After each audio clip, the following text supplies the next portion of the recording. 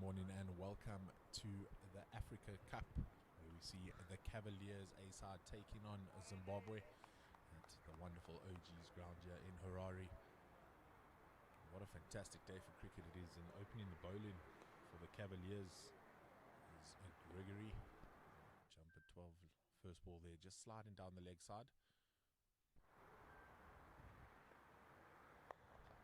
Much better correction there, and just punched through the covers, and JJ John Jamison gets off the mark with a single. His opening partner will be Ian Harris.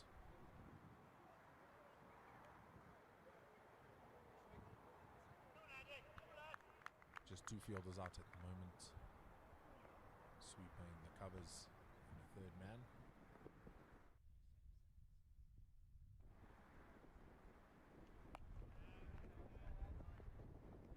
Two leg side fielders, a mid-wicket and a square leg just positioned next to the umpire. It's been a fantastic build-up to this tournament.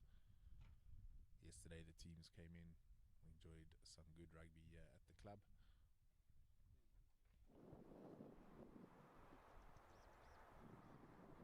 Gregory there just lining up and zoning in on the target. Lovely ball that goes outside off stump.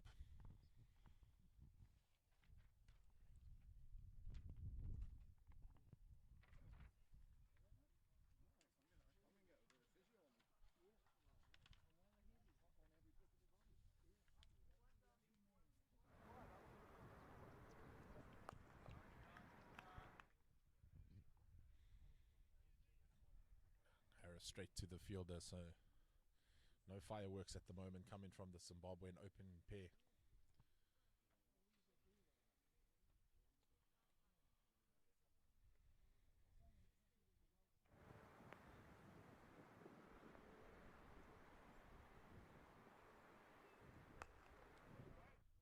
That's lovely cricket all around there.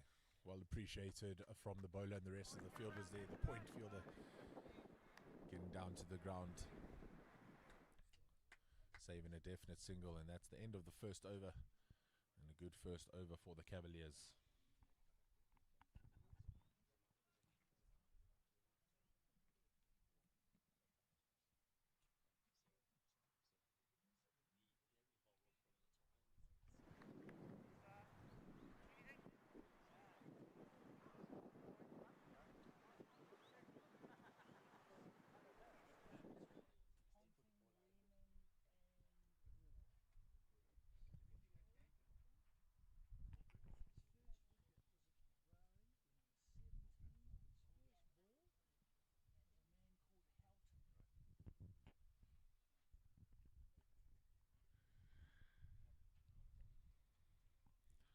And the opener from the far side is Karim.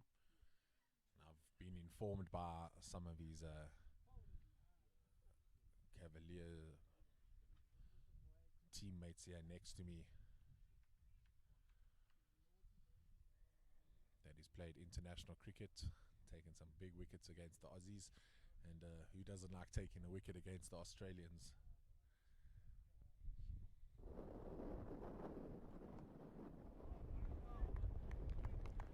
Left arm turner is Karim. JJ just plays it straight back to the bowler. Bit of a breeze picking up now at the OG ground.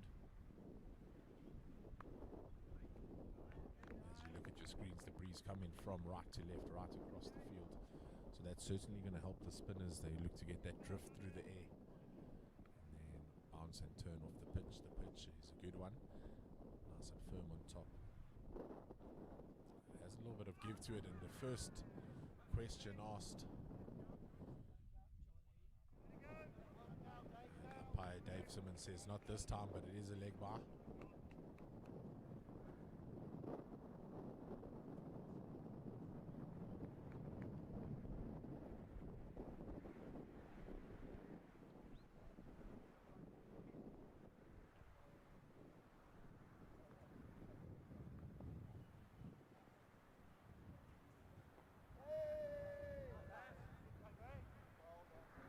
Slip fielder there just asking the question. saying he'll have none of that early on in this game.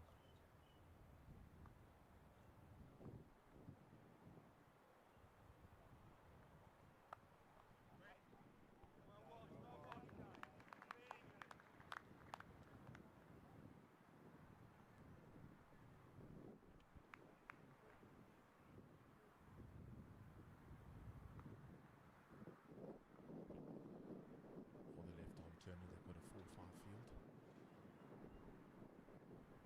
Score on the leg side as we see Harris come down the track, just trying to create some of his own speed, and that's a fantastic over by the opener Kareem.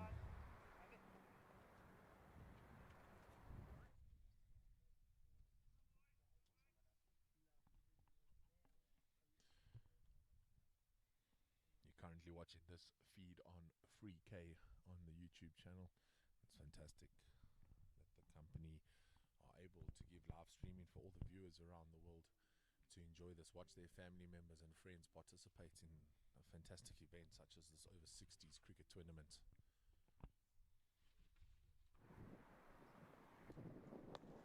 It's a full toss and driven through the covers by JJ. Will it race to the boundary?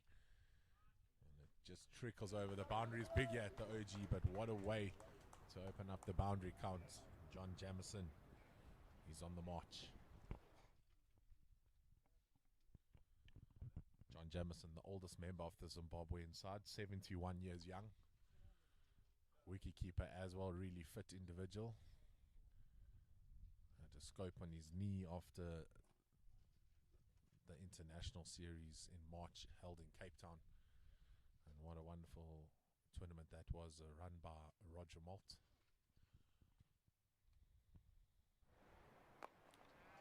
Much better ball there by Gregory, and JJ does well to dig it out. Gregory just looking for movement and seam off the pitch and using the breeze to get the swing coming from the hand.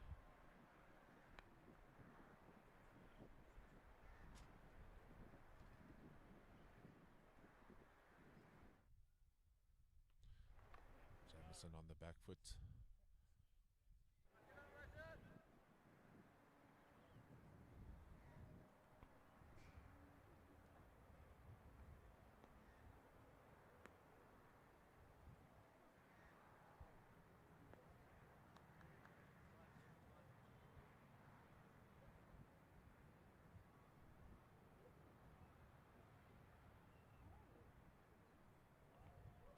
Just pushed down the leg side and wide signaled. JJ there just trying to flick it down to fine leg. No one in that position at the moment. Just the two fielders on the leg side for Gregory.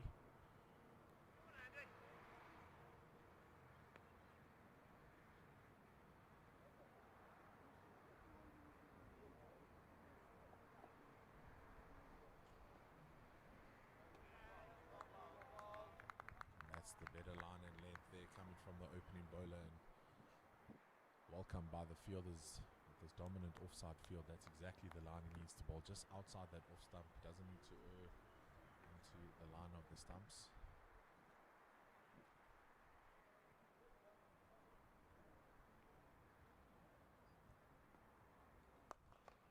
One's driven down the ground. That's not going to make it, so encouraged by the Zimbabwean batting lineup to keep running. JJ turns. That's good running there by JJ. 3 runs coming from the opener. As mentioned, 71 years young, JJ, the oldest member in the Zimbabwean side. And good to see. Got through there for the 3. Hoped it was going over the boundary. Not enough power on the shot to get it all the way to the rope. Gregory still looking for the line and length outside that off stump.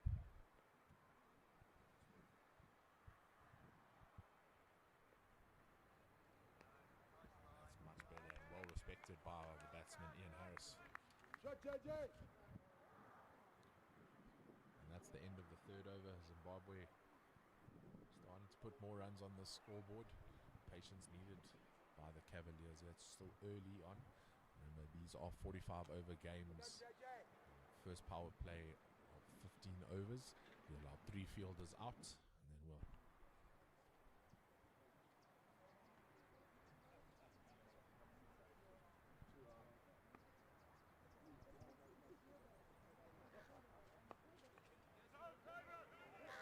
miscommunication there.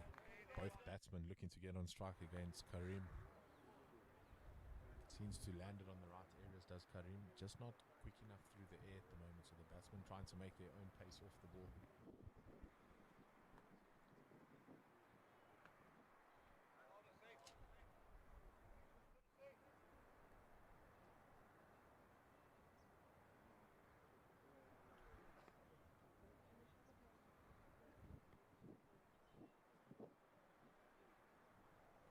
One given a lot of flight and some good soccer skills happening at point. That man is from England. Obviously the Cavaliers coming all the way from all different areas of the world. And if he's from England, I wouldn't mind him stepping up into the Manchester United midfield.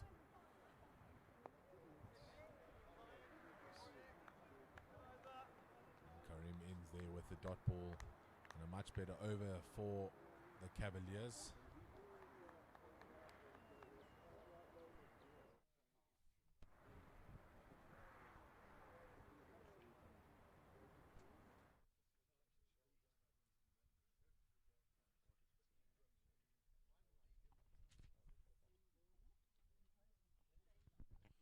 And after 4 overs, it is 13 for 0.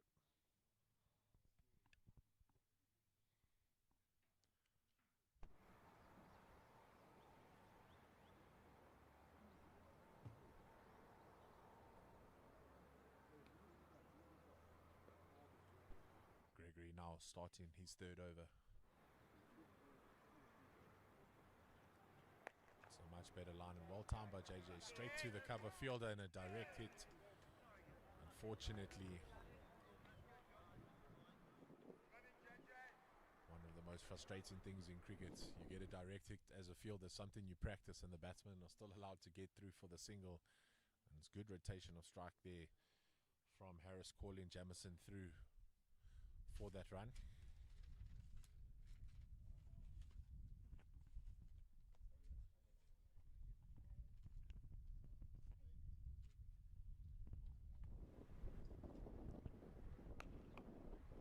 And straight to the cover fielder again, so Gregory now just honing in on that spot we spoke about, just outside off stump, allowing the ball to move through the air with the breeze, assisting him from right to left.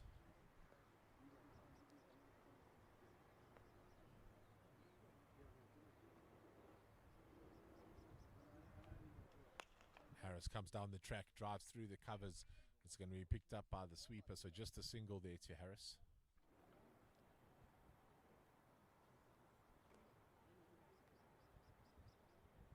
Quite interestingly, this rest of the world side, the Cavaliers, not very vocal in the field, and it's still quite cool here. There is a lovely breeze helping the players.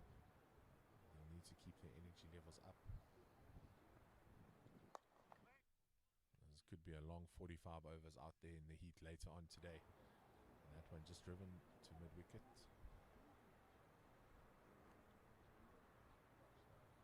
John Jamison loves to play in the traditional V that the coaches speak about. And there again, straight through the V, and that's going to run away to the boundary once again in the cover region. John Jamison just leaning on that front foot. His head right behind the ball. There's nothing like Kevin Shadwell shouting in the background, supporting Zimbabwe. Shadders, as he's affectionately known. He loves Zimbabwe. Shadders, an ex-international rugby referee. Not getting a run out today, but he'll be looking to make an impact later on in the week.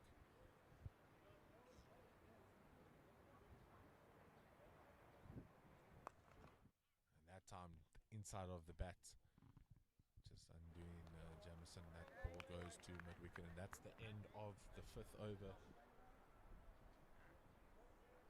It's 19 for 0. Good over there for Zimbabwe.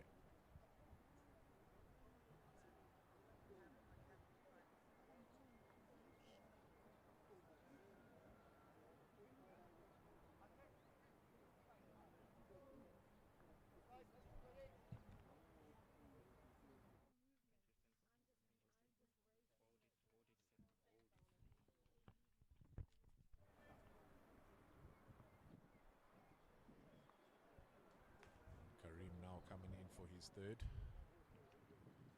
And Harris comes down the track and pulls it to the square leg fielder. Comes around swiftly.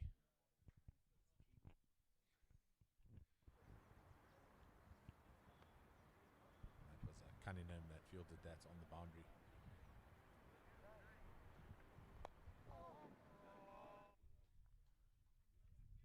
That ball just drifted into the air, but straight in between the two fielders. One of those that make the captain think, oh, it's just about to move a fielder there. Jamison gets a half laugh. Harris not afraid to come out of the crease. The cover fielder there, really alert and awake. That looks to be Butterworth.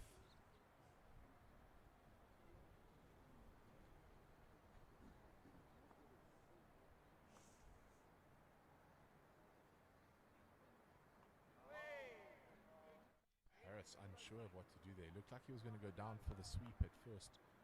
And with that drift of the ball, that left arm getting the breeze and then the purchase off the pitch, moving in the opposite direction. Harris looking for the late cut. Time.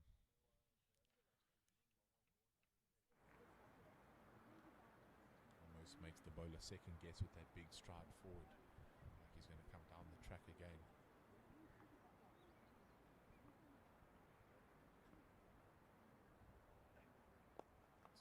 Better speed on the ball from Karim, but worked off the pads in front of square. Good 2 runs there from Harris. It's the Kiwi Cunningham there doing the fielding again.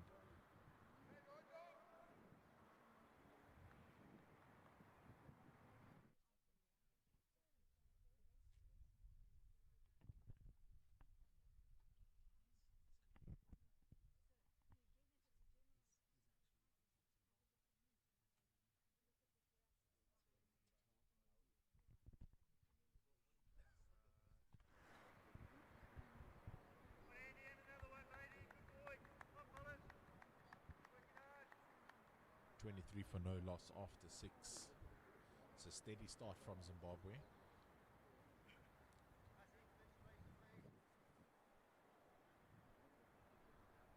Still just the 2 fielders on the leg side for Gregory.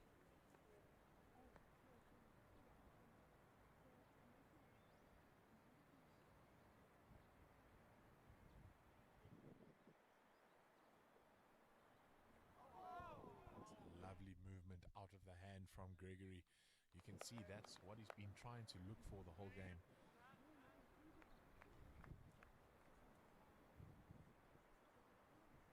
He just needs to be careful he doesn't fall into the trap of trying to place the ball there rather than bowl it. Often when you place it, the batsman can just get on top and dominate the delivery. And that's much better there. You can just see how he finished there through the crease. The delivery stride had a lot more emphasis on it, and he bowled through that ball beautifully and got some movement and hit the top of off stump. Any fast bowler's delight, and that's the first breakthrough for the Cavaliers.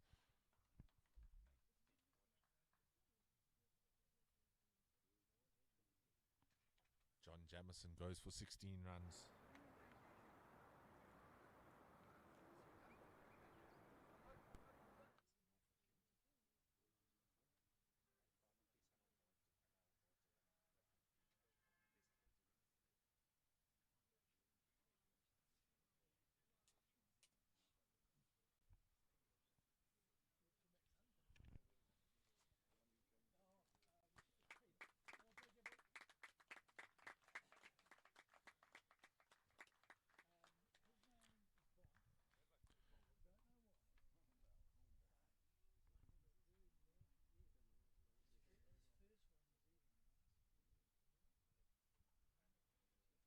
Next man to the crease is Wayne Jones.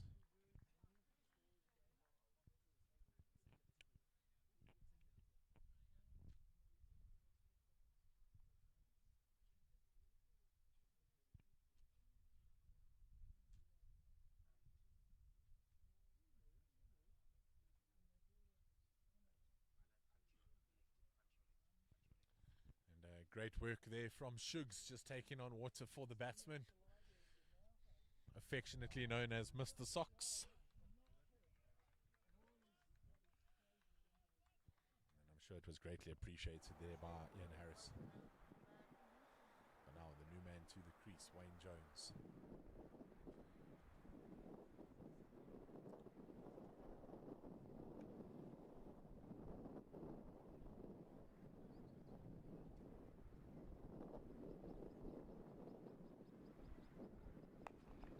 See there the difference straight away from Gregory between that ball and the wicket-taking delivery. He just didn't finish his action through the crease once again. With that wicket delivery, he just stepped through. He was assertive in his delivery stride, followed through nicely with the arm and shoulder, and didn't try to just place the ball. Good movement from the hand and allowed the ball to swing late, and that's what tricked the batsman up.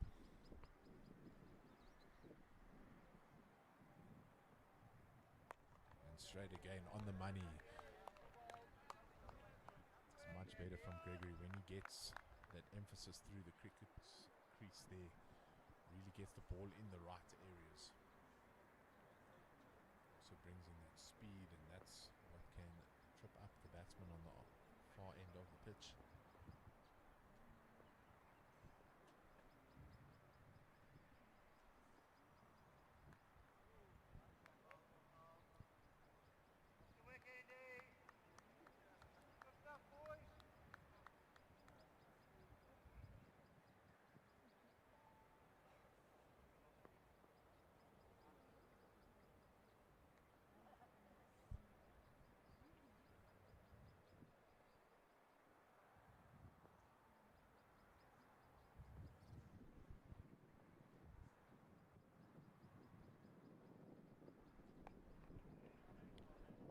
That ball just worked to the short square leg.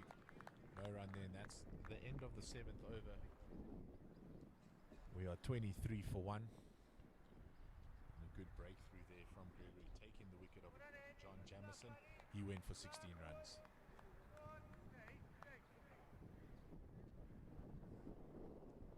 So according to my stats, that was a wicket maiden.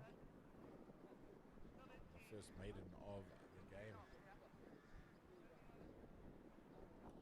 Reminder, you're watching the Africa Cup on Free K, the YouTube channel. These pictures are brought to you by the fantastic Freeman. He's been working tirelessly to get it sorted, and that's a big shot there. And goes straight to the boundary. Harris certainly a man that likes to play shots, and coming into his own now, just absorb the pressure early on from the bowlers. Kareem there with a loose delivery and punished to the boundary by Ian Harris. More flight again. Harris on the move. It's well stopped there once again by Butterworth in the covers.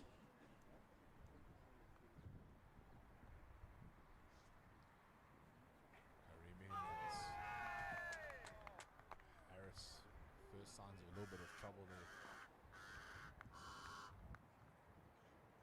Definitely pad involved. The question is, did it hit the pad before the bat? Some of the Cavaliers here to my left were hoping so.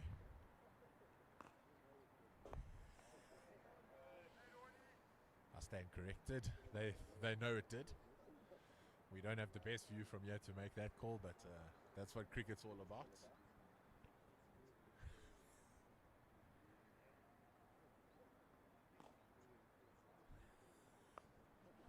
Some people call it experience, other people call it 200 years of lying. And that one they whipped off the legs and down to the boundary here in front of us.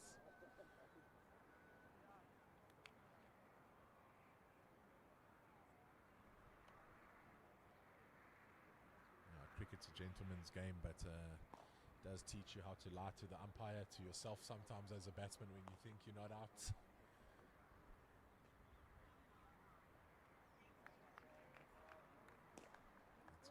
To the over, and a good comeback delivery there from the spin bowler Kareem.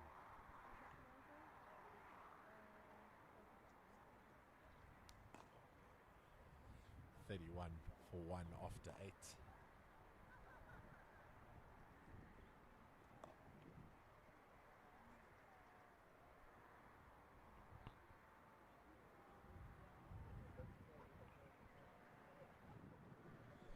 Something that I do admire as a youngster watching these over 60s veterans play cricket is their stamina and how long the opening bowlers like to bowl. I've been told by the Zimbabwe side it's because if they come off they seem to seize up a little bit, so use them as much as possible while they're going good. And Gregory certainly going good after that last over. Wicket maiden from Gregory in the 7th, taking the wicket of John Jamison. Run-up just seems to get longer and longer.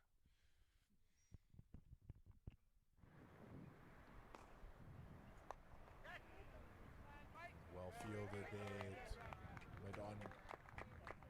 Coming around there was Sharma.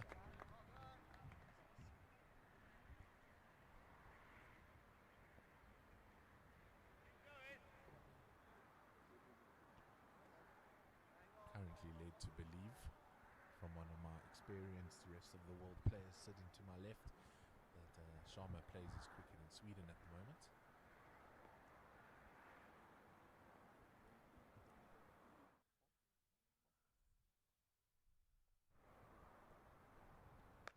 Gregory to Harris. Harris cuts it off the back foot through the covers.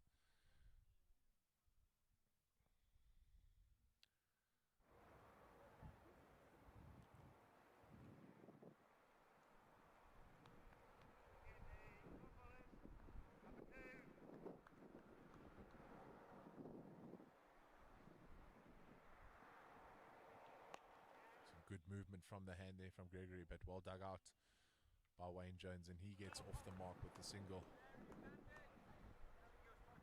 Good call in there from the Zimbabwean batting pair.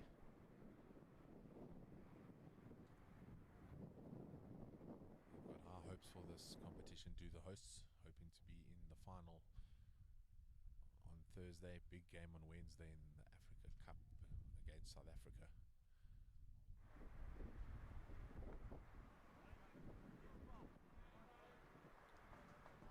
See, there are some areas on the pitch that just give that delayed tennis ball bounce. The pitch is solid on top, but it has got a bit of a bouncy feel to it underneath.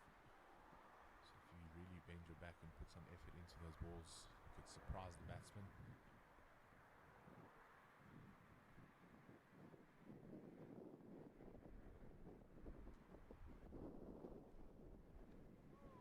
That's good cricket there, great ball and well left.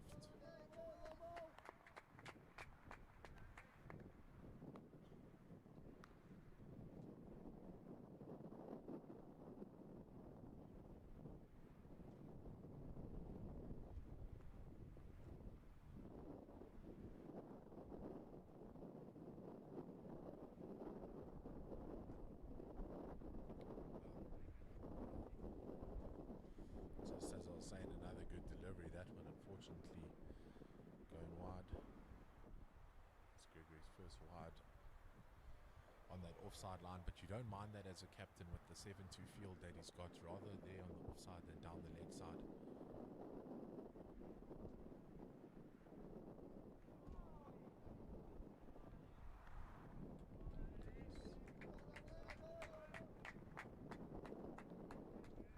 When Jones just showing a little bit of impatience there,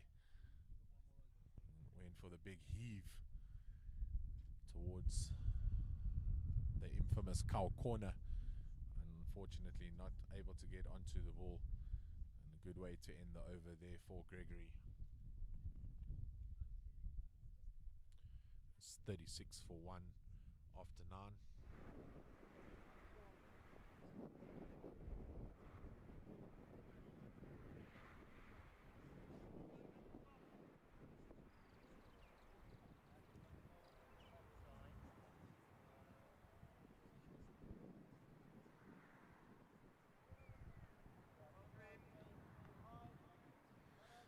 Change of bowler coming in now, the captain Courtney from the Cavaliers.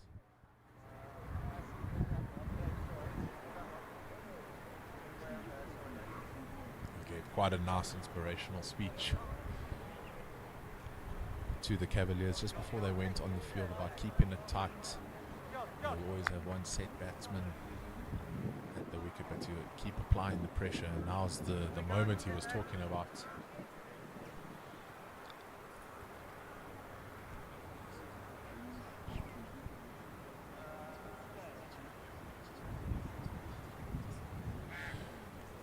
He's just setting his field here. He's got 5 on the leg side,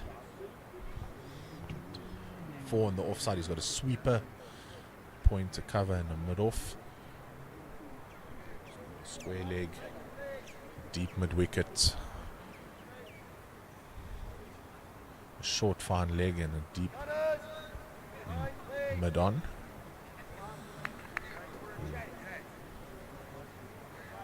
And the square leg's just been moved backward of square now.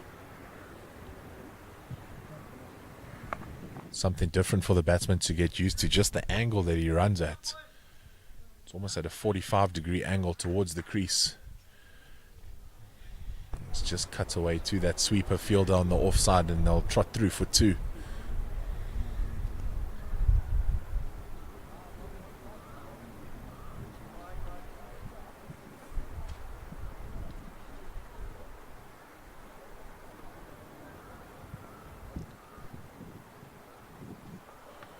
Down the track he comes and flicks it towards the boundary, and that's the first maximum at the Africa Cup, day 1 at the OG ground, and well enjoyed there by Kevin Shadwell.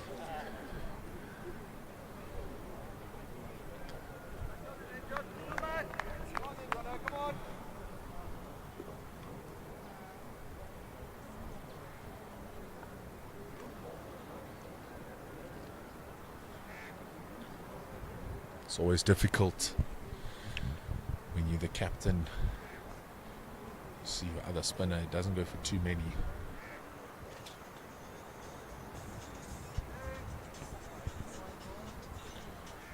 And in your first over you get hit for a maximum, but an experienced player is the captain, Courtney, so he'll look to bring it back that time. They're just trying to land it in the right areas, unfortunately being signalled a wide.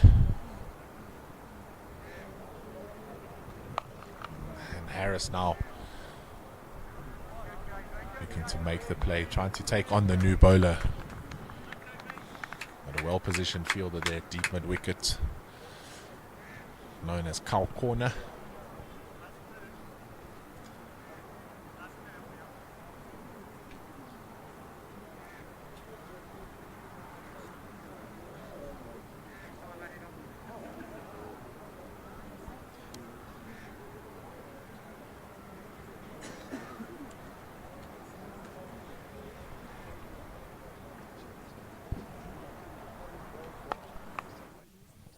Was a good ball there, maybe too close to the body to try play that cut shot, so had to bring the bat down at the 45 degree, and just goes straight to the cover fielder Butterworth.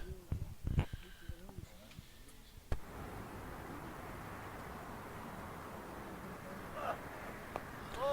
flicked off the pads there, but a no run. Good field placing there, short fine leg.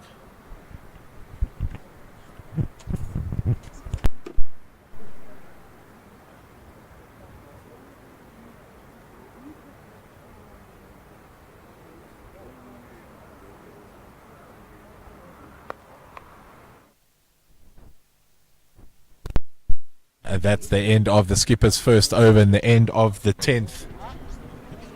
The score is 46 for 1 after 10 overs. It's a good run rate coming from the hosts, Zimbabwe. And they'll be happy with that. John Jamison led the way with 16 runs at the top of the order. And was bowled by a brilliant delivery, hitting the top of off stump from bowler Gregory. And Gregory is asked to continue bowling from the commentary end.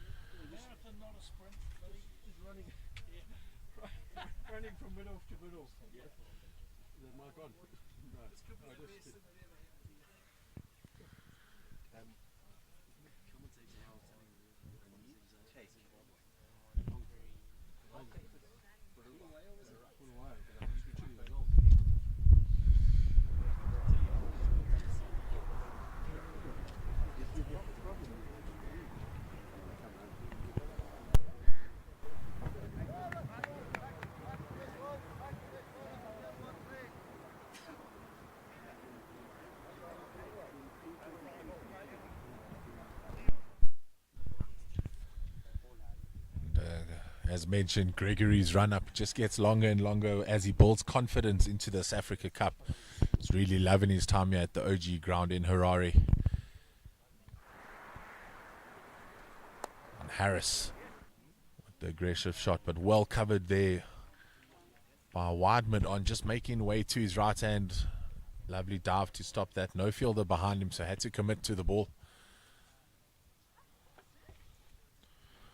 And Stayer being now called into the ring from a deep long off rather to now mid off.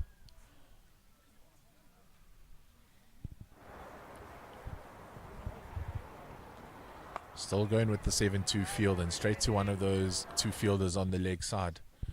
Gregory really finding the radar now outside that off stump. Beautiful bowling by the Cavaliers opener.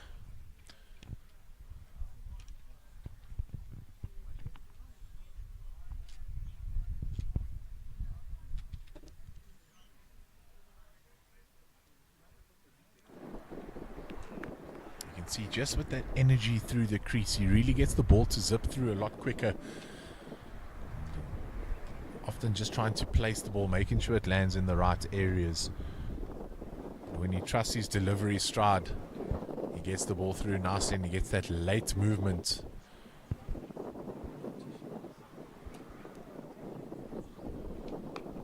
And a bit of a heave hack there to the leg side from Wayne Jones. That's not going to make the boundary, so encouraged to run up. And that's delicately placed into the mid area.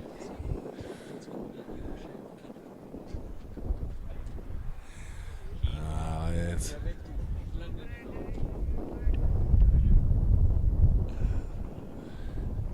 getting some gears from our host and captain.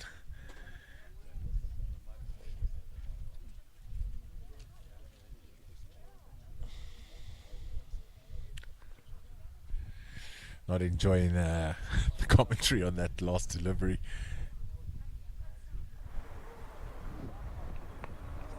That's much better cricket there. Front foot, forward defence.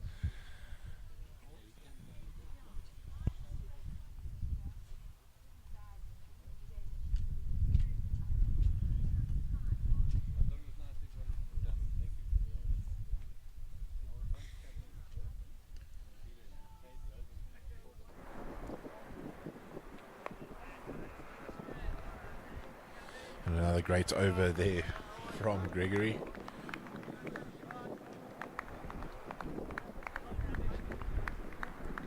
That's 49 for 1 after 11.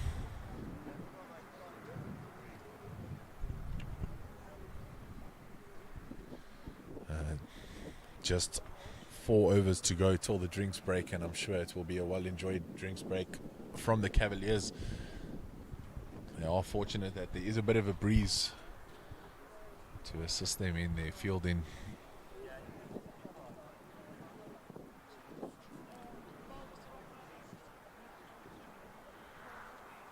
It looks like there might be another bowling change.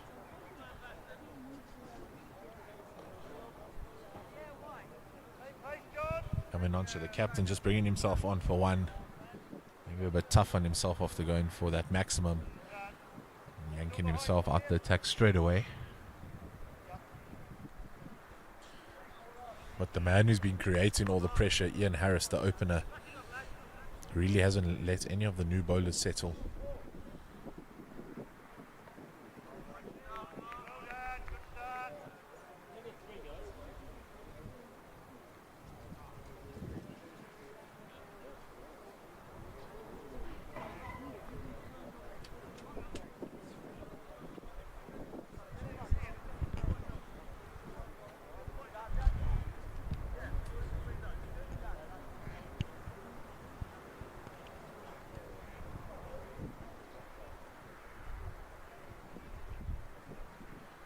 Harris down the track, pulls it to the leg side. It's going to be picked up by that deep mid-wicket fielder, and they go through for a single. And it's that man Butterworth again doing the fielding. He really just is a magnet for the ball.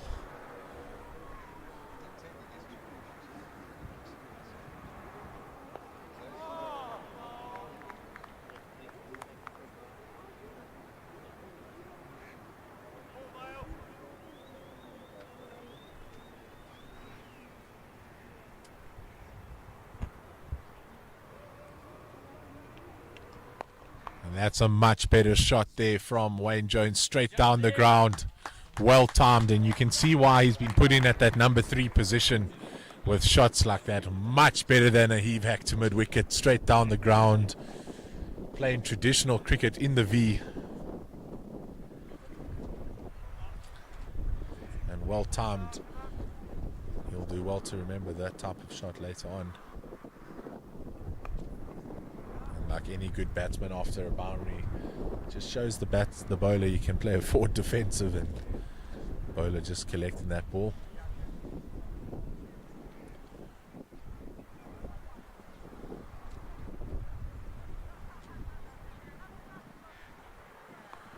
And a sweep here, it's the option there for a catch, but it's a great shot for 4. That sweep shot just going aerial, but landing in no man's land. 1 bounce for 4. Wayne Jones really starting to find his timing here, and that's the end of that over. And once again, the Zimbabwean batsman just attacking the new bowler. We saw the captain come on for 1 over. He went for a couple, pulled himself out of the attack, then went to the 4th bowler of the innings, but Zimbabwe quickly pounced on that. And a fantastic way to end the over with a boundary. So what I'll do is I'll bring you a bucket. Then you can take out. Carry that on. Thank you so very much. Appreciate that.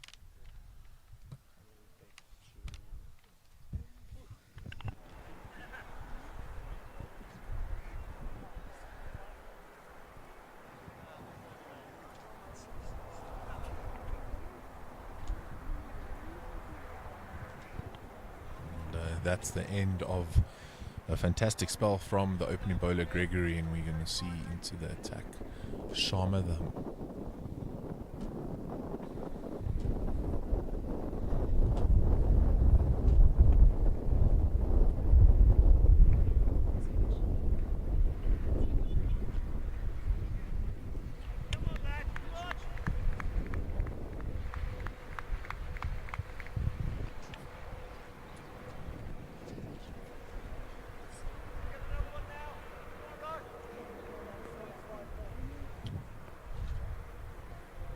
With the change of bowler, we're just going to go with a 5-4 field. Oh, I like the speed coming from Sharma. This is going to be interesting for the Zimbabwean batsmen. Will they enjoy the pace onto the bat? Sharma just with the short runner, but electric through the crease.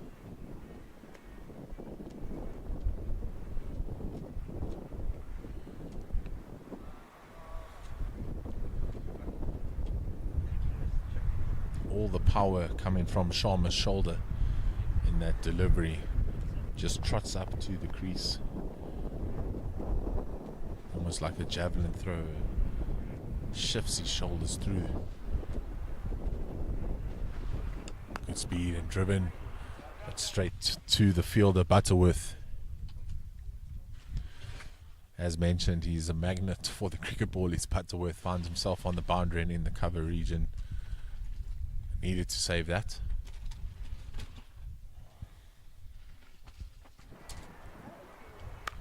Another shot there from Harris, straight out the middle of the bat. Just had a sweet sound coming off the willow. That goes to mid-wicket boundary.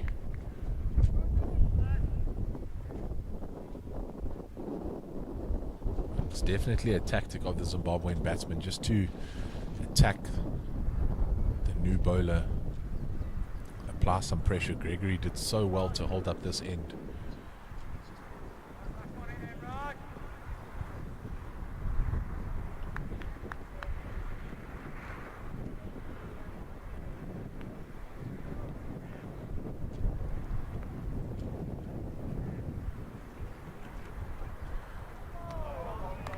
making the batsman drive at one outside the off stump. They're beating the bat. Maybe just creating a little bit of doubt there for Ian Harris.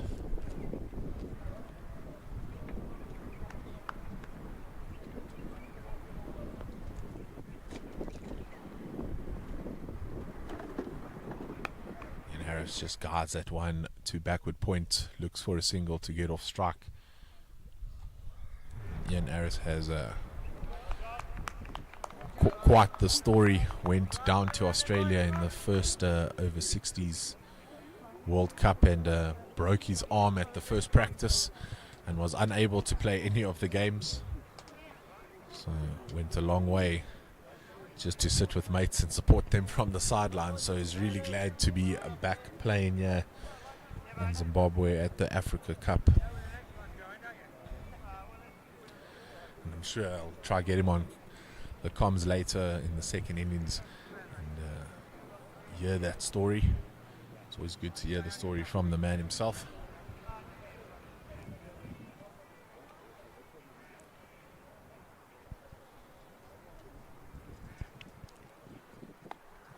It's a bit quicker there. The first real short ball attempt just cut away well by the in-form Ian Harris. A single though, just to a point fielder.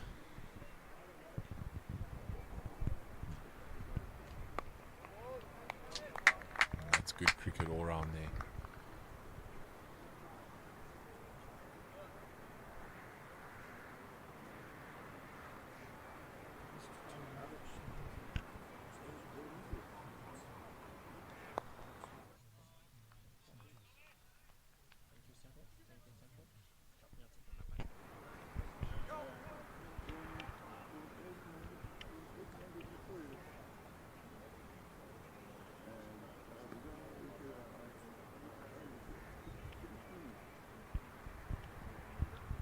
Out the hand and cut away backward of point.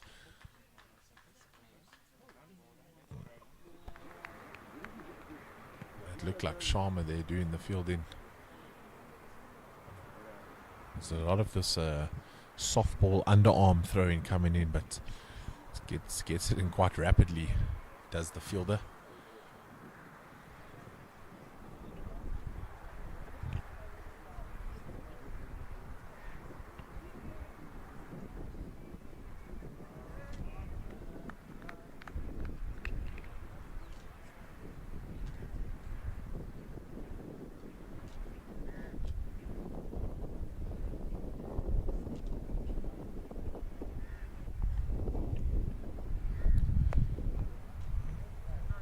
Skills there coming from the bowler, and that's the end of the over. 64 for 1 after 14, just 1 to go until drinks.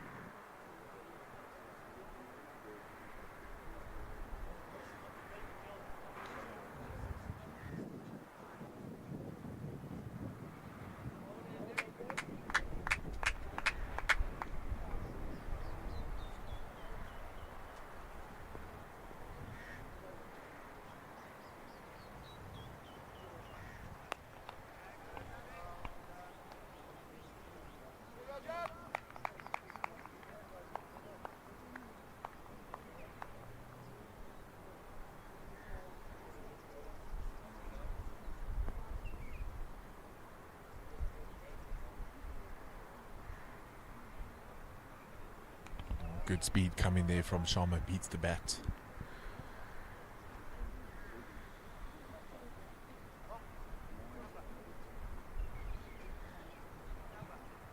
Ian Harris's highest achievement was his man of the match versus the South Africans in a T20 game. He got 62 not out on that day. He's well on his way to a big score here. The way he's been batting, really timing it well, looking to be aggressive, take the bowlers on, not let them settle into their rhythms. Comes down the track often, then stands deeper in the crease. Really uses the crease as a platform to dominate the bowlers.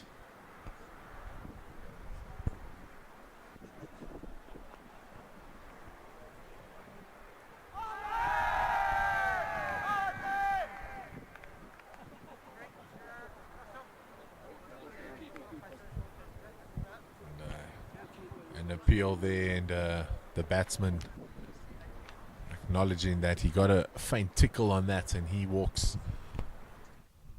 That's Wayne Jones.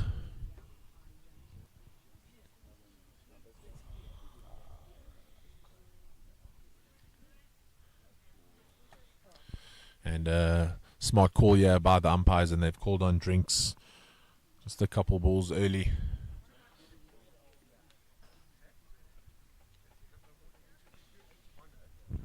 And after the drinks break, I'm going to get one of the Cavaliers to join me, and we'll be back with you shortly as Zimbabwe are 65 for 2 at drinks.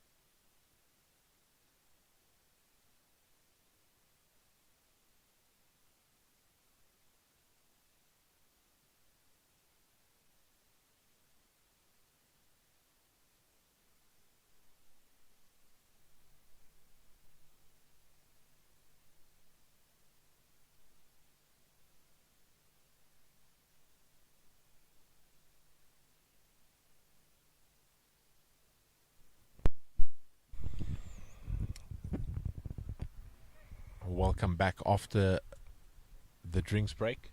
The drinks break are being taken just a couple balls early there after the second breakthrough coming from Sharma, taking the wicket of Wayne Jones. And the new batsman to the crease is Rory Rambo McWade. He's represented Zimbabwe at 6 different sporting codes.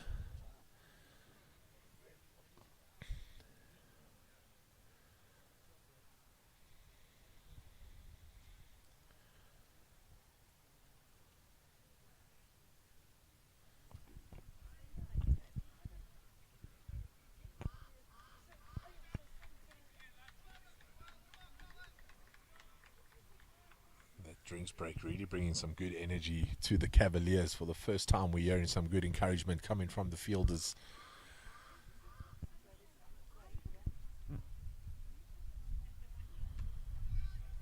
That ball just punched through the covers, just to the solitary fielder sweeping outside the ring. The captain here, Courtney, just implementing what he mentioned in that speech, just putting pressure on the new batsman. Just changing the field, dropping a long on, off now.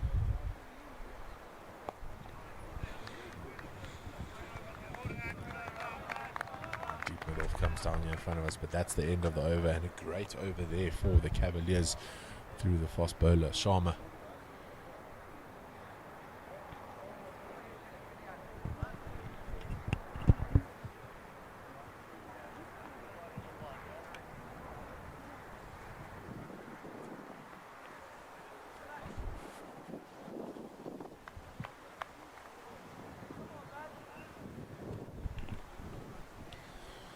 At the end of the first power play, Zimbabwe found themselves 66 for 2. Courtney, the captain of the Cavaliers A side, can now put 4 fielders out between overs 16 and 30, a maximum of 4 fielders outside the ring. He's chosen to do so straight away.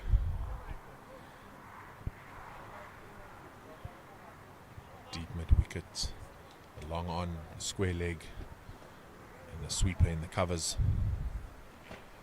And McWade plays it short to the leg side and pushes through for a single. Something that McWade is really known for is his quick running between the wickets and looking to apply pressure that way, and when the bad ball is there, has the strength to find the boundary rope with ease.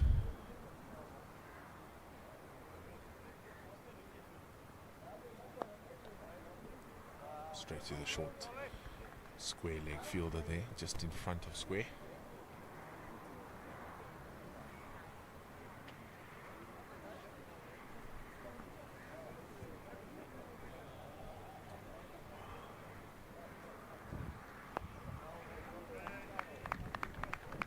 Ian Harris with his dancing shoes on here after the drinks break, coming down the track, then just pulling it back quickly, trying to upset the bowler's rhythm, but up to the toss there was theirs.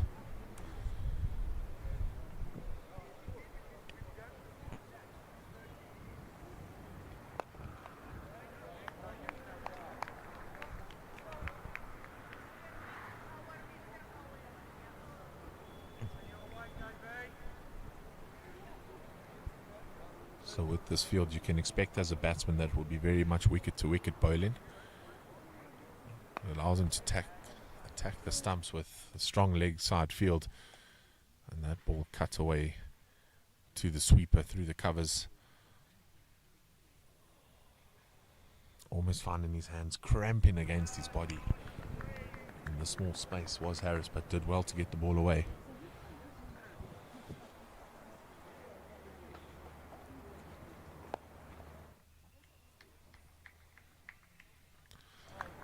That's the end of the 16th. 68 for 2.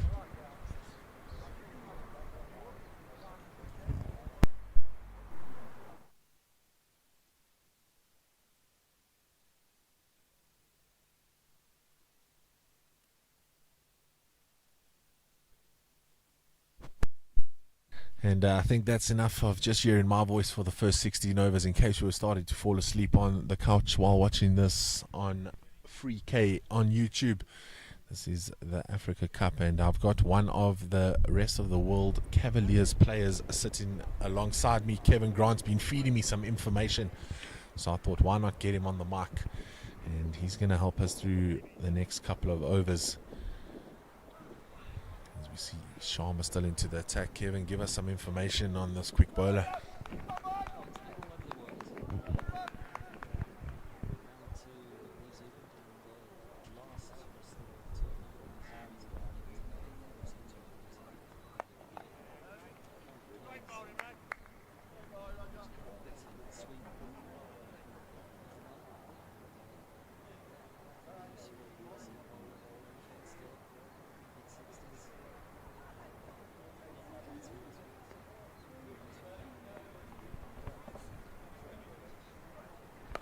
You see this one goes straight up into the air, mid-wicket coming in. And unfortunately there, that looked to be the captain, Courtney. And he'll be disappointed with that. Went straight up into the sun. You almost need to be very sure of yourself, Kev, when you want to get under that ball as quickly as possible. Plant those feet still so that you're not moving when the ball's landing in your hands.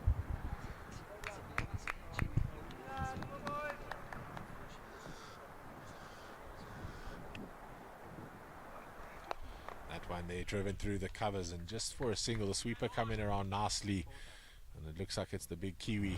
That little underarm flick from softball, get it in nicely.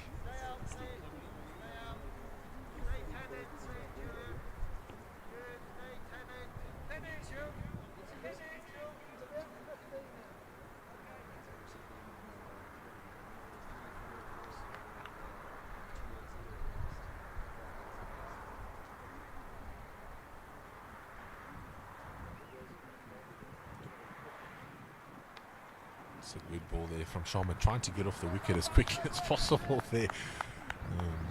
Don't want to do yourself an injury trying to follow the rules of cricket. Maybe you can just straighten it out a little bit more, but lovely to see the speed that he's coming through at the wicket. In that delivery stride, it seems to be a lot of that right shoulder doing all the work for him.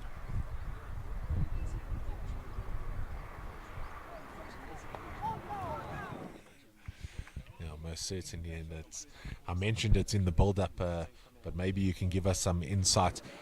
All these players over the age of 60 but still love the game of cricket and want to be out there in the sun on the hot days, but to have the energy to do so, where do you guys find it?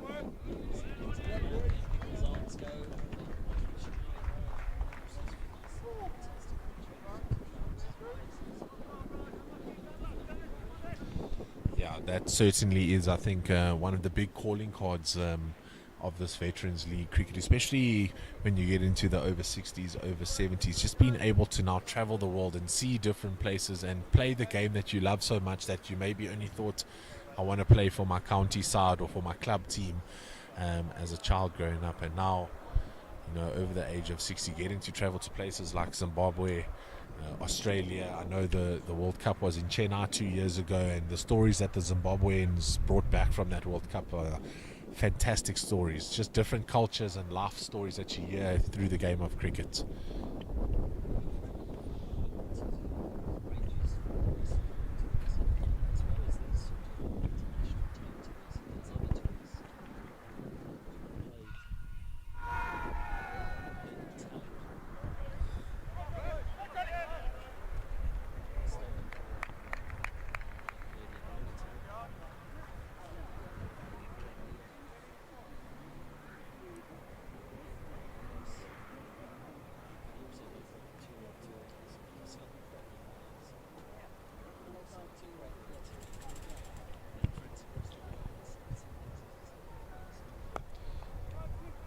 It's a lovely shot there from McWade through the covers.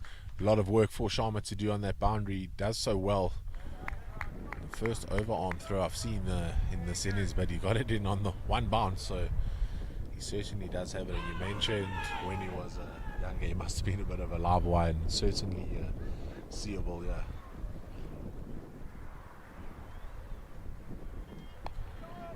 And McWade just playing smart cricket there. Pushes the fielder back with the first shot, then drops it short and runs a quick two. Yeah, McWade was the fielding coach for the Zimbabwe national side, with the likes of his streak and the boys. So he's very proud of his fitness. And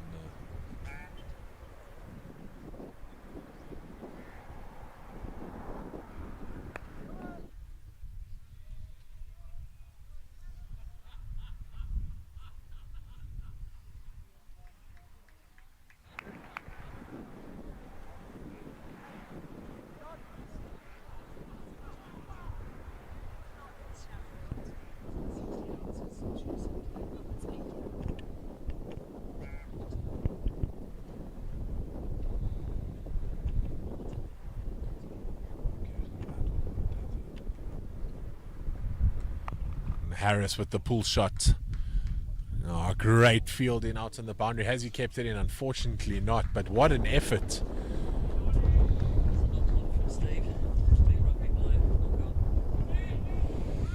Yeah, he was trying to give some horns to the Box supporters yesterday. On the skin of their teeth, the Springboks taking out a two-run, listen to me now, talking cricket about rugby, a 2-point win yesterday. But good boundary there coming from Ian Harris.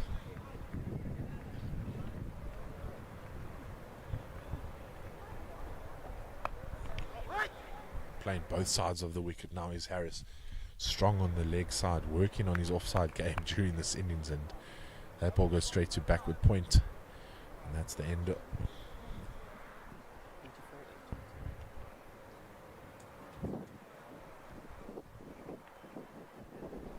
So 84 for 2 after 18.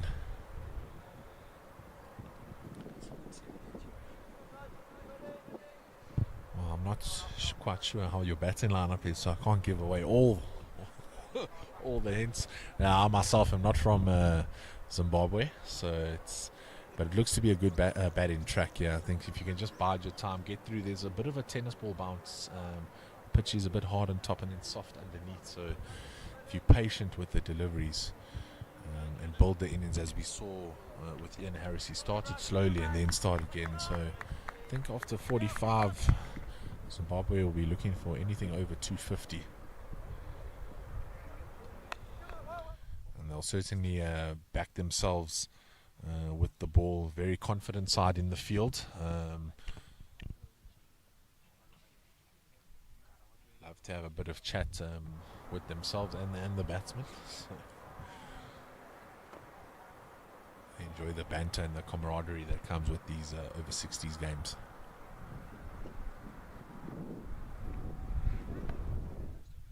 That one there tickled behind fine leg, and the keeper putting on his skates. How electric is that keeper there?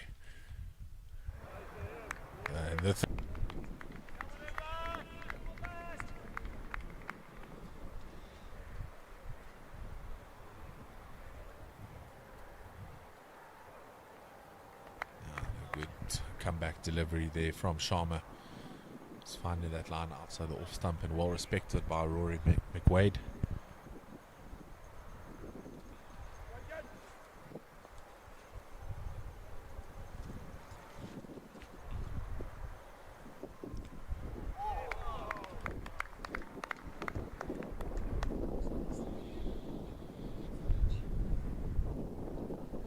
And you can see if you just apply yourself as a bowler, you just get a little bit more bounce, especially on that far end, bowling from the commentary end.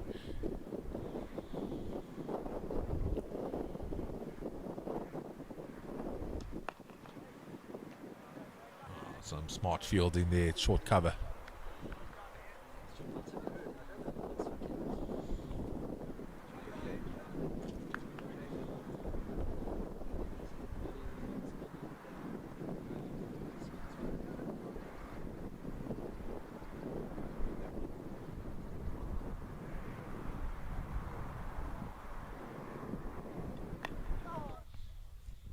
and squeeze backward of point, but we picked up by the third man.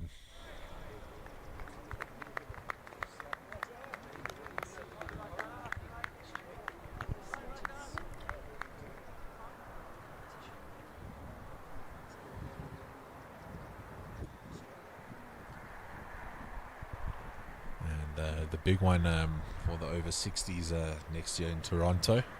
It's been spoken about a lot. I worked at the internationals in March, held down in Cape Town, and all the teams they were discussing Toronto. We had the Welsh, they were here, America, and then obviously the Zimbabwean, two South African sides as well.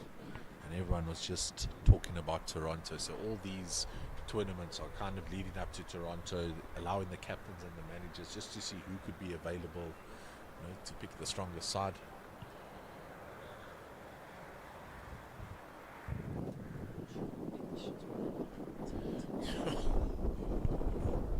The game of cricket is going everywhere these days, and how wonderful.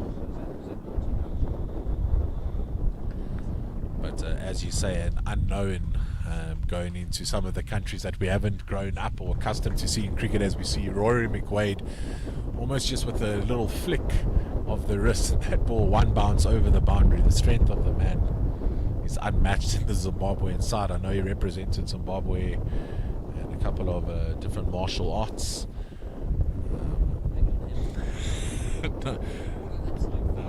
Yeah. Most certainly also an athlete. I think he was at the Masters Athletics representing Zimbabwe. And, I'm pretty sure he must have been involved in the javelin, because when you see him throw a cricket ball, I have not seen any player throw a cricket ball as flat as him from the boundary at any age group.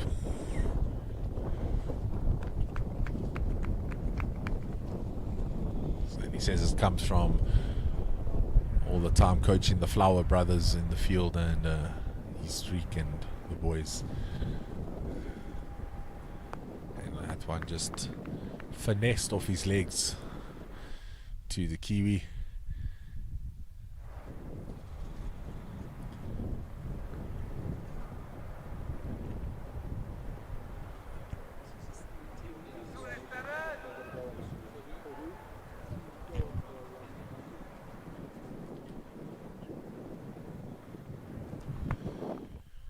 Cut off the back foot to the sweeper, and McWade calling for two early, and he turns quickly. He hasn't been at the crease as long as Harris, but Harris gets back.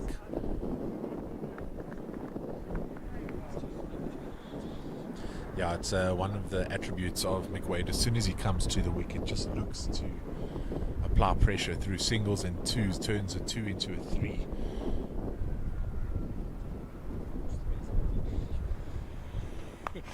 Yeah, certainly, but he's often warned by the his batting partner. Okay, that's enough now. No, he's got energy to burn. He's got a lovely family, and I can't wait to meet the kids. They'll come out and watch him over the next couple of days, and he's got grandkids, and sometimes his kids tell him he's got too much energy. So doing the grandfather role really well.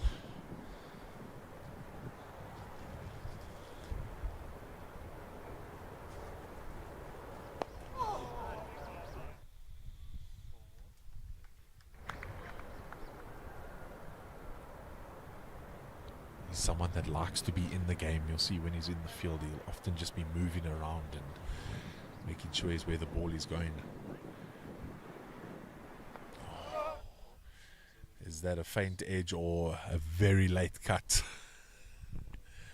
Remembering who we're talking about, so he's got to compliment the batsman. It's a wise decision. Andy. No, certainly. And, that's the end of the 20th. Zimbabwe now 97 for 2.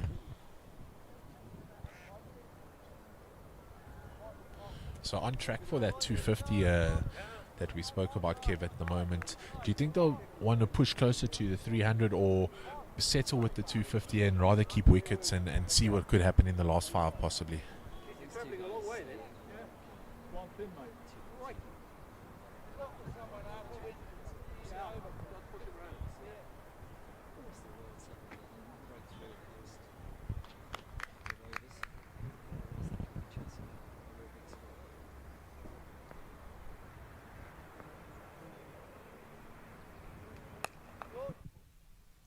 caught the inside half of the bat there, and work to be done.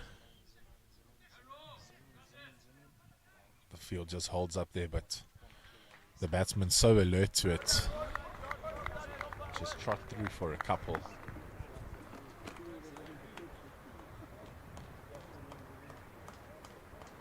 Looks like it was another 3 runs there.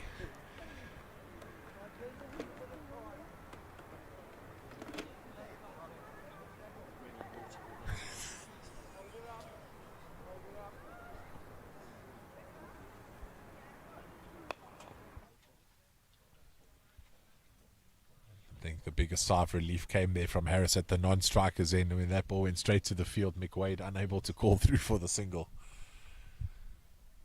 There's only one thing worse than a 3. It's when it's not you that's hit the run, hit the shot.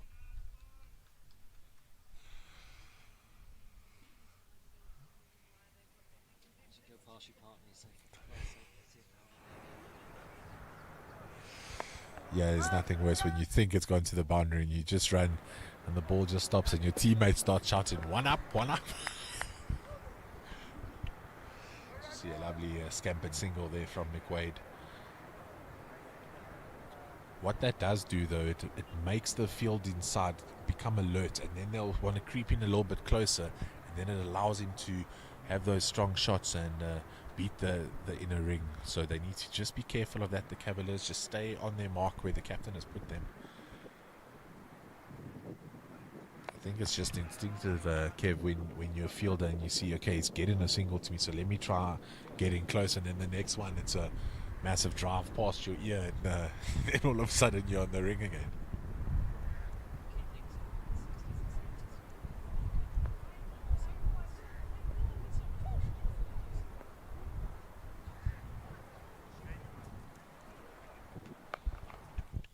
Strong shot.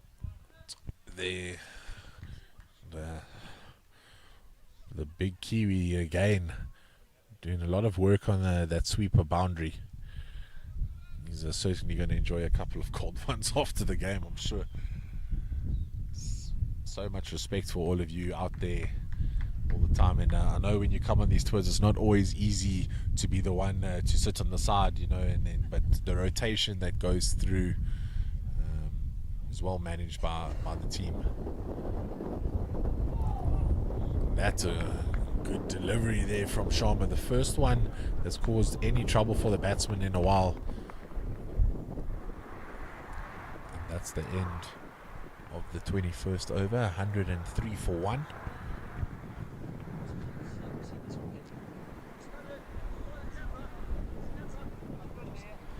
Yeah, so I know I'm from South Africa in the East London region, and I think so Vets cricket has started in the last 2 years down there, so it's mainly just over 40s, and then we've got some over 50s starting, but we don't have any over 60s that I know of in my region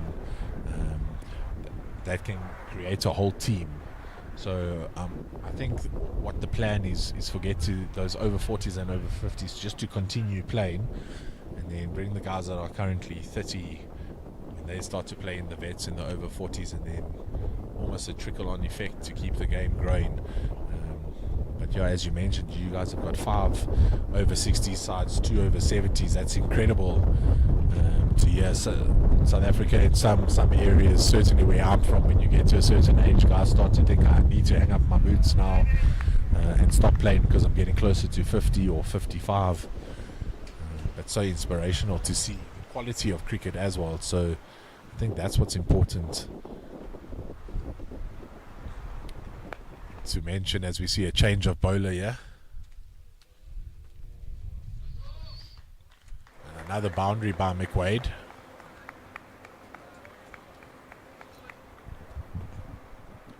And that's Walton bowling from the far side.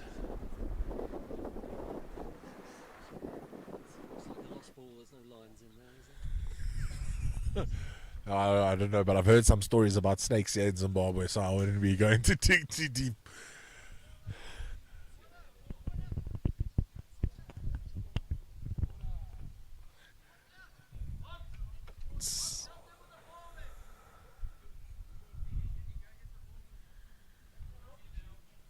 Yeah, so when I was coming into Zimbabwe, I arrived on Friday, and the captain, Greg McDonald, what a gentleman Mr. McDonald is. I keep asking him stories to learn more about this beautiful country and about the players, and he was explaining some stories to me about snakes, and I wasn't impressed about the size of the snakes he was saying, and saying he had to pick a snake out of his garden and put it in one of the wheelie dustbins because a pillowcase was too small to contain the snake while he wanted to safely transport it to some open land. And I just said to him, maybe I need to stay somewhere else because I'm not keen on facing one of these python snakes that he keeps telling me about. So One of the tours that I've been on was to Sri Lanka. We're playing on really nice grounds there. One of the days, one of the rest days, we went for a walk to the nearest town.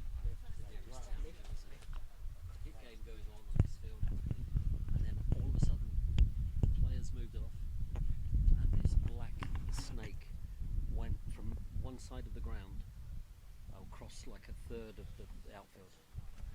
And all the players were we were watching. I mean, this snake, it probably gets bigger every year I get older.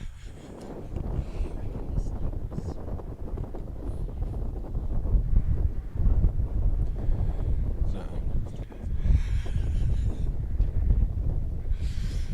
well, luckily I've only seen you sitting down, so nah, just you're a really tall guy.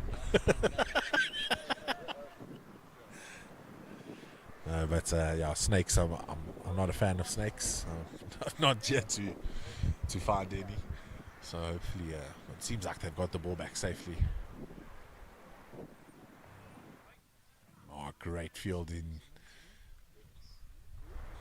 Not easy to get down to your toes so quickly.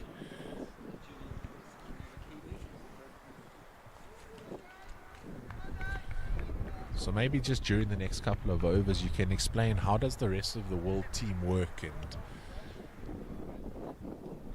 McWade through the covers. It's just a push to that sweeper.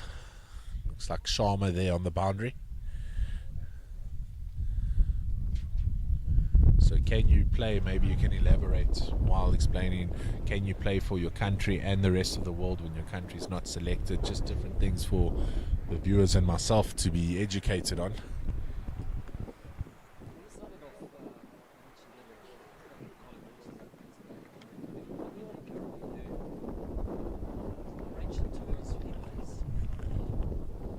County over 60s, obviously he comes along against the various different players, myself and other players, and he just organised a couple of tours, Sri Lanka for example, and then it was about 4 years ago, there was the first 60s World Cup in Australia, and for some stupid reason, England decided not to send us in team because primarily it was still in the middle of the county championship and said they couldn't come to it.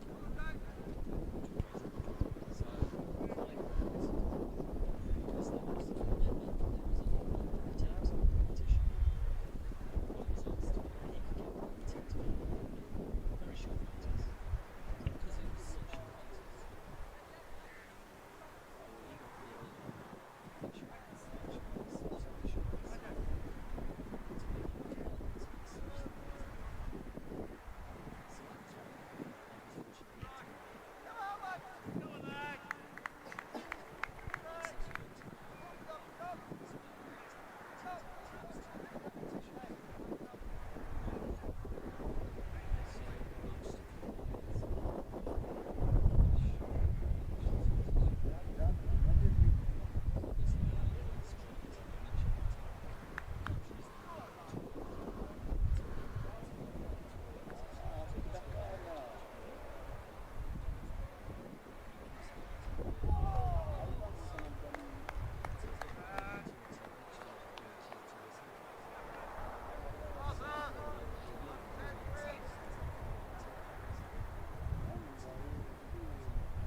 So he's built up a big bank of players, so you can decide which tour suits you. Obviously some guys still working or have family commitments, so it's good to hear.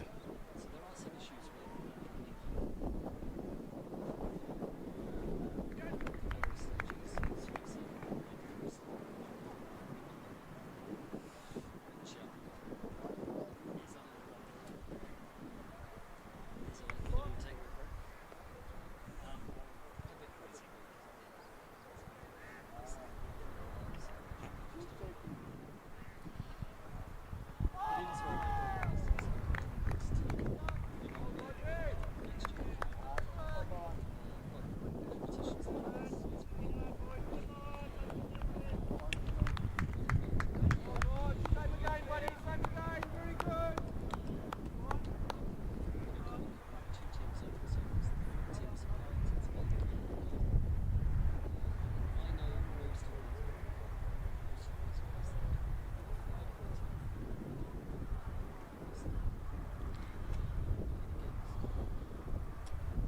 yeah, it's always good when you are playing with a group of people where you know a lot of them. You almost are like in your comfort zones. You know what to do. You know what you all enjoy, and then to get to know new people and almost get new blood in the team and the cycle, and then maybe on the next where those new players become seasoned players in the side, and then they bring in other fresh faces. So And it's great to talk to our young players like he's three guys like that. He wants to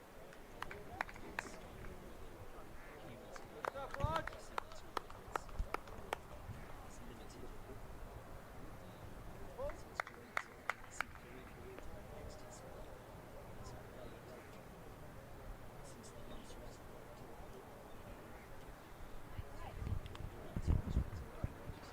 yeah, he definitely did. No, class is permanent. And 108 for 2.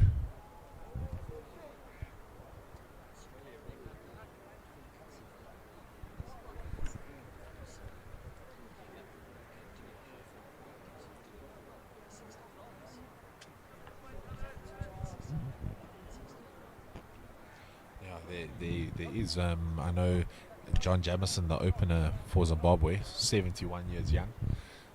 Also a wicket-keeper. So he's always got pads and a helmet on in the heat, and he's just kept his fitness levels up. He's so determined to be invested and play with his mates. And then it becomes tough. Like, so even some of these guys, the over 60s, play in the over 50s.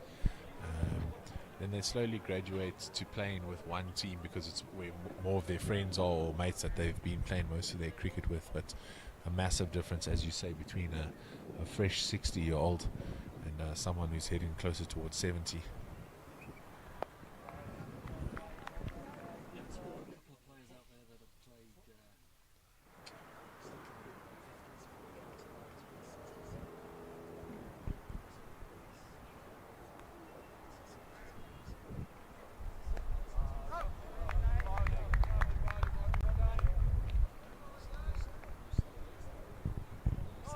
There's a couple of players out there that have played tired, so they're fit enough that they can carry on playing.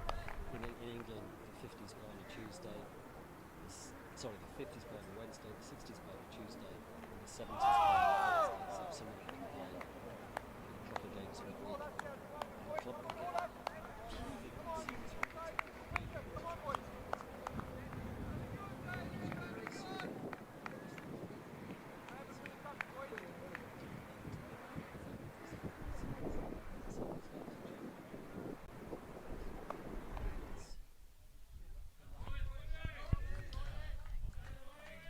Good shot there, backward of point.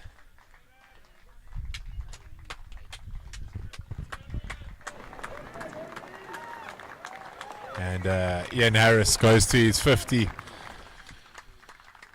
It's my first time seeing Ian Harris. He was unavailable for the Cape Town tour, but he seems to be a gem of a batsman at the top of the order here for Zimbabwe.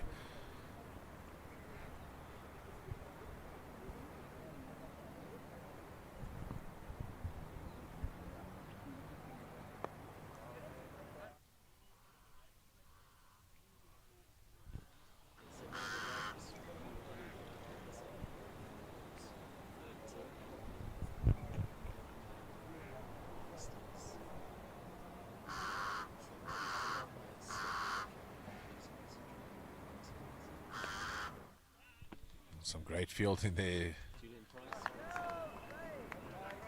McWade standing like a teapot, almost shocked as to what has happened there. He thought it was another 4 to his name, but great fielding there by Price. He was here next to us on the bench earlier and enjoying his time out there.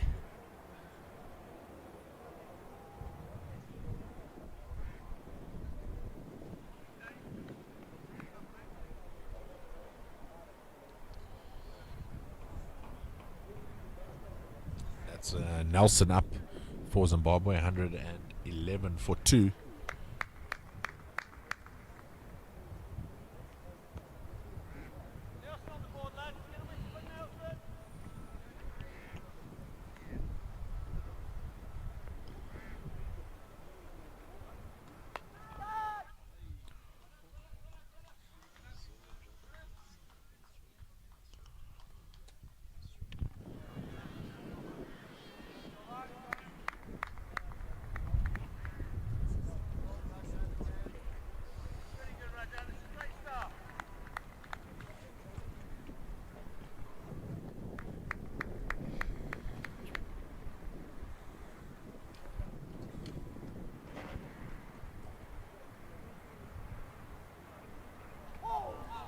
It's a great nut there by Sharma. Yeah, he certainly has. He just brought a change of pace from this end. We had Gregory bowling, who was just landing it on the penny almost there, but just trying to place the ball, not trying to get a lot of speed coming through. But Sharma from the first ball is just trying to bolt it down to the other end. He's been very accurate.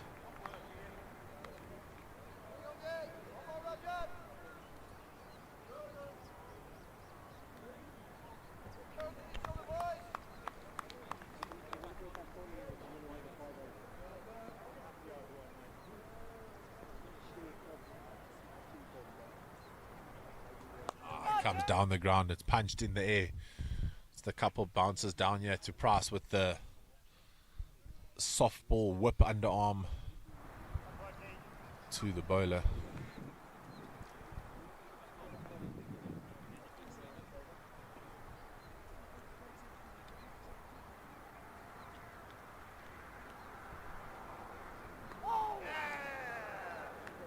You can see that bounce coming in, just applying a little bit of an effort ball there was Sharma. The ball just getting a little bit more bounce.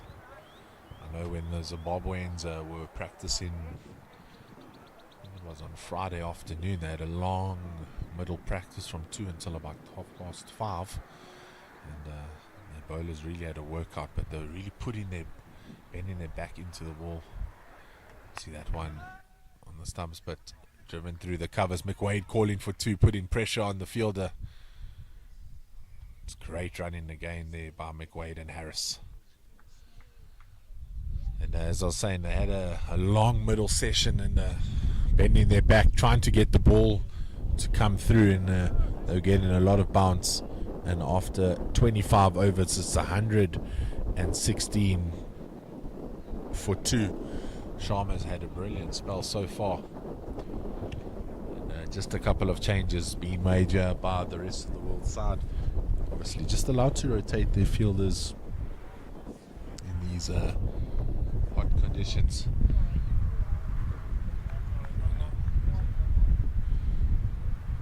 I don't think it's something that should be frowned upon, but Well, the 5 overs then, so I was going to put you on there, but as you went between five overs everything. and something that I strongly encourage at this games is the physios being up and ready, and with their gazebos and tables out, and just get the players massaging those sore muscles. It's a long tournament. You could play up to 3-4 games per player. In the heat as well, you need to look after your body.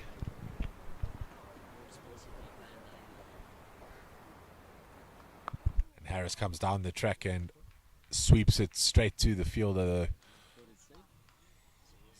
Well fielded there by the Kiwi. Do you know offhand how many nationalities we've got playing in the Cavaliers side today? As you mentioned, there are 2 Cavaliers sides. It's so awesome that they were able to get that amount of players from all over the globe. McWade, a back foot punch there to the short cover fielder. There's 5. I've got 2 Northerners in the side as well, so some of the Southerners and Northerners are foreigners as well. So no, so we've got 5. I think it's 7 That's a few of the Welsh boys. Yeah, I remember Mark Can. He got him in commentary with me in Cape Town. I pulled him off after, I think he just came out of batting, and I waved him down and I said, I need you to come talk to me. Lots of experience, great storyteller, as all Welshmen are. Yeah, well, he's played the same. He's played with the Northerners and Northerners for years. Very useful bowler, batsman, and a great tourist as well.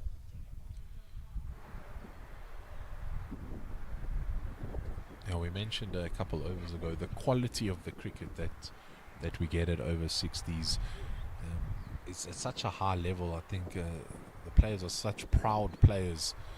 As we see there, a breakthrough coming almost against the run of play. McWade giving out LBW. Slightly unusual, but yeah, a fine knock. And a much needed breakthrough by the Cavaliers.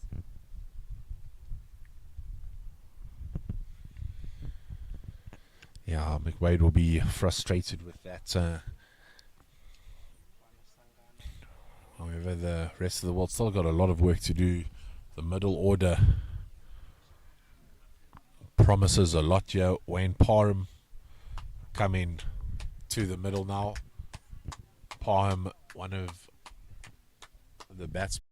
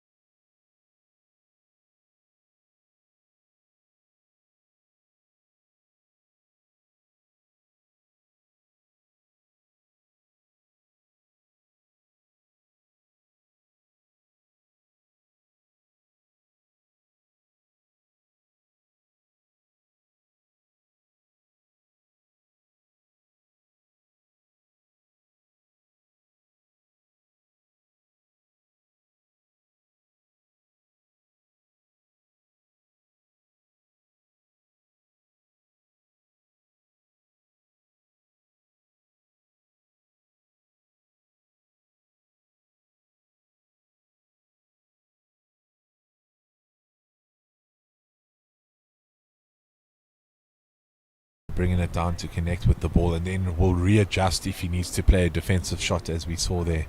And that's maybe what's just allowed him to kick on in his innings, as we say, in the mid-60s at the moment, and looking very good out there.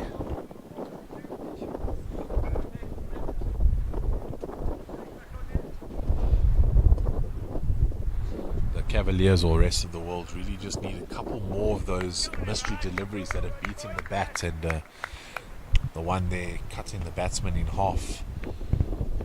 They could just string a couple of more of those together, create some doubt in the batsman's mind. Palm drives it straight back to the bowler.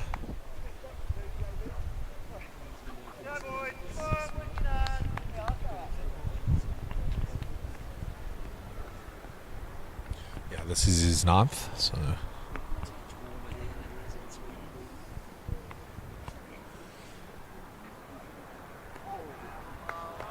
yeah, 32 for 1 after 8.2 overs here for Sharma, so good stats.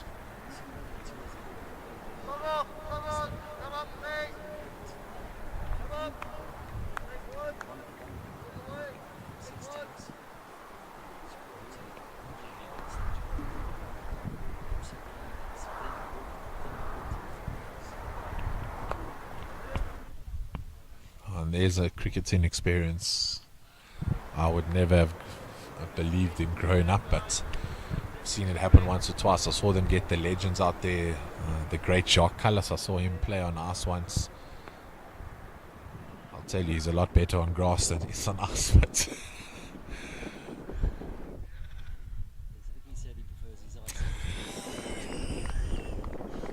as do I.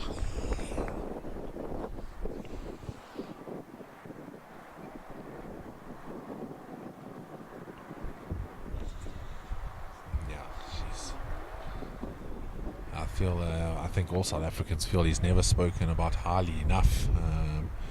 By ourselves as well, South Africans are very good to talk down our own players. We often say that if he was Australian or an Englishman, the whole world would be speaking about him a lot more.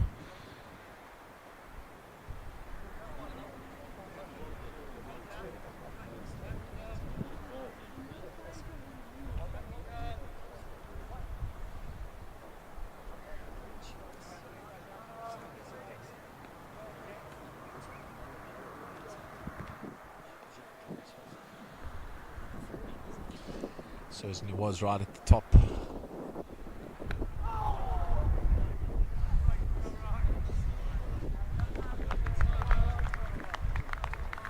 That is fantastic. And the fitness levels, it looks like he could just keep on going. It hasn't seemed to slow down at all. You can see they're just looking for a second, but a fantastic spell there. 32 for 1 after 9. I think any captain will be happy with that.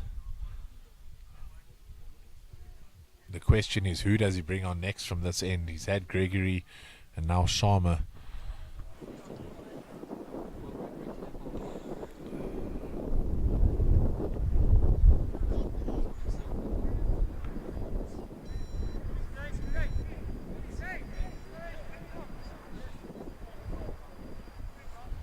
Yeah, so the skipper just bowled that solitary over and pulled himself out the attack after going for the first maximum. After this over, we'll go to drinks.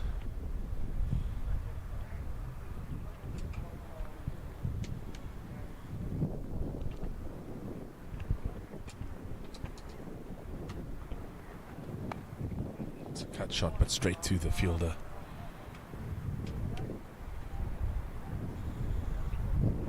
We've been mentioning the fielders and the bowlers' fitness, but Ian Harris has been there since ball 1, and that takes a fitness of a different level to bat for 30 overs.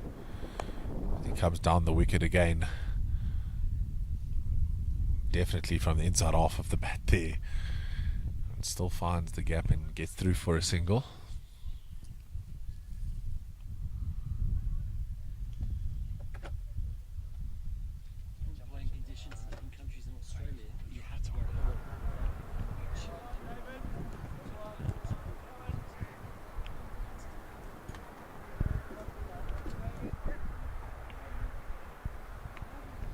Yeah, it certainly does. Harris out there with the big floppy. He certainly has been fantastic at the top of the order as we see Parham drive one through the covers. As mentioned, he too was an opener in Cape Town in March, so a new role for me to see him playing here. And I'm sure it will be playing on the mind of the captain. Does he need to change the batting order? Zimbabwe not losing too many wickets. Does he want to get those aggressive batsmen to come in and play some shots, as we see one there? The question is, was that a crowd catch? Did he play it straight into the ground, or was it a dropped one? I was trying to save the bat.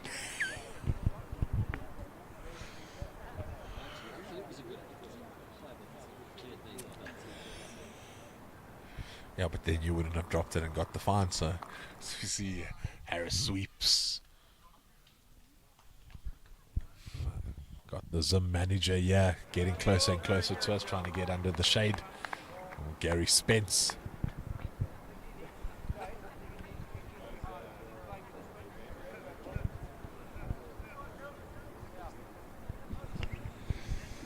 Gary Spence going over and beyond, offering the commentators a drink. It's not often you see the manager get strapped in on the calf, but that will be a story to tell later on. Lovely cut shot there, straight to the fielder. That point fielder's been doing a lot of work. Absolutely, and that's the drinks break, and we'll be back with you shortly, where we bring you the last 15 overs as Captain Greg McDonald and the likes of Kevin Shadwell and Shugs Lawler go on to talk to the batsmen and get some drinks.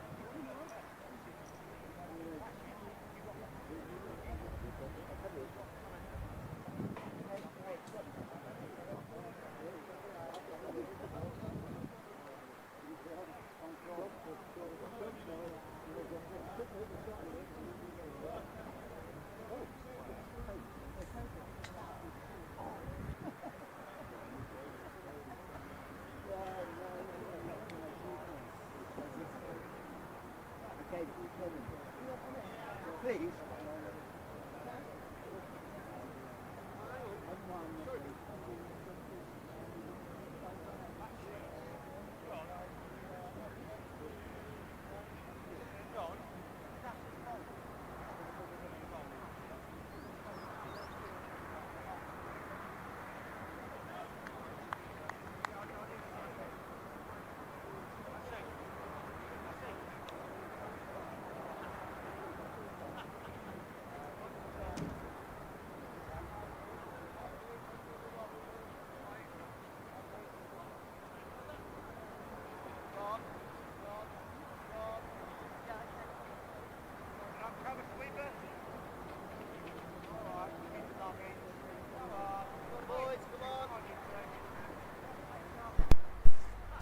Welcome back to the final power play here. Power play number 3, overs 31 to 45. Last 15 overs of the innings for the Cavaliers in the field in Zimbabwe with the bats. A fantastic total so far, 138 for 3 off the 30.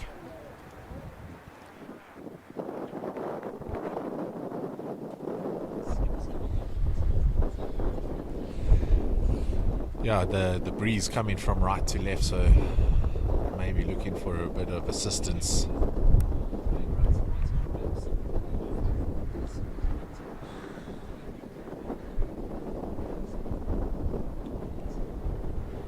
And that's the problem with coming around the wicket. If you don't get that line straight away, you're on the legs. And Parham, fantastic sweeper there, and hits it in front of square, and the two fielders on the boundary have to converge right in the middle. It's almost that one where you hope it's closer to the other fielder than you, but that one was bang in the middle.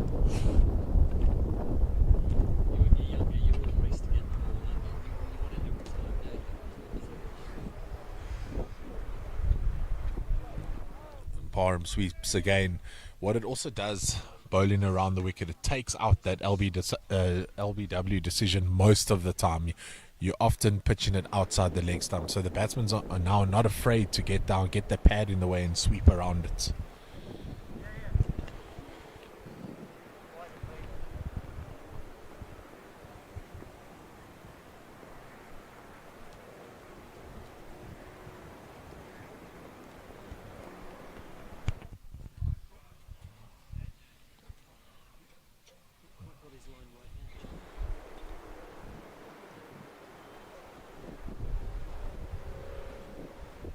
For me, I find it quite interesting. You said he does it quite often.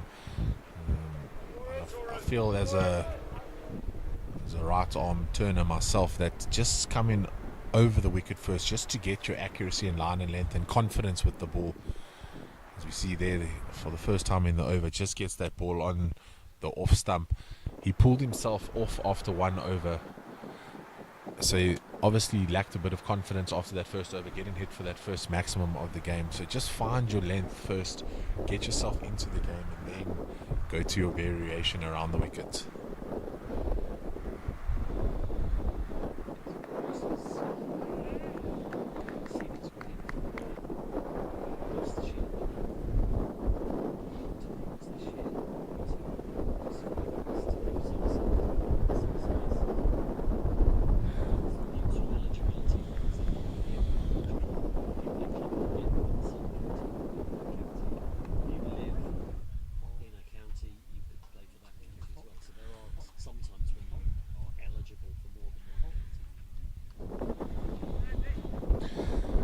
It's very interesting to see how the different leagues work around the world, and even within different provinces. So I know in South Africa we have the provinces, and they try to get a general understanding and an agreement, but it just seems still within the different leagues there still are, or different provinces, the rules are adjusted slightly, but all the teams within that province would agree to those rules or stipulations before the season starts, and then they'll move with those.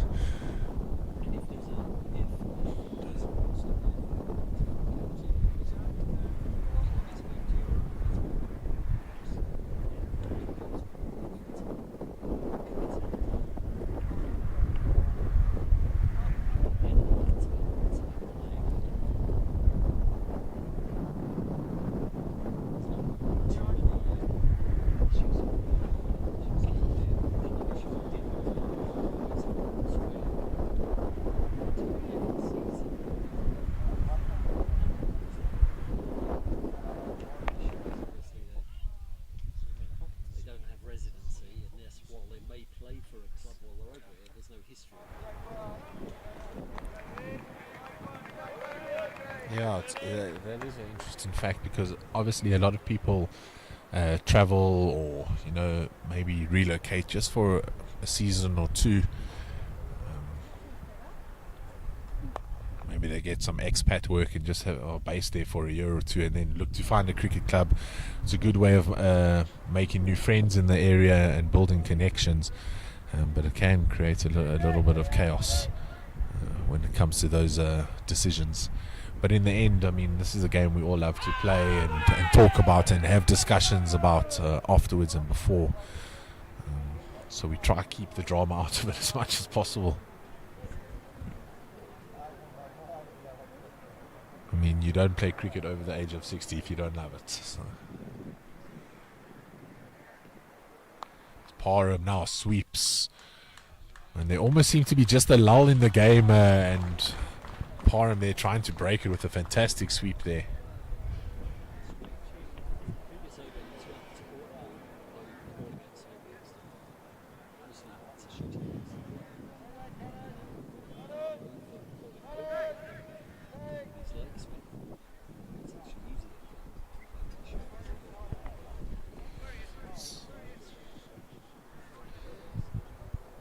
Seems like they need your expertise out there, Kev.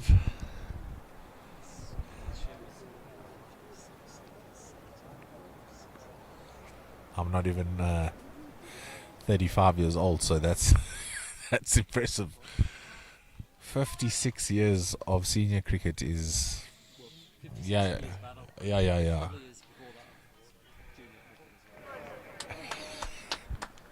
Yeah. When I say senior, I don't mean senior citizens, just of adult cricket, but and all the years you would have played as a youngster as well, and time in the garden and with your mates, and geez, how incredible.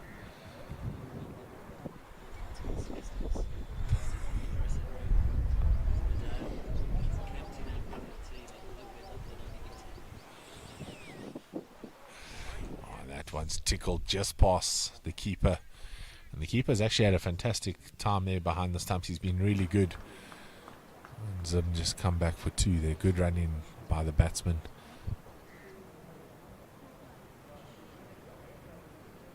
Keeper is young.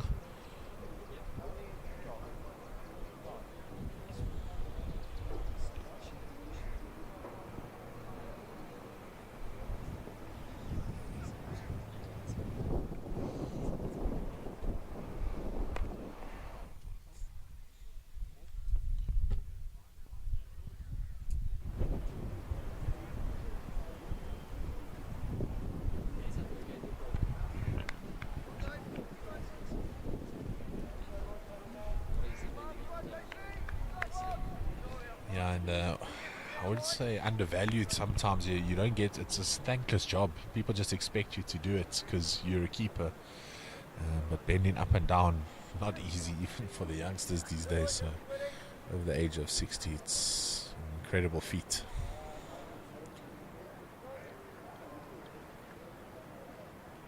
.156 for 3 after 32 overs.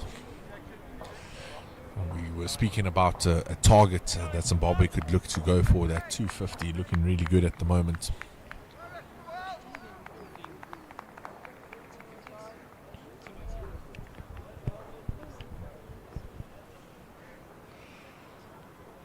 Yeah, we certainly haven't seen any demons in the pitch. It's played very true on both ends.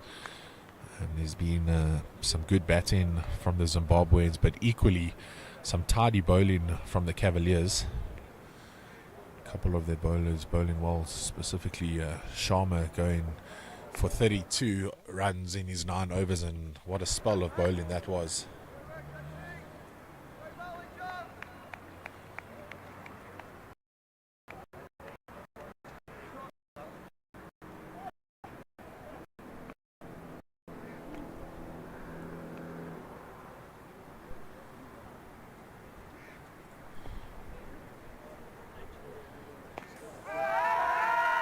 Parham here tries to play the reverse and he hits it straight into the keeper. Looks like it hit him in the belly. Showing his war wounds out there. And we're just complimenting the keeper on his work and footwork behind the wickets, and there, spotting that Palm was going for that reverse, and keeper got in the way, used his body, but that's going to bring Gary Stain to the wicket.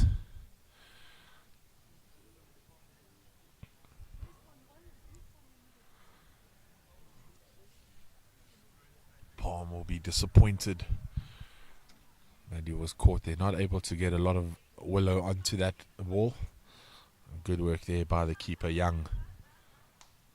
Good footwork, gets his body in the way, uses his body as a barrier, then just clutches onto the ball. He just went for a reverse sweep. Kind of. They feel exactly ideal. We can do more of a rest before lunch as well. Let's give it a few more overs and see if it doesn't go, then I'll come.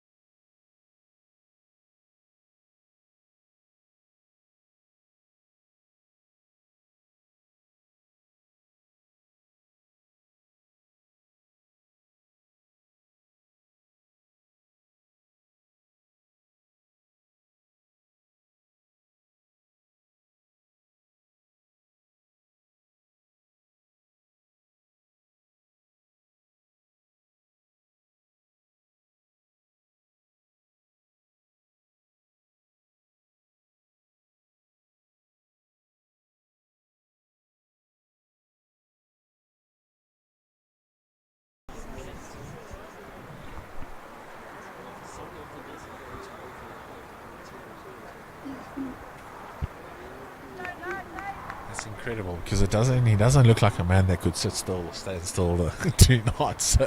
Probably does a couple single sprints between paint strokes, but it's lovely to hear all the different careers that these cricketers have. See a good drive down the ground, and they'll just trot through for another single.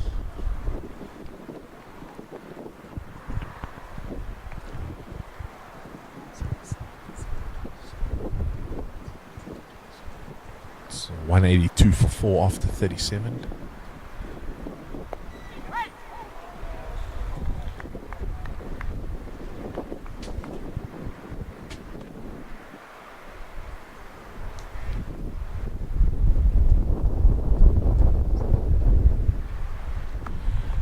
Harris with the cut shot, and that looks like it's going to slow down just before the boundary. One of those that kills, just trickles over. As a fielder, you never want to chase that one all the way, so sometimes you also just hope, let it go.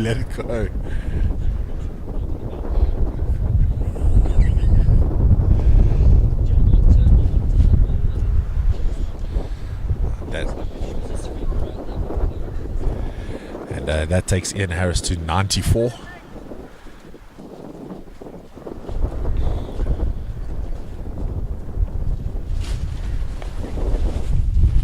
See there that high hand lift again, nearly getting him in trouble with that quicker ball that keeps low. He's got a lot more work to do to bring his hands down at the last minute.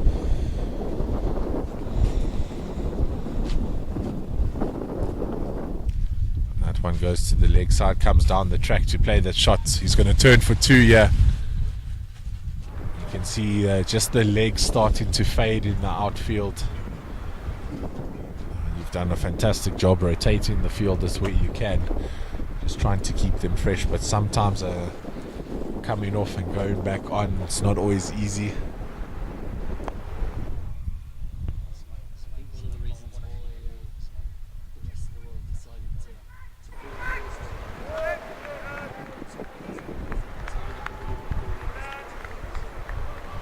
Yeah, I was taken by surprise. I play for a club, Beacon Bay Country Club, Bohemians, and if I don't say it, we're the greatest cricket team in the history of the world. That's our motto, and we always say that. And if you win the toss, you have to bat first. So it was a surprise for me to hear that the Cavaliers won the toss and elected to bowl. But as you say, it was slightly cooler when we started, and that maybe played into that decision.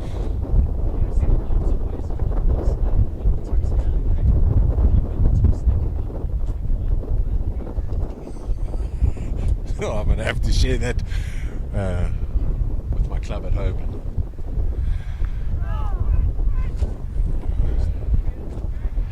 They often discuss that if the captain wins the toss and he elects to field first, he might as well not walk back to the change room.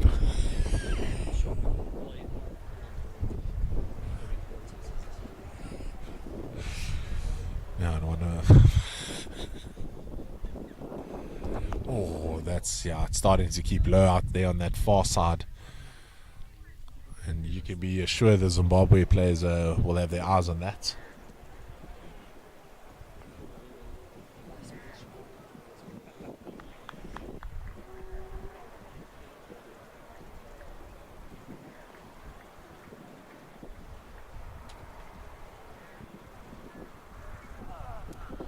And Steyn comes down the wicket this time.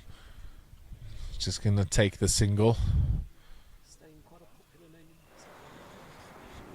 Well, we have the great Dale Steyn. So in my eyes, yeah, very popular. Fantastic gentleman. I got to meet him in Cape Town as well. Yeah, very much so. I think if he plays cricket, he'd still be fierce.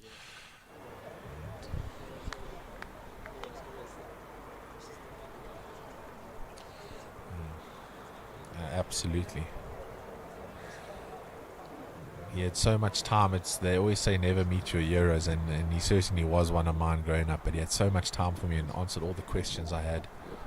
So you see Steyn comes down the wicket, plays it over the umpire's head. Lots of work here to do for Gregory. He does well in front of us.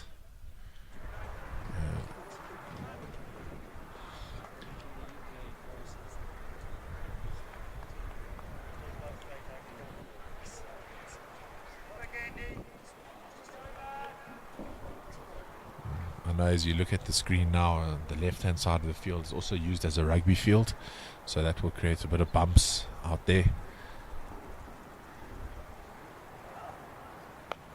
It's a good shot through the covers. He'll just punch it to the sweeper, the Kiwi. We haven't brought him in the game in a while. He's somehow found some space and a bit of a break out there. Came off at the drinks break and he said to me he hasn't played cricket in a while. It's the middle of rugby season out in New Zealand, and the legs are starting to tire.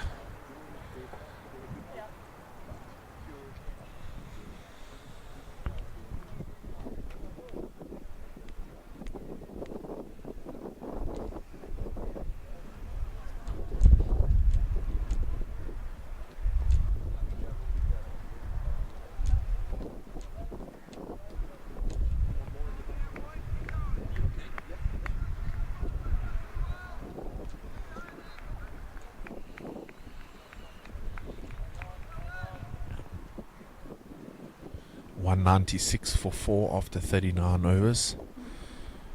So they'll do a good job to get to that 250.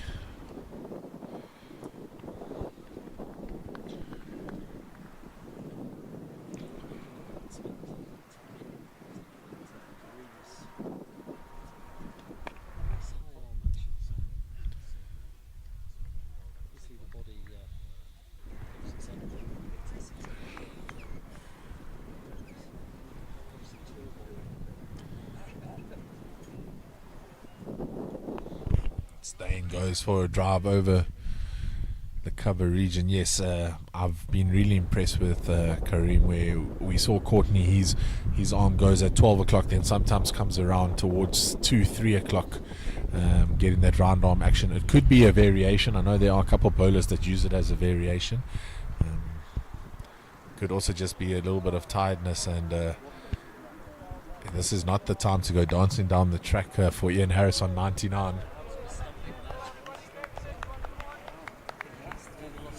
I think the keeper just gives him a little tap there and says, "You owe me a beer later." And Harris guides one down to third man and gets to his 100 as a warm round of applause and cheers comes Ian Harris. And look at that, pushing for 3.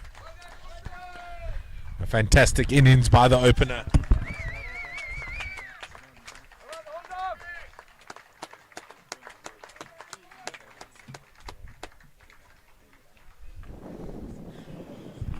I think he might have to upgrade that beer to a whiskey for the keeper there.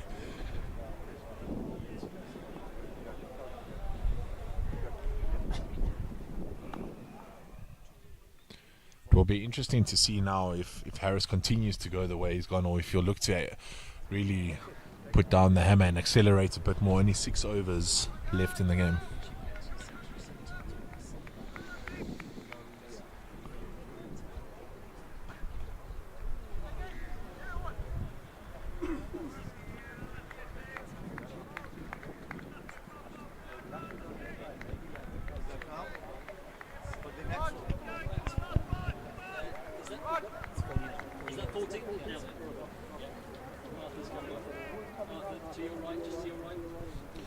And that also brought up the 200 in that over. So at one stage 250 really looked on. But now I think Zimbabwe would be happy with maybe 230, 235.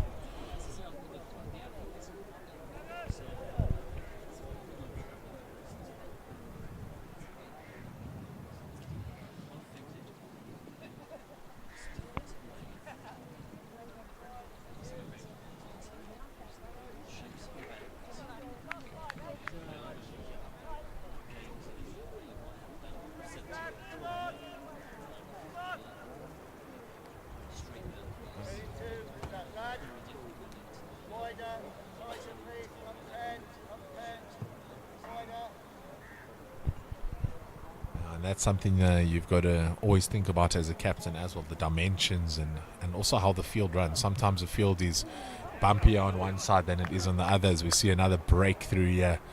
Courtney on the stumps, finding the radar. And that looks to be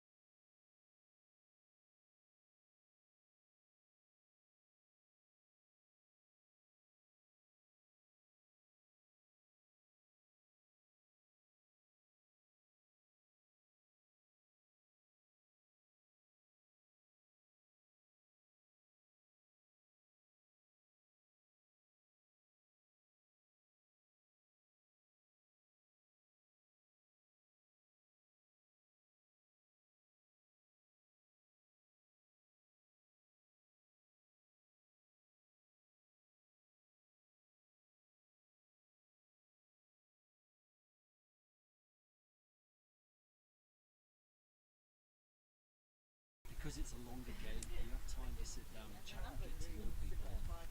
Whereas a number of other sports, much quicker.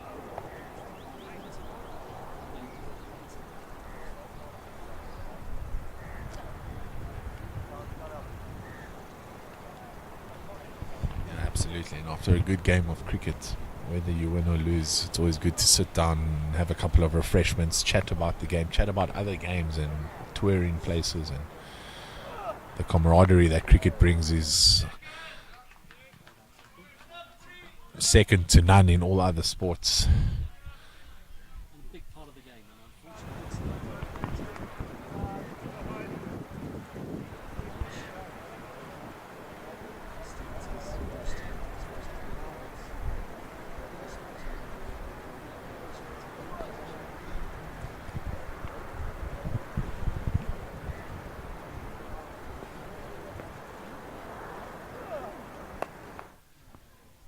Yeah, because there's nothing like a good fans meeting afterwards.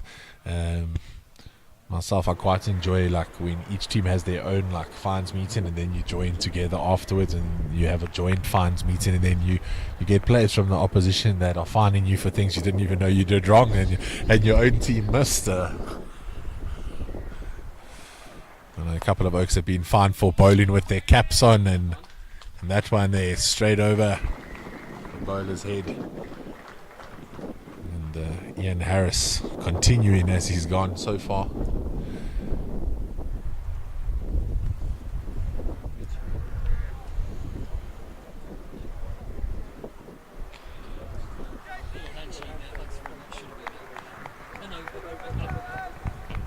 I think he's saying the whiskey's coming from the top shelf after the game, yeah, not the under counter stuff, yeah.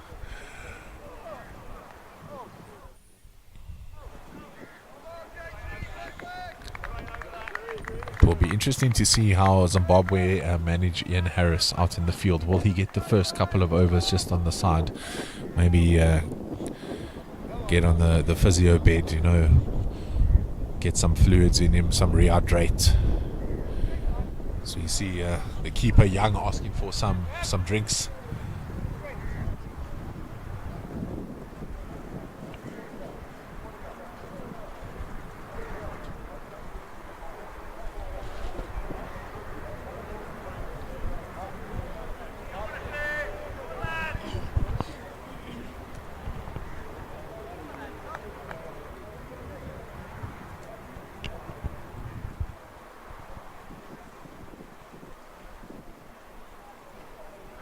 So 208 for 5 after 41, 4 overs to go. We mentioned that target of about 250 earlier on. I think that can certainly come down to about 230 and they'll be happy Ackhurst. The big swing of the bat, but an overthrow and encouraged to go through for a second. Good running there and a good call from the Zim bench.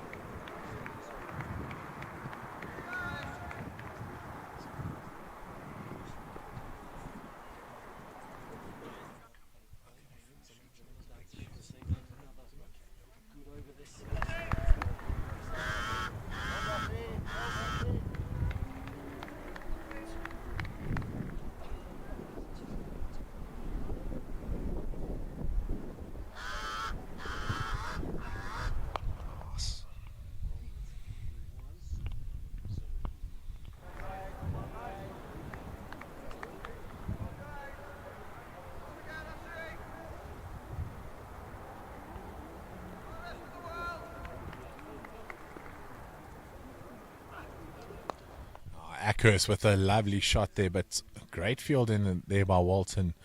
Moved swiftly to his left.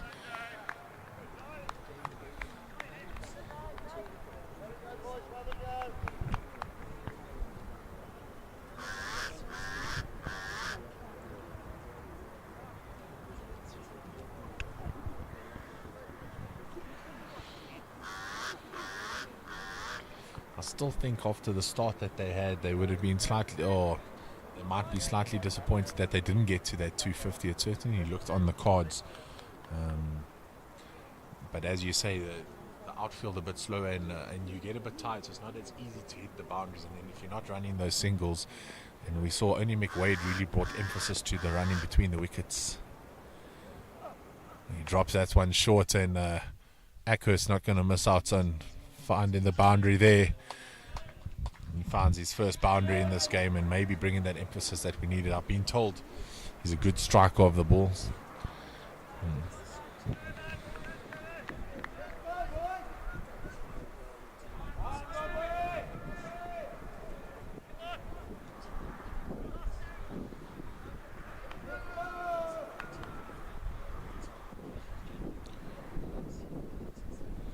Yeah, in Cape Town, some of the grounds there were really quick and like supreme outfields, and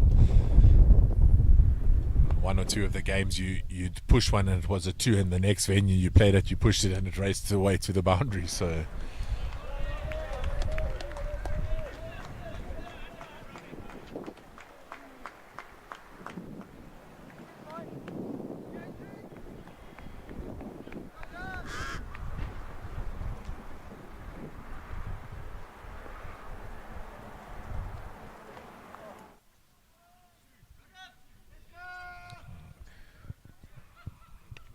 I'm sure that there's we can hear all the calls coming from behind us here, Kev, about running up and getting those extra, turning the ones into 2. So they obviously do think that the total is not as high as it should be.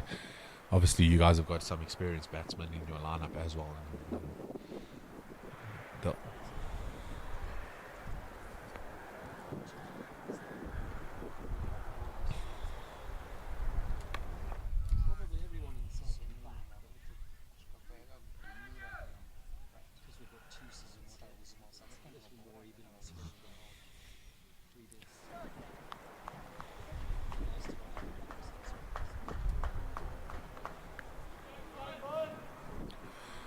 And how did the splitting of the 2 sides work? Is it from different regions, or was it just...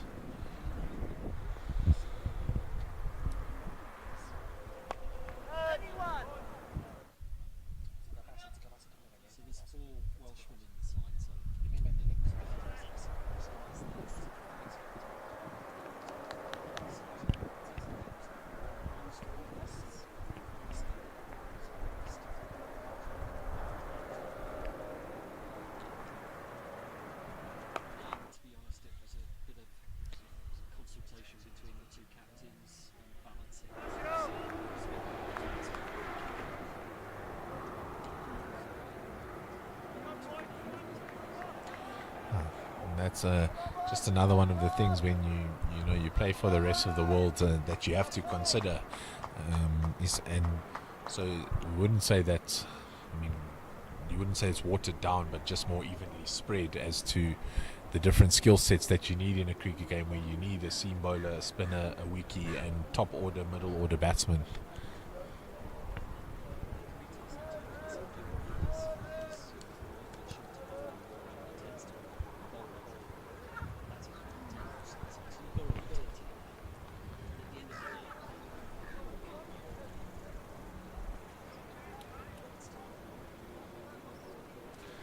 I think you might definitely remember Vic Falls, though. That's for sure. And what a cool experience that's going to be for you guys, as we see a great shot there, and that will find the square leg boundary. And Harris still finding the middle of the bat.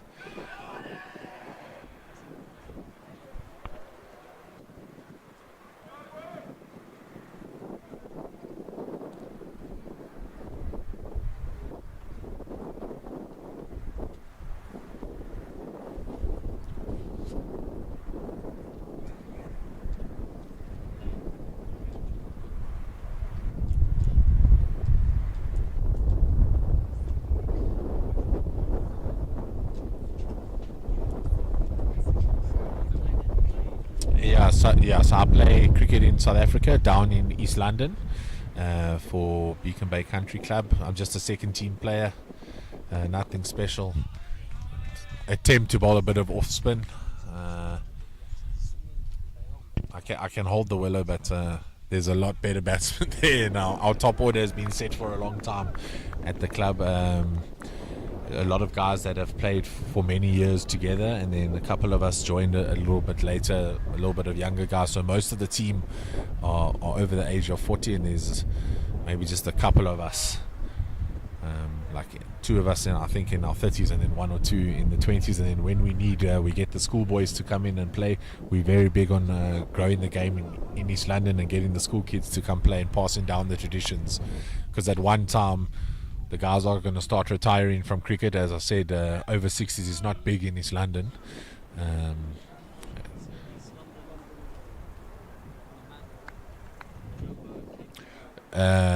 So directly south from Joburg, and west from, or east rather, from Cape Town.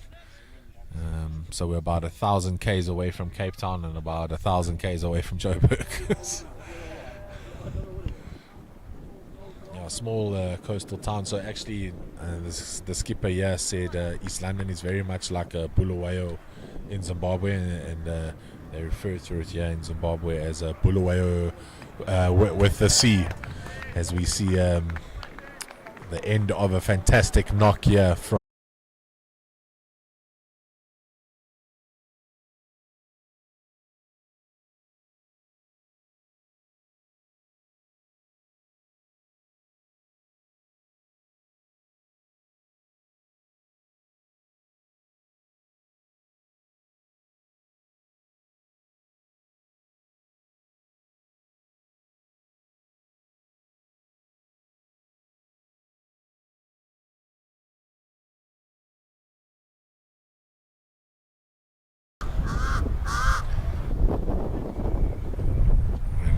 both of them so humble. They don't really like to talk much about their achievements. You really have to dig it out of them. But both proud of each other's achievements. So you just have to speak to the wife about Greg's achievements and Greg about the wife's achievements.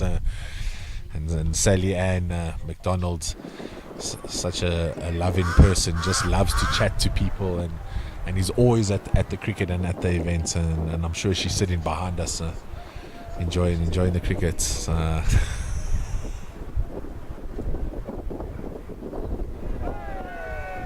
I was just blinded by the fielder in front of me, so you'll have to run us through that one, Kev.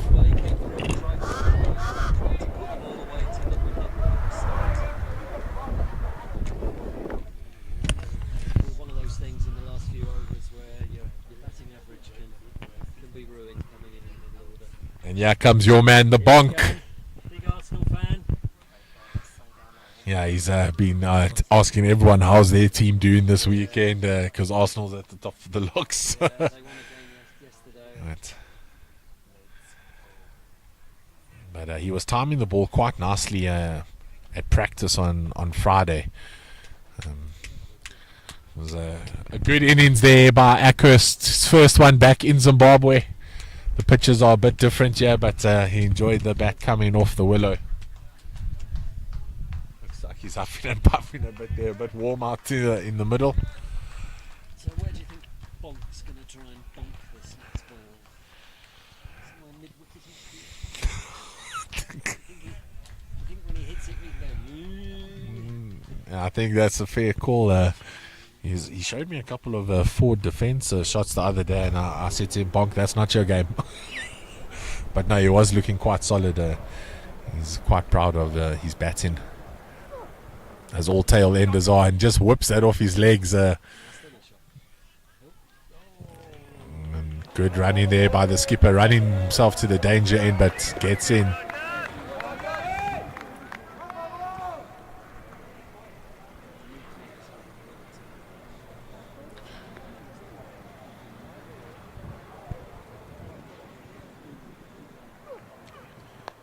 I think you'll see the main difference between the two sides as we see them push here for two again. That's good running.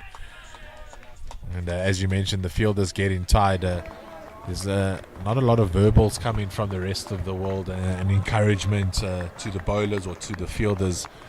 And Zimbabwe very much are a talkative side in the field. And at the end of the innings there, Zimbabwe getting to 239 for 7. So they got close to that 250 in the end. A couple of those singles changing into twos there, just adding to the total. And you'd feel like they've set themselves a good total on this field. I think so. It's going to require somebody, probably two guys, to get 50 plus, which outfield is relatively slow. So I think it'll be a good game. I would possibly just favour Zimbabwe at the moment. Who knows? We will see soon. Yeah, we certainly will, and we'll be back with you after the lunch break, where we see the rest of the world, the Cavaliers, chasing 240 to win here at OG's. Thank you for tuning in on the Free K YouTube channel, and we'll be back with you after the lunch break. Enjoy it, get some refreshments, and then see us back on your couches soon.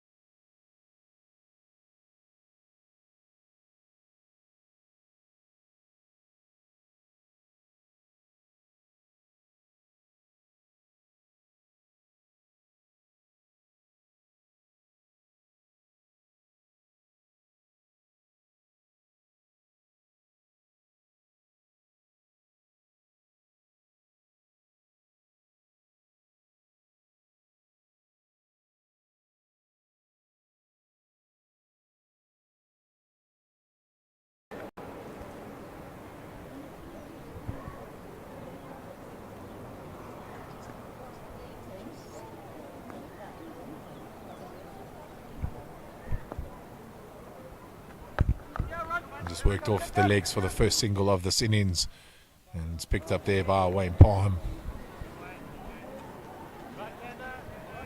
Now the quick change of field as we set for the right-hander. McDonald, the captain, finds himself at mid-wicket. Parham looks to have taken over the vice-captaincy.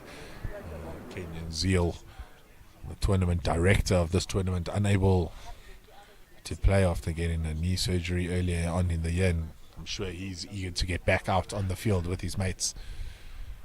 Zimbabwe just implementing a 7-2 field. And the two fielders outside the ring, Gary Griffiths in the sweeper region on the cover boundary. It looks like Gary Steyn at third man.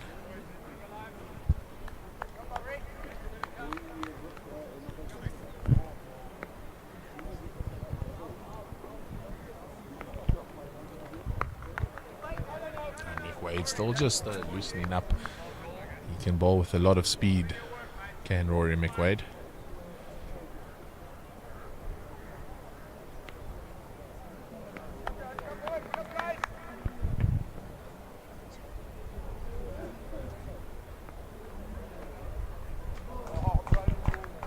And that is the end of the first over. Just the one run coming from it off the bat of Wormington in the covers.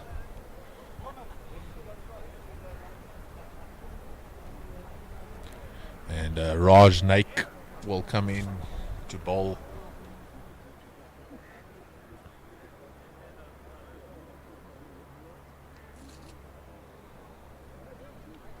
Raja.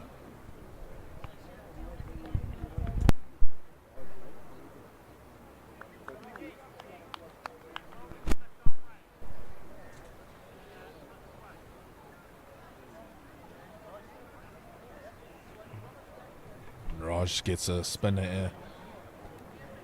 Loves to land it on the penny. He's got a slip fielder. It looks like Gary Steyn in the slips.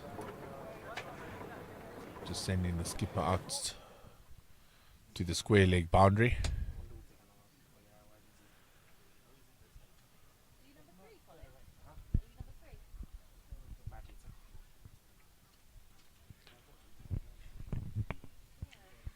Couple of positional changes just being made here, making sure the field's right. Raj will just want to land this ball on the penny. And straight away he's on the money.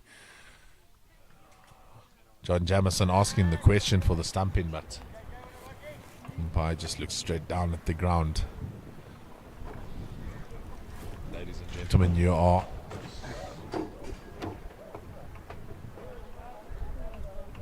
certainly in for a treat if Raj Naik is going to be bowling it right on the penny from ball one, because he only gets better as his spell goes along.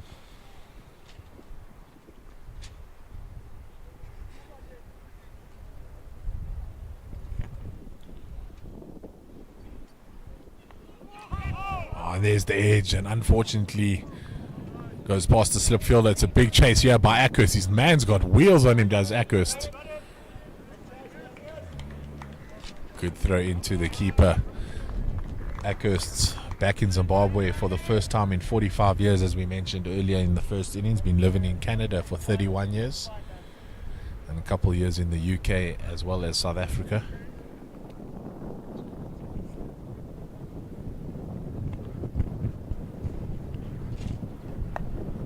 And that ball not found in the pitch, but just whipped off the legs to the deep square leg.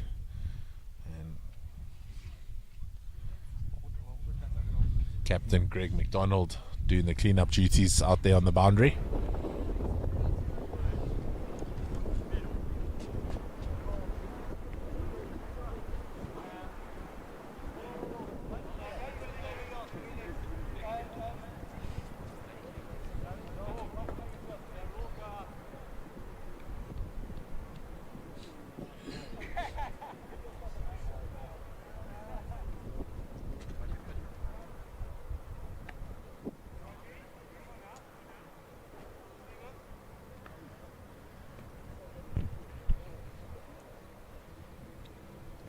For the first time to the right-hander, just gets the line slightly wrong and is pulled away to the leg side, but Gary Griffiths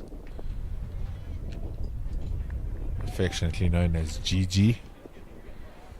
Does the work there on the boundary and gets the ball in.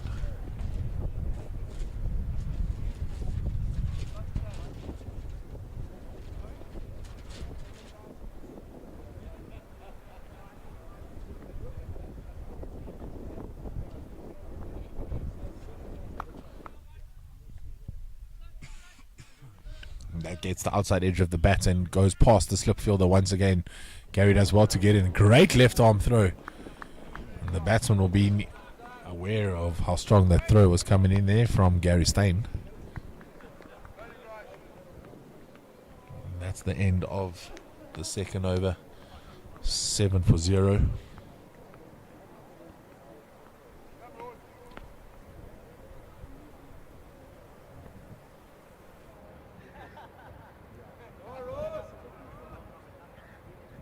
Early on with the new ball. They've got speedsters like Peter Sands Thomas, nicknamed the Bonk, who will come in first change. Rory McWade can certainly bowl a lot quicker than he's done so far in this game.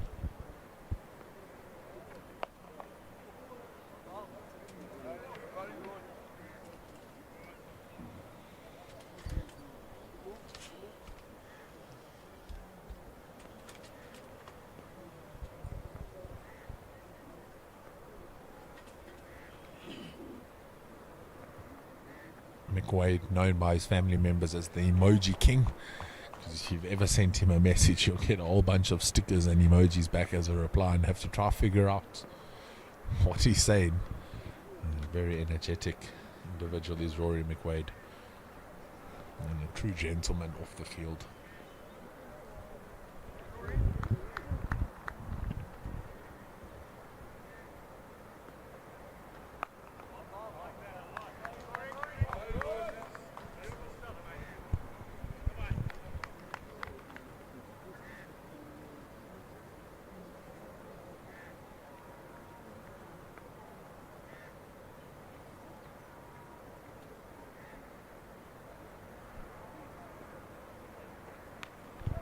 And a bit of bounce there on the far side. As I mentioned, the top of the surface is quite hard, but underneath it's got a spongy texture, so every now and again the ball will have a tennis ball bounce and just pop up a bit.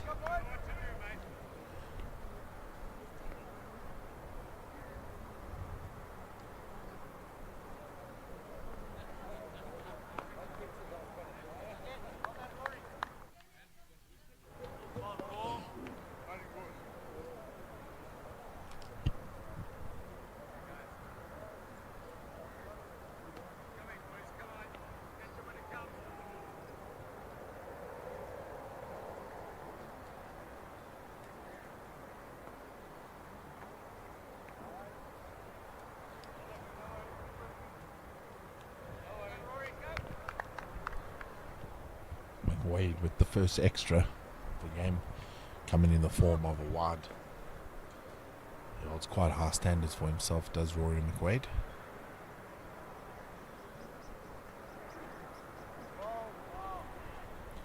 And a good comeback delivery there at the end of the over. And that takes the total to 8 just with that wide, so it would have been a maiden. But 8 for no loss after 3. Steady start by the rest of the World Cavaliers.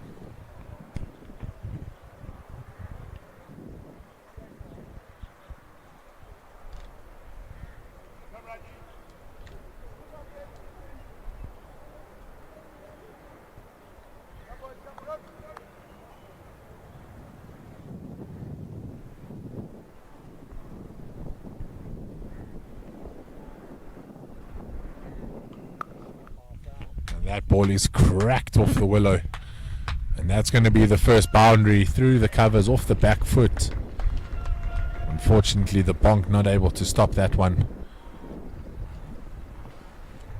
Great shot there by Arthur Warmington.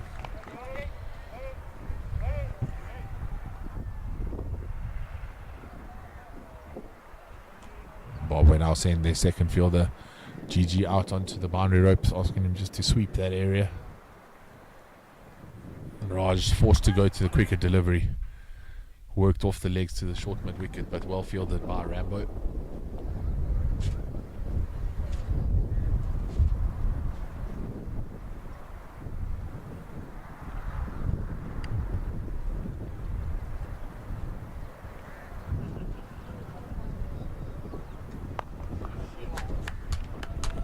Another clean connection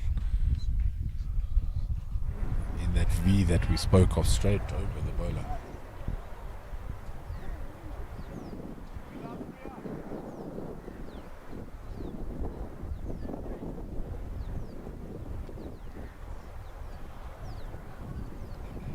Wormington seems to be quite the batter here for the rest of the world, so he'll need to play an innings to match that first ever 100 for Ian Harris.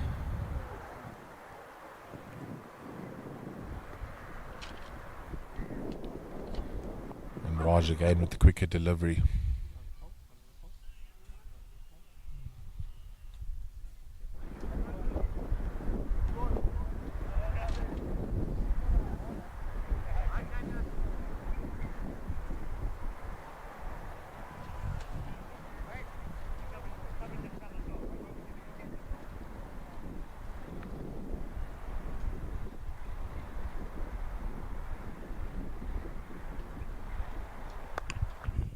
One driven through the covers, through the hands of McWade.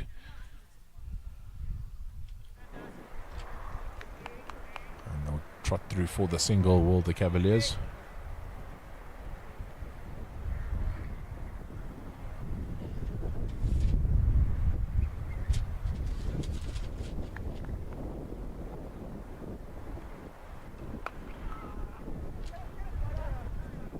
That one just slightly wider there in Wormington, trying to cut that late, but instead the ball goes down the ground, and sloppy fielding there from the Zimbabweans, almost just on their heels. Look to be lacking a bit of energy to the home side.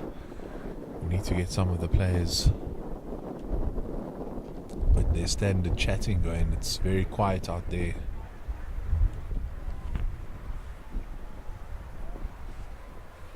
It's not the usual Zimbabwe that I'm used to seeing out there on the middle of the field, but I'm sure the words of encouragement will start coming soon.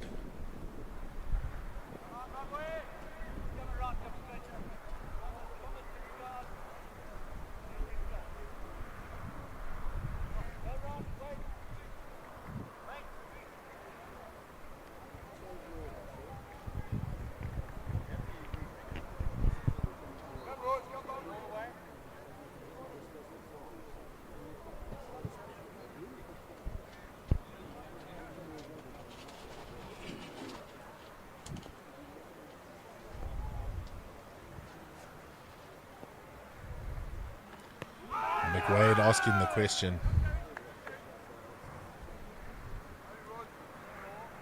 Umpire are not interested in it at all.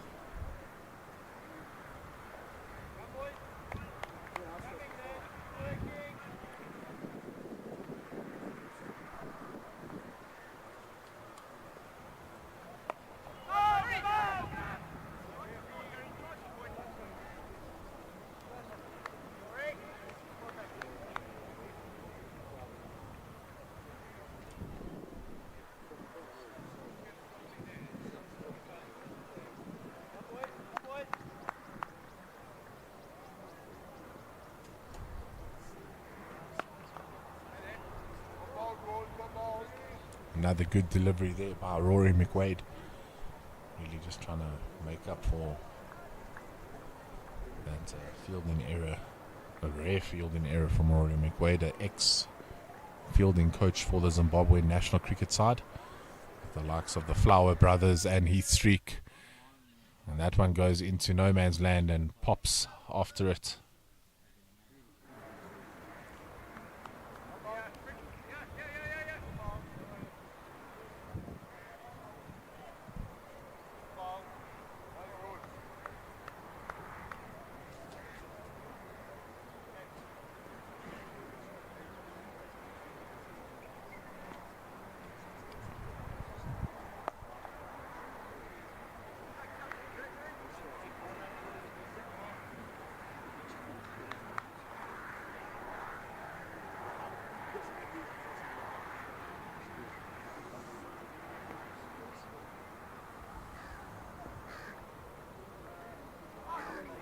Big flay outside the off stump there. When he makes connection though, Wormington certainly shows that he's well educated with bat in hand. And that's 25. 21 for nothing, after 5 rather. Getting my numbers mixed up, yeah. Thank you to Freeman for the coverage that he's bringing to all of you out there on YouTube, and to Betty for updating the scoreboard. And fantastic to get all this information to all of you out there watching and supporting your friends and family.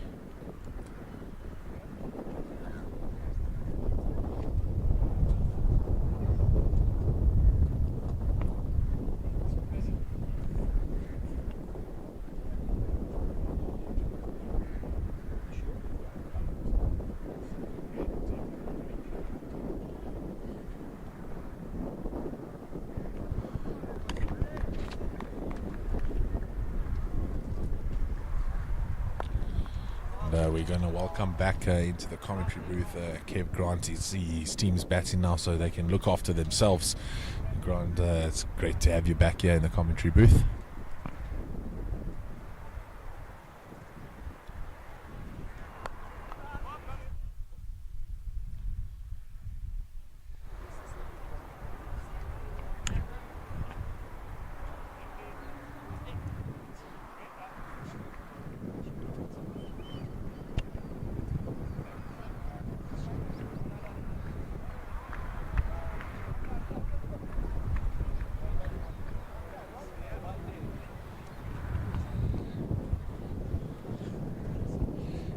You're not wrong when you're walking around with a couple of your teammates around the field.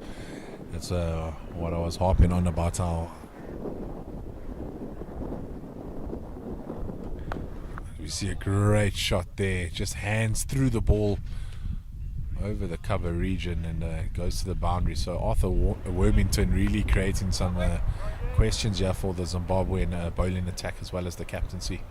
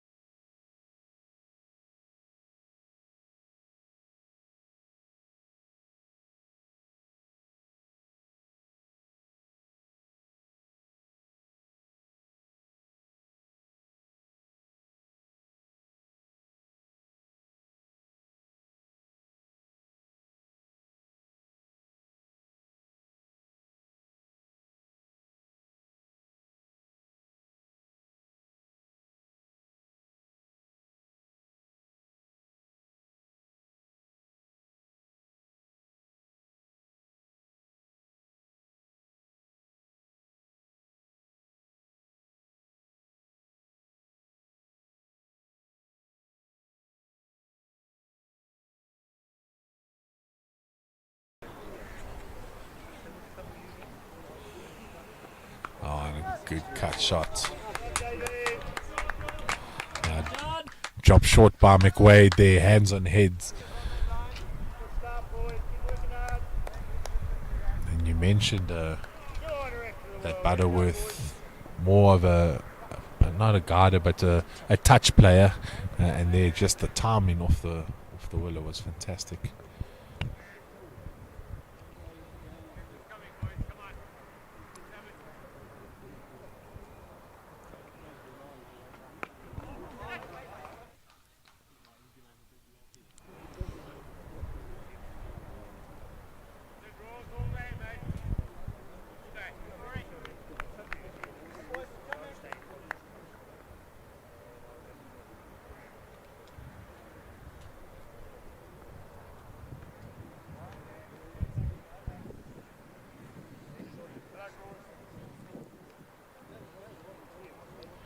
Nothing like a bowler signaling to the fielders that the ball is swinging uncontrollably after a wind down the leg side.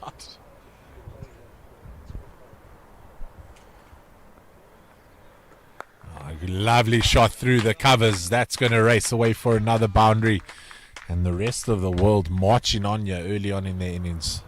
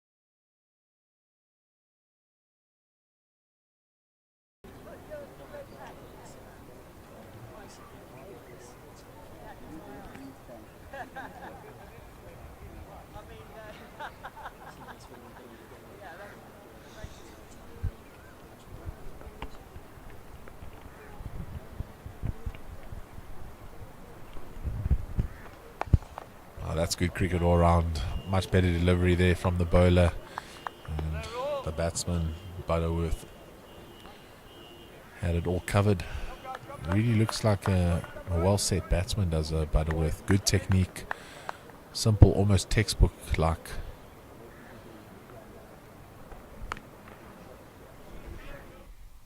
Just chops that one down to third man.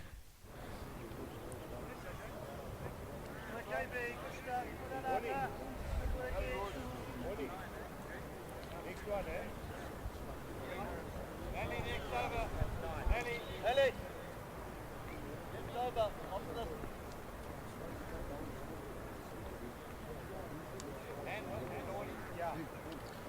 this. 46 runs for the loss of no wickets after 9 overs.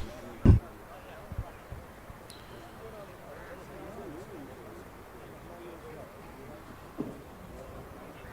Horn, come on. End of the over. Griffey.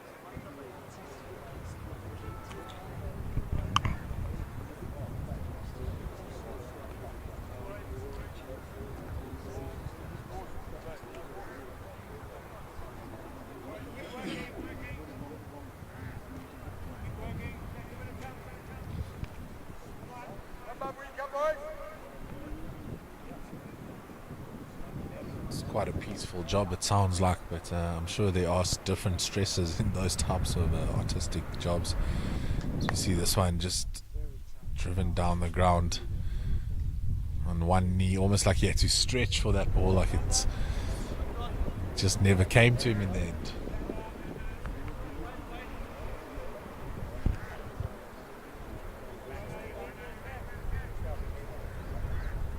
So you mentioned he takes photos or does paintings of where he's been with the cricketing sides.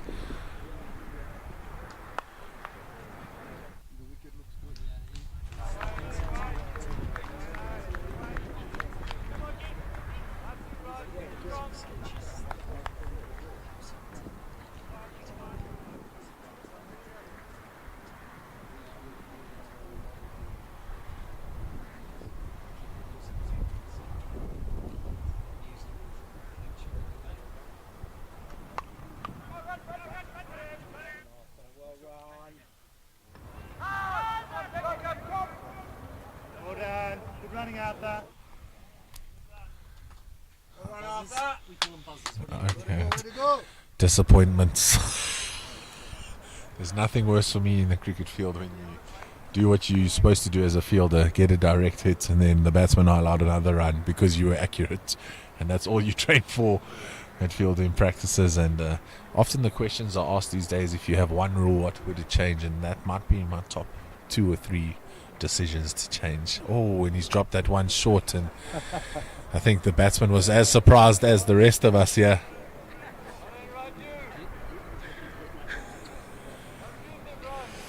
Yeah, he's almost had done a full rotation of the shoulders and the hips.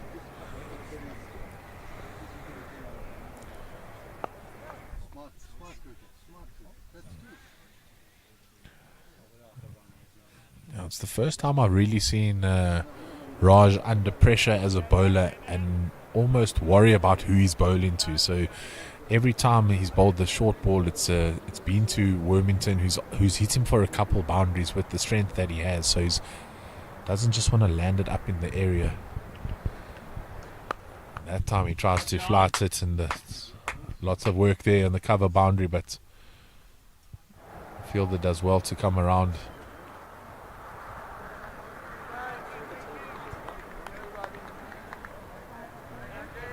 And that's the other opening bowler, Rory McWade, doing the duties out there.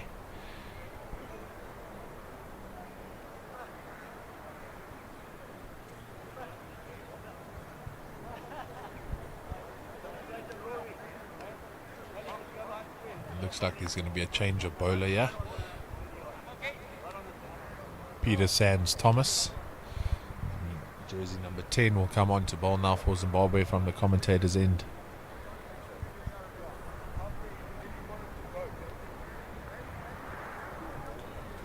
Really lively bowler. Sands Thomas just likes to get the ball through as quickly as possible.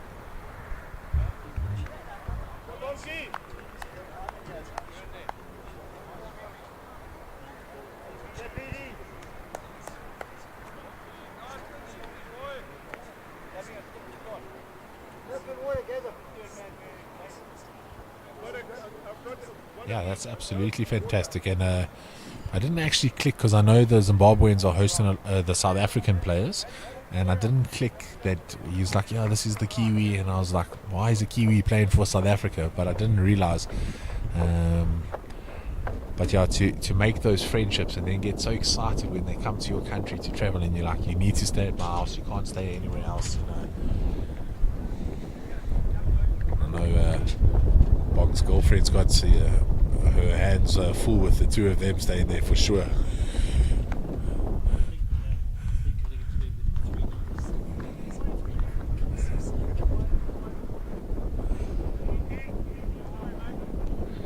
One thing about the Zimbabweans, they know how to host people. They're such giving and gracious people.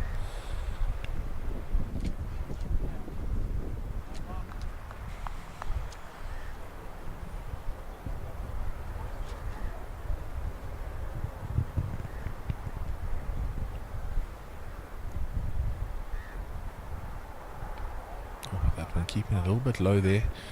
That signaled a wide. I absolutely love, no matter what age you are, if you bowl a wide, it's moving too much, or you didn't stretch enough, or it's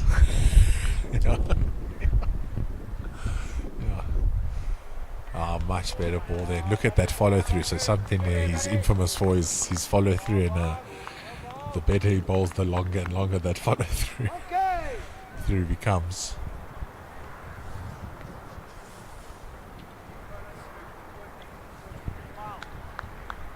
So they just need him to do a job at the moment. Just plug off one end here, cut off the runs for a while. Especially you mentioned a batsman like Wormington who likes to get bats on ball. Just keep him on one end of the wicket. Almost starve him of the strike. So when he comes on, he feels like he needs to play a rash shot. Even though we're still early on in the game. Sometimes as a batsman, if that's your mindset, you need to get bat on ball. Can create problems.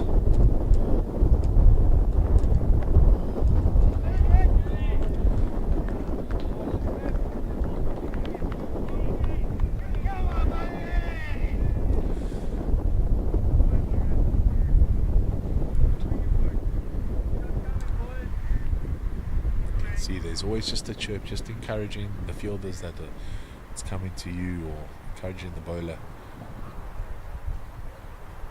That's just the Zimbabwean nature I've learned over time. Hell of an over, Bunky. Come on.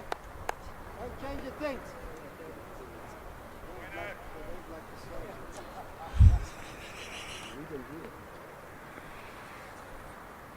Yeah, he looks like he's got it all together there and is patient, and really like his technique. Only worry about how late he picks up his bat. As the bowler's at the delivery stride, then his bat starts to come up. So if someone bowls it a bit shorter off the wrong foot, he might get his timing wrong with the bat there.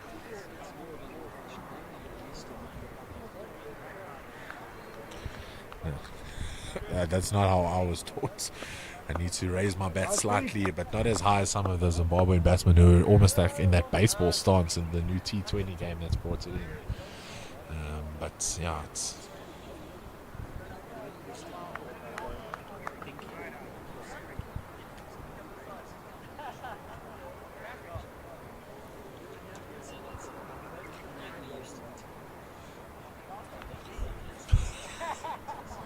What was the thinking behind that, to keep your bat on the ground? Is it so that your stumps are like covered and doesn't give the bowler a better picture, or?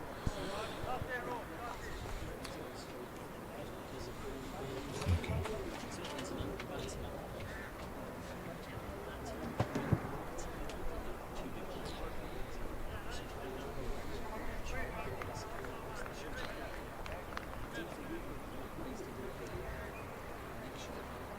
Yeah, for sure. For sure.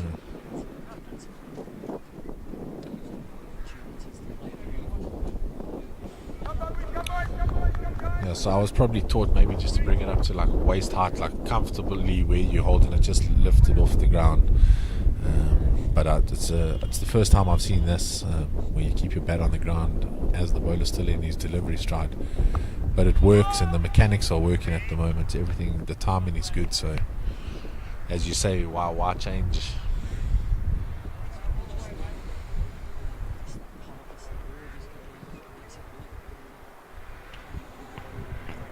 Yeah, Wayne Parham. Nickname Pops.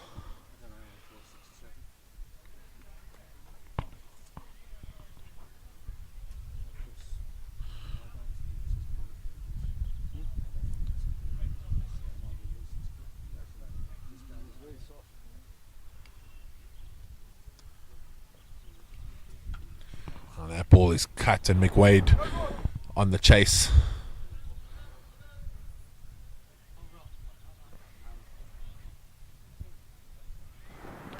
I was really hoping that's the one where we're going to see the bullet throw. I asked him at lunchtime, please, I just need to see one in this innings.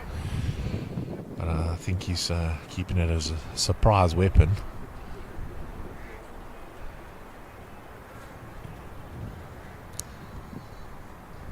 He enjoys a good mind game, does Rory McWade. So maybe now the batsmen think, oh, if that's what he's going to do, we can push two, and then that's when he might bullet it in.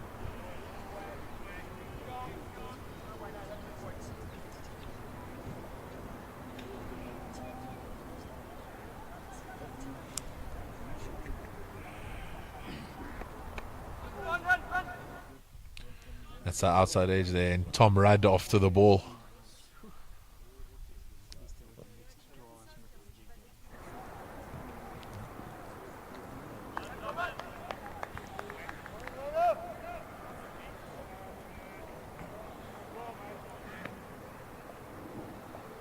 So the change in bowling working for Zimbabwe at the moment.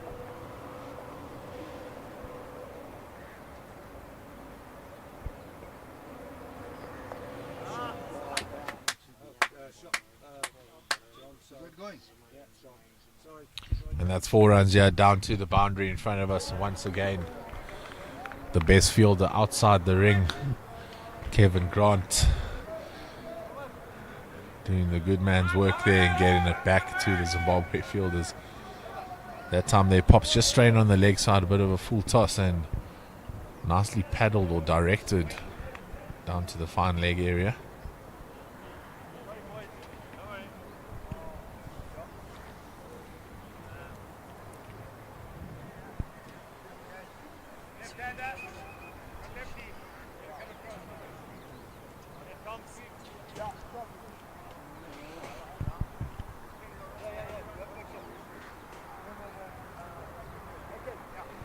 I think that's a very good statement. I think it could be could bring a little bit of energy to the Zimbabwe side. This will only work in favour of the Zimbabweans. As a batter, you've always got to try and stay calm and collected. And everybody enjoys a bit of a fiery bowler every now and then.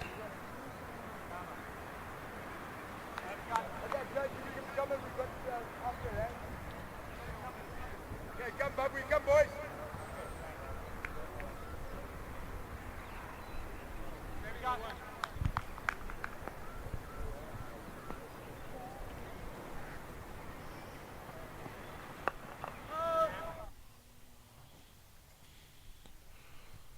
Just a 5-4 field here. Boundary rider in the covers, Thomas Rudd. And a very straight long on, Rory McWade. And then backward square leg. That one tossed outside, a stumping opportunity. John Jamieson forgetting which side is the leg side. And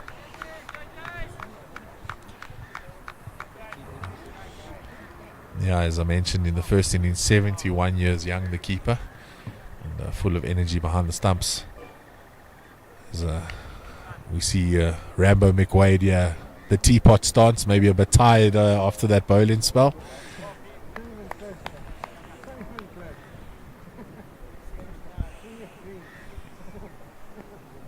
I think he has better drinks than that. Yeah, it's called nightmares when he's in them.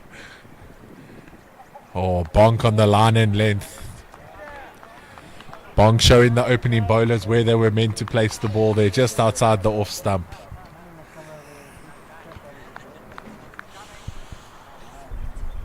Come, boys.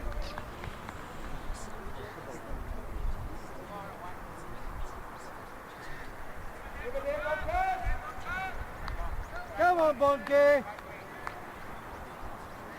It actually plays into the style of bowler that Bonk is. He likes a batsman that comes after him. He gets a bit like agitated if they just block him out the whole time.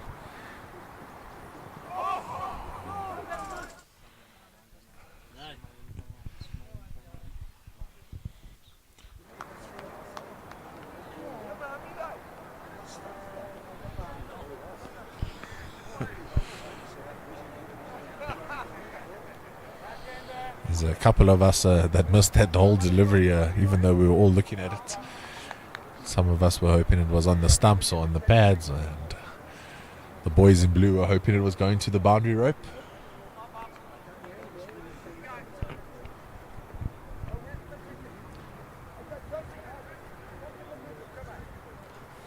You can see the energy just coming out of Bonk, even when he's a bowler, making quick and definite field placements, very verbal, letting the fields know exactly where he wants them. I can tell you for free that if the ball goes there and the fielder wasn't exactly where he wanted it, Bonk will let them know.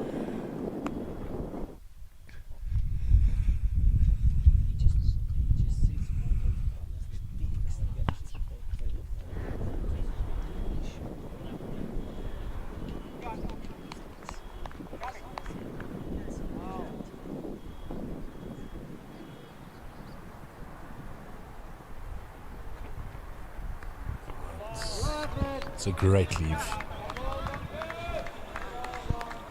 Not often you get a leave that matches the skill set of the delivery, but that leave was a fantastic one. It just moved away late there as well.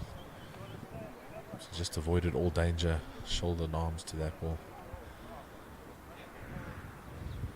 I think it was a good bowling change though to bring him on and something different in the attack. His Bonk brings that energy, as we say. It forces the batsman, or also with maybe a bit of the banter out there, the batsman want to hit him to the boundary because it will maybe settle him, just ask him to bowl a different length. But at the moment he's just allowed to bowl that nagging length and try and frustrate them.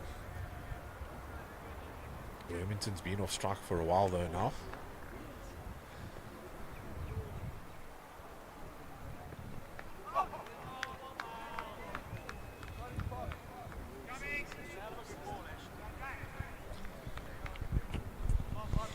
Yeah, he certainly enjoyed the slow spin of Raj Naik.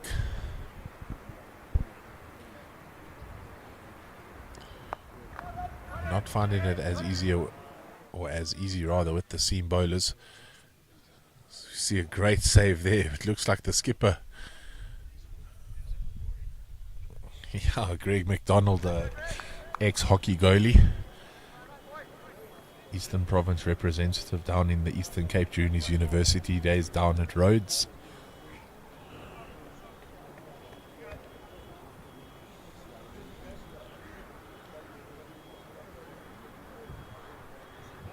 I believe his daughter was also a Zimbabwean hockey goalkeeper.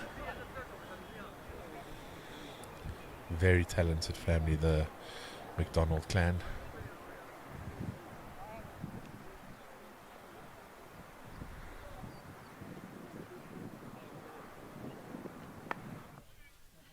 Good shot, but straight to the fielder, so things not going as easily for the rest of the world since these two bowling changes being made. It's applying just a different sort of pressure, but as you said, they were so far ahead of it that they can just absorb this.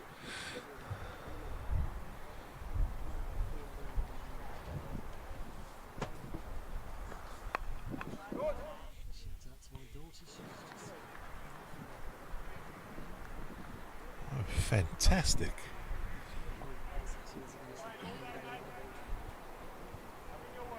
Okay.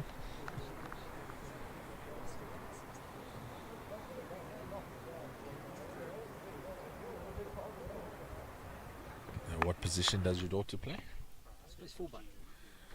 Sometimes centre. Okay.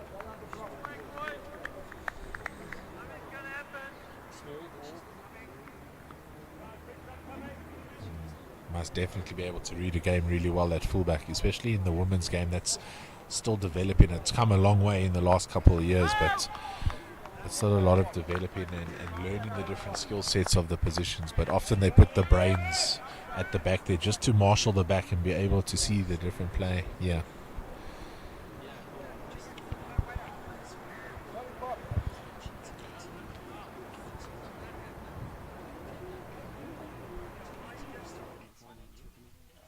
Standard in sport in general, quite rightly, there's opportunities that so you never were. And the standard is just improved in all aspects.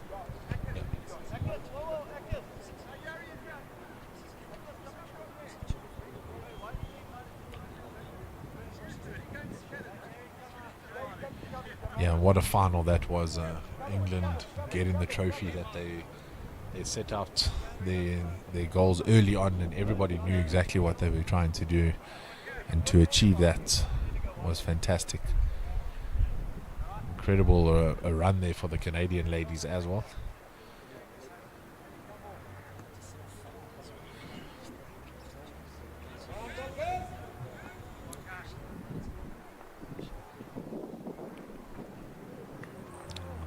Hits the toe of the bat there, gets past the keeper JJ.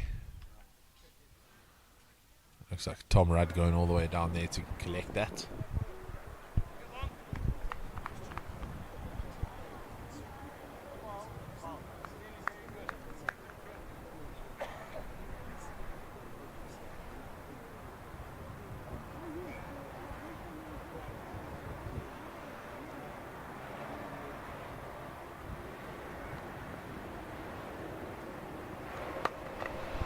Just about to say, when a batsman like Wormington hasn't been on strike long enough, it's always just best to move one of your boundary riders towards that cow corner, because you know he's just going to open up that front leg and have a heave across the line. And that's exactly what that was. It was never going to make it the full way, but if you have that fielder there, it puts something in his mind that can't be his exit shot.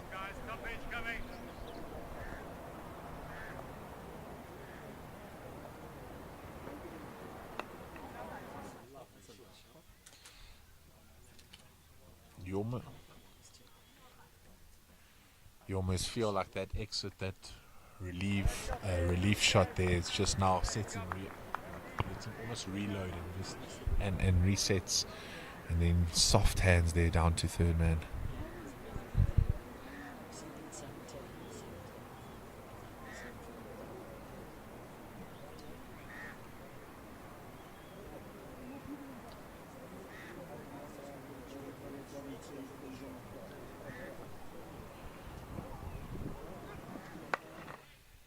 It's in the air, but on the bounce to the captain at mid-off.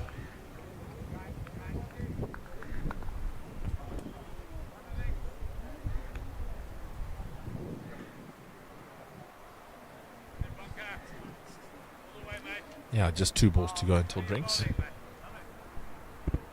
69 for no loss at the moment. And crack through the cover straight to the fielder. And that's Malcolm Jones. He's come all the way from Perth to play.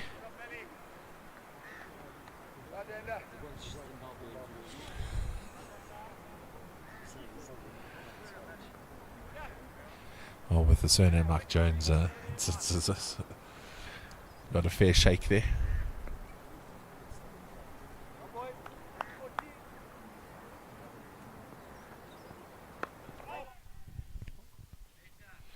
And that's the end of the 15th, and we'll go to drinks break with the rest of the world on 70 with no loss. At the same stage, Zimbabwe were 66 for 2. And we'll be back with you shortly.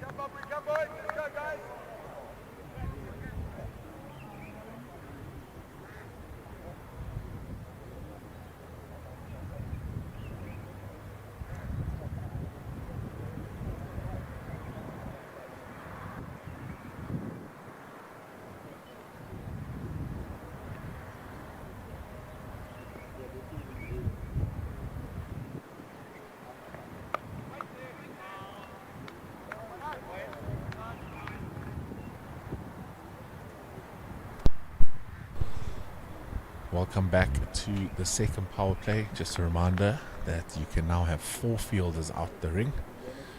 You can already see the Zimbabwe fielders are really spread out here.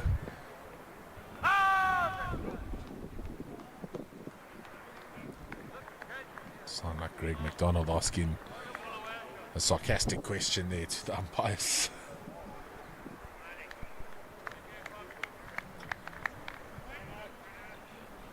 Always interesting at drinks break, Kev. You never know who does it benefit until afterwards, and you see a wicket fall or a couple of boundaries. No wickets down, you generally like to be the bowling team to have a break, disrupt the batsman's rhythm.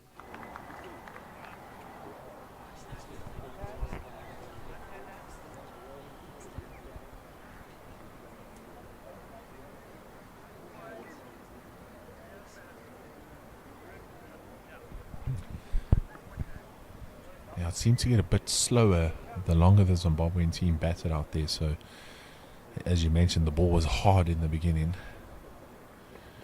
One thing about these pink balls, though, they stay very hard, and then all of a sudden, just give in.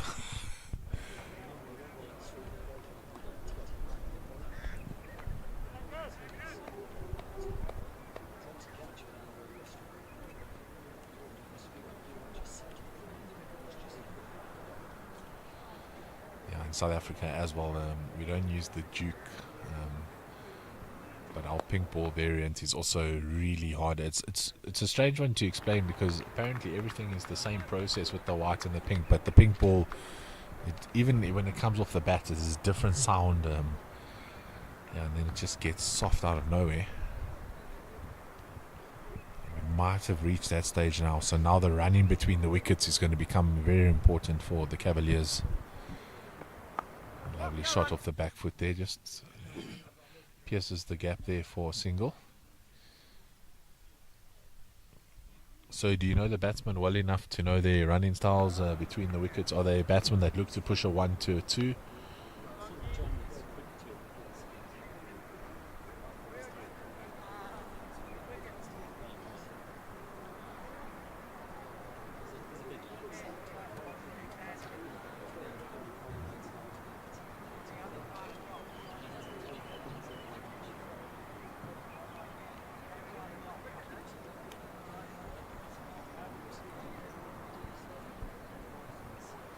It's fantastic to have him on the field, yeah. Oh, so that's why the bat was working so well. That comes from a man of experience. Yeah.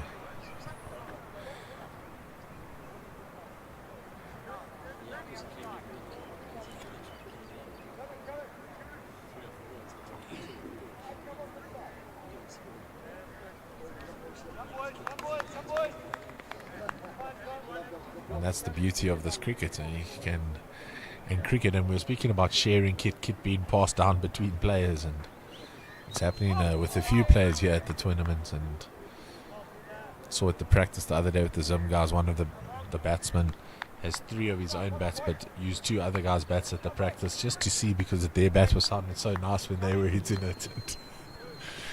It's one of those, it's not the batsman, or it's not the equipment, it's the batsman. That's aerial, but on the bounce there, pops, quick fielding alert. Good to see, and what fantastic camera work here we're getting from the Free K team on YouTube, just all in on the action.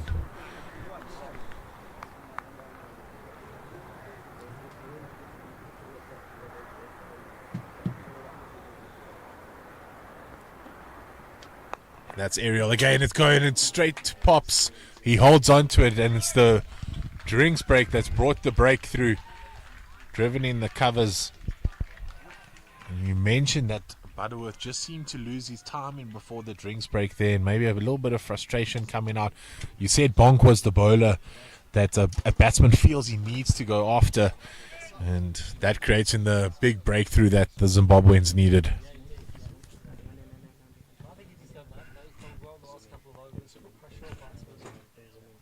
Run rate just slowing down a little bit.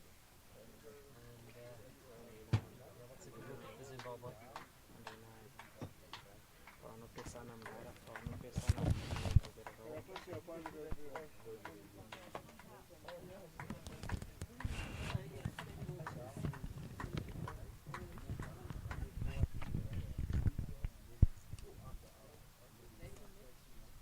Well played, John. Yeah. Shame. Yeah. Just there early. Yep. There early. So going out to bat now is another left-hander. This is Colin Wilson. So dead minutes. Just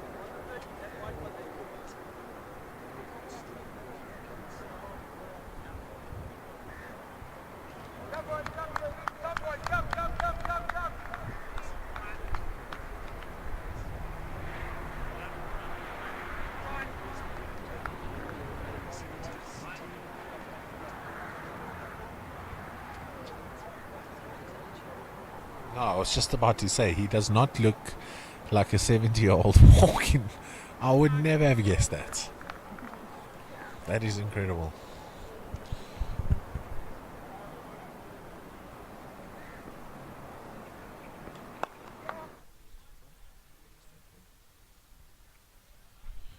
So what will be interesting now with the loss of those 2 wickets, will Wormington now feel a bit of pressure, or will he just almost grow some roots there and just stay in and let them build an innings around him? He seemed to be very powerful in the beginning of the innings and then was off strike for a long time. Zimbabwe did really well to starve him of the strike.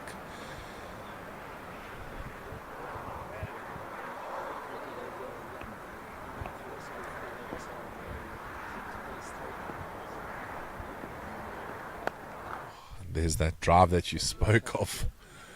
You called it straight away, and I'm not sure if he'll take it as a compliment or not, but he has a bit of a Keaton Jennings in how tall he is and how he stands in his batting stance. That can be taken either way depending how you feel about the man.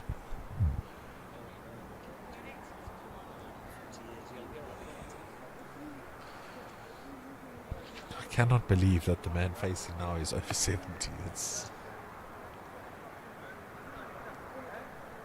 Even Freeman's jumping onto Google now to quickly look him up to see if it's possible, because surely Freeman, this is a healthy 70-year-old, yeah. Oh, look at it. It is pretty to watch. went to New Zealand and the shirts. He's also got a place in Portugal that he spent a fair amount of time with his wife, who was in the end past the score.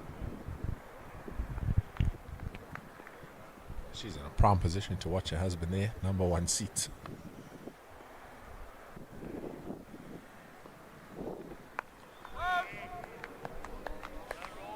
On the move.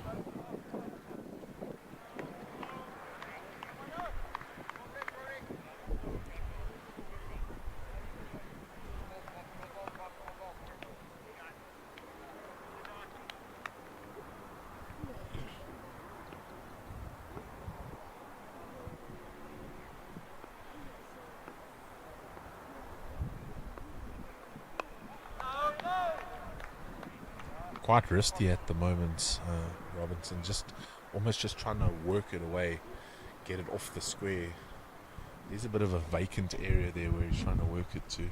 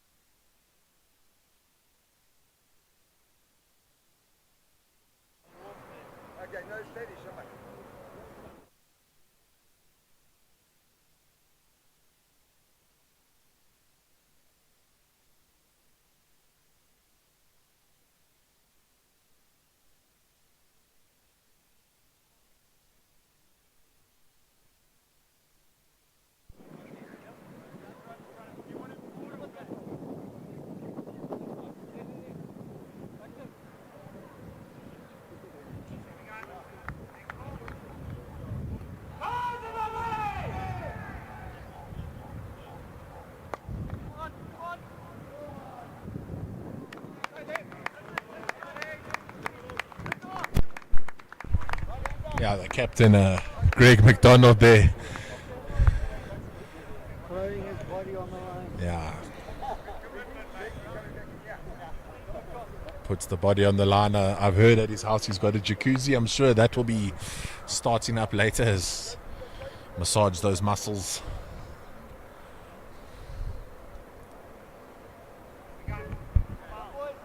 And he moves himself straight out of that danger area. Oh, it's a big question.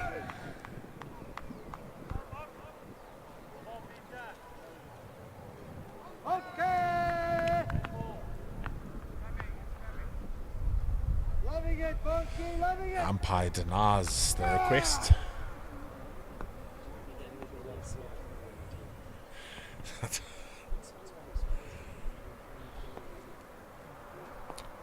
2 for 11 after 4.5. That's through the covers, but it will just be the one. See, it's those type of singles there where it's pushed out to the boundary rider. If you just run that first one hard, you just put pressure on the fielder to pick it up cleanly, and then you can trot through for the second.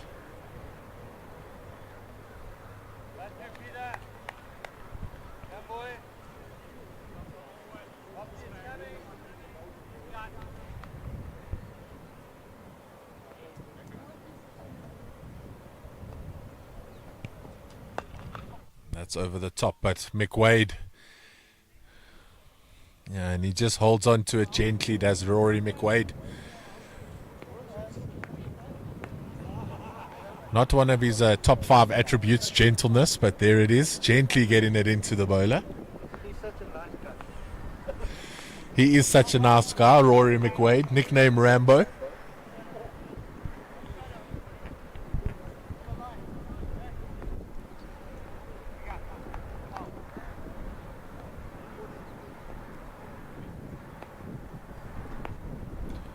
Bonk goes onto the pads. It's well flicked, but straight to the fielder, unfortunately, there. So just a couple of shots here for Robinson. Just finding the fielder. Is he a batsman that can forget that, or will it start to play on his mind?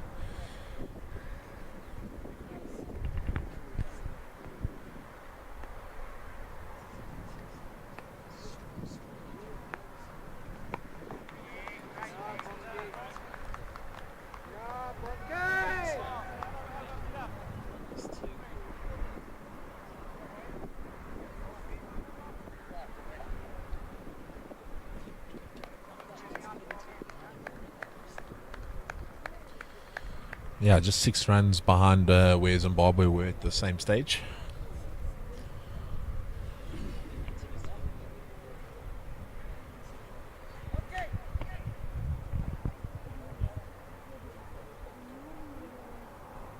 Yeah, and it certainly happened with the change of bowling, bringing on a Bonk. As you mentioned, it's just like that nagging length where you think you can go after it and be a bit more aggressive. A little bit of banter that he gives, and just his personality, it makes you want to go after him, and that's what created those 2 wicket opportunities.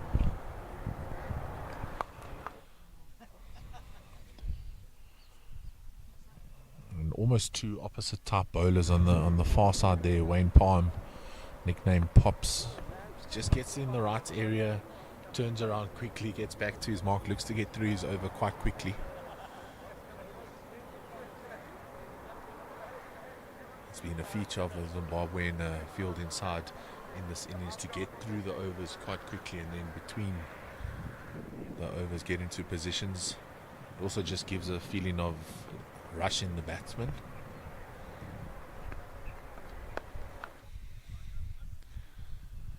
Yeah, this Robinson is certainly some player I could seem to watch all day. He's just so calm on the ball, seems to have so much time.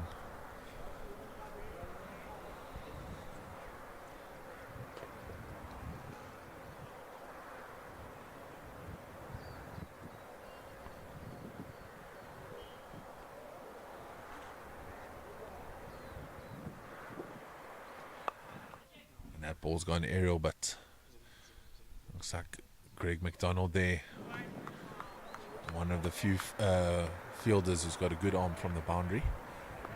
Just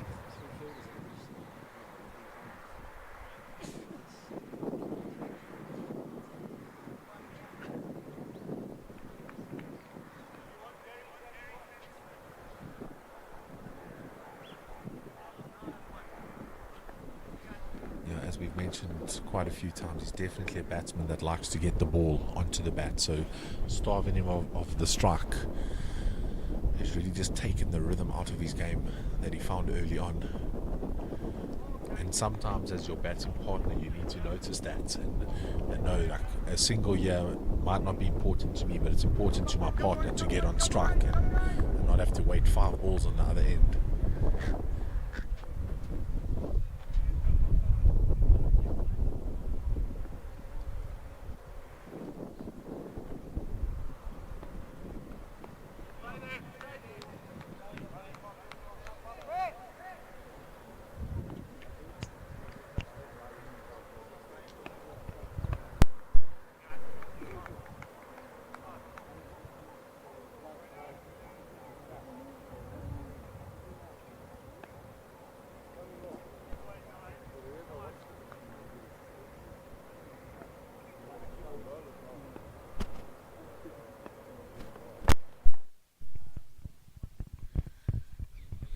There must be a nice sight here to your left. The Zimbabwe manager and the players not selected today are now discussing who comes off and on. And you were doing that a lot in the first innings while commentating. Now a lot more relaxed. Yeah. Oh, certainly a master with the mic in your hand for sure.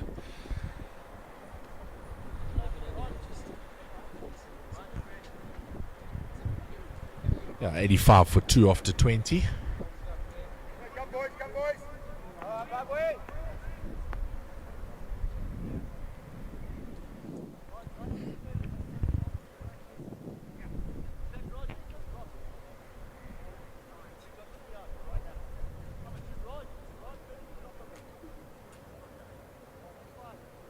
Get back. Get back. Yeah, you're going over. Thank you. Fairly even field here in the ring. Good field in there at point. They still get through for the single.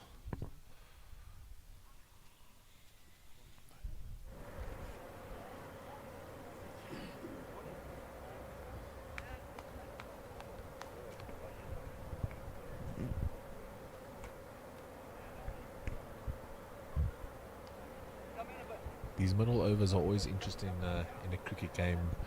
It's always where the strategy comes into play. Do you try save wickets and you don't mind a slower run rate to accelerate later on, or do you look to keep going at a decent run rate so you don't feel the pressure later on? It's a balancing act.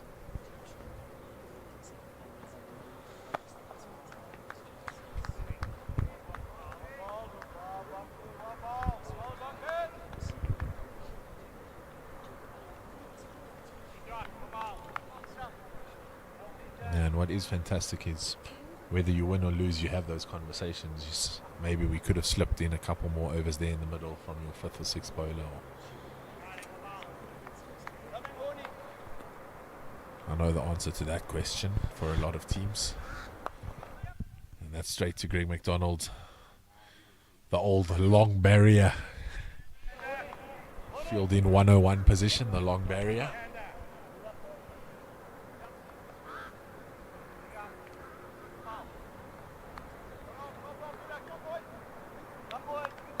Some players just show their experience. That was always going to be a single, so he didn't panic as the fielder, so he knew he could just go down, collect it, hold it onto it, walks past the bowler to give him back the ball. It's nicely played down there to third man. A lot of work there for Tom Rudd. Apologies, that's Raj Naik. I think the spinner has come back on the park.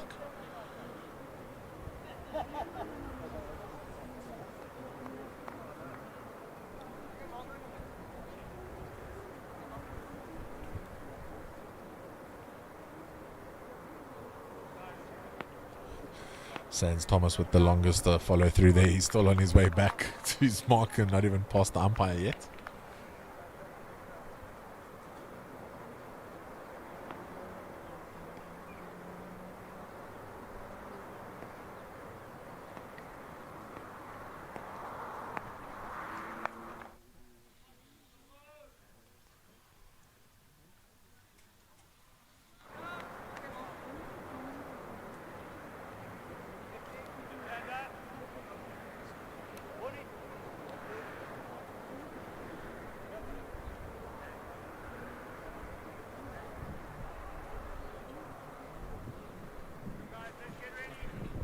You wouldn't say that too much has actually changed from the Zimbabweans, but the runs certainly seem to have dried up a bit for the rest of the world. Maybe rotating the strike is something that they need to talk about. And there comes the shot, almost out of frustration.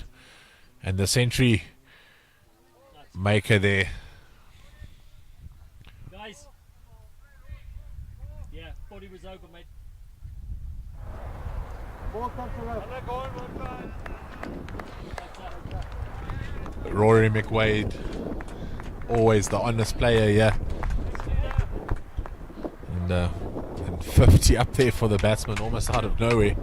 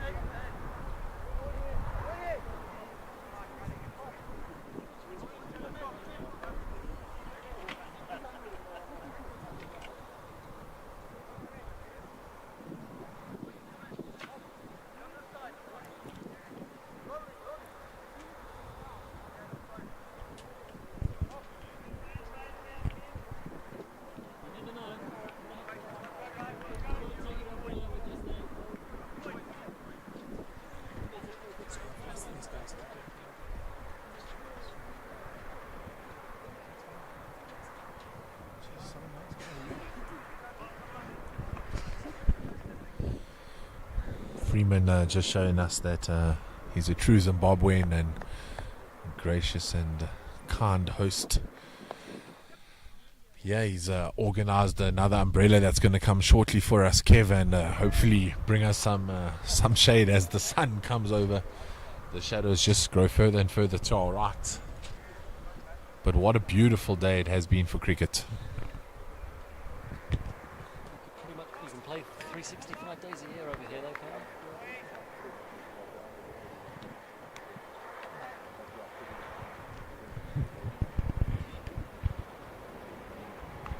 I thought it's gone straight up, but it's come towards us. And that's 50 up there. It came a bit earlier, but we were all caught by surprise. But this time given the recognition.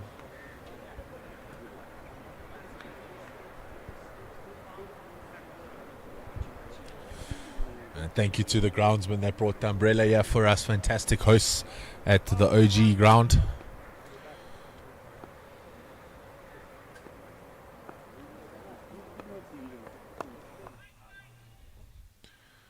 Driven, but gets the outside half and straight to point.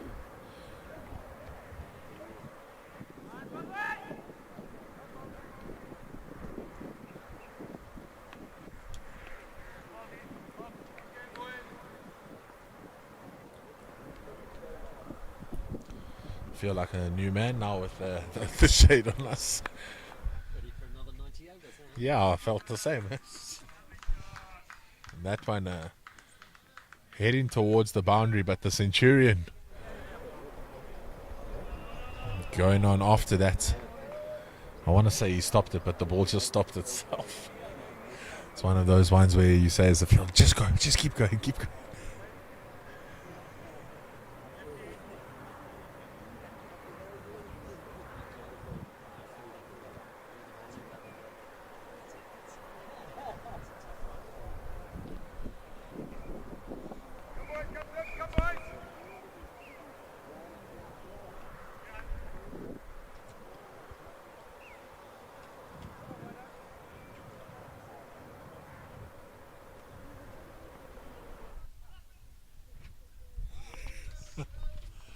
Robinson calling through there.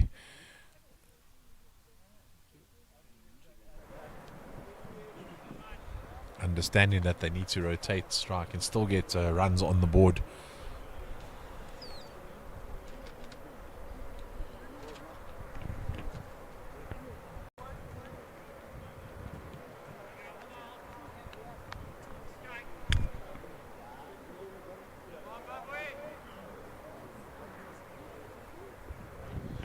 It's 101 up for the rest of the world.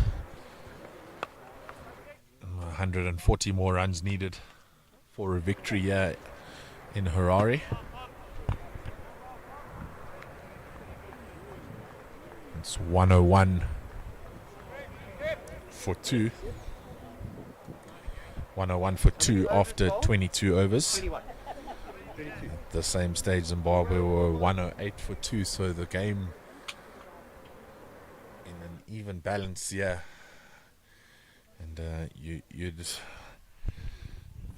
think that Wormington's wicket is the one the Zimbabweans need to get. With the power that he has, if he stays in and he's there in the last couple, he could really get after the ball.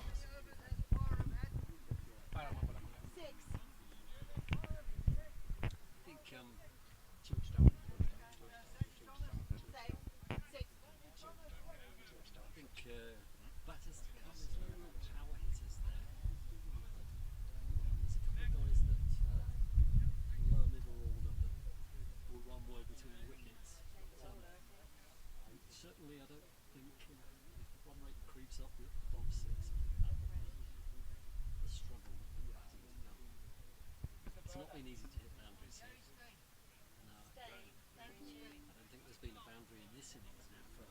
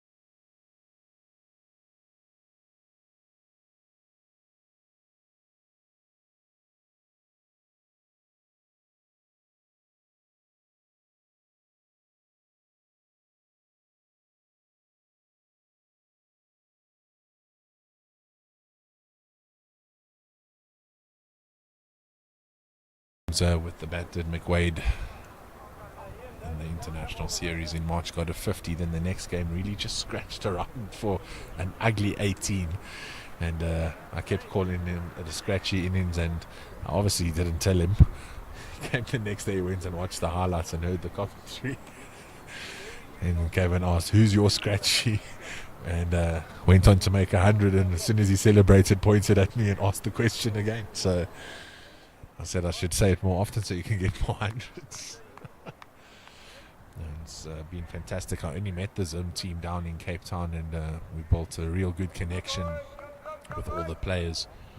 And then they offered me the opportunity to come up and commentate their games at this tournament, so it's really been fantastic. I've kept in conversation with many of them throughout their season as well. It's an aerial ball there, backward point, and Ian Harris does the good work there to get down. And as you said, in Zim you can play cricket all year round, and they actually play a winter league here.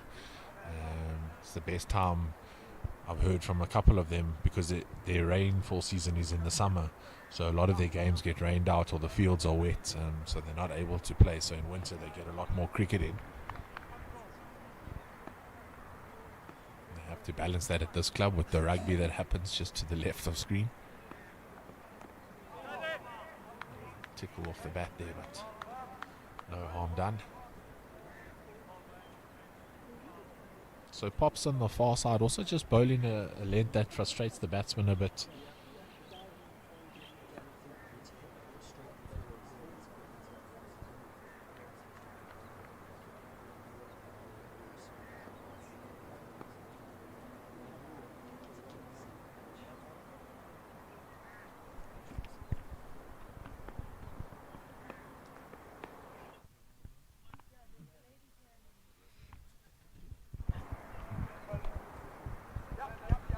Another leg by there. There's been a few of those, but what has been good, whenever it's hit the pads, they've looked to rotate the strike, have the two batsmen.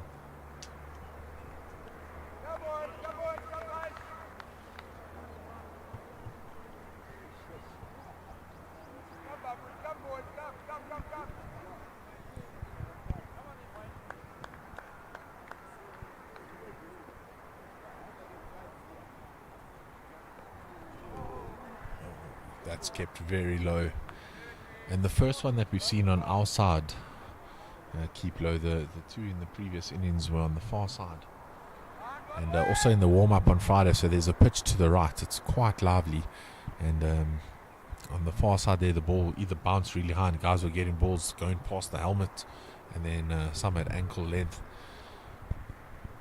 And apparently that's the pitch that they've used all season, so they said it's a bit tired, so they won't be using it in the tournament.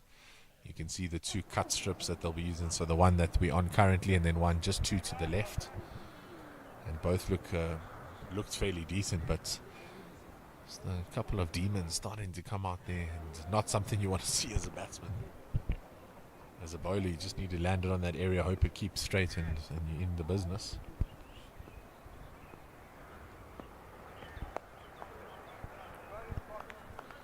Another fantastic over here from Pops.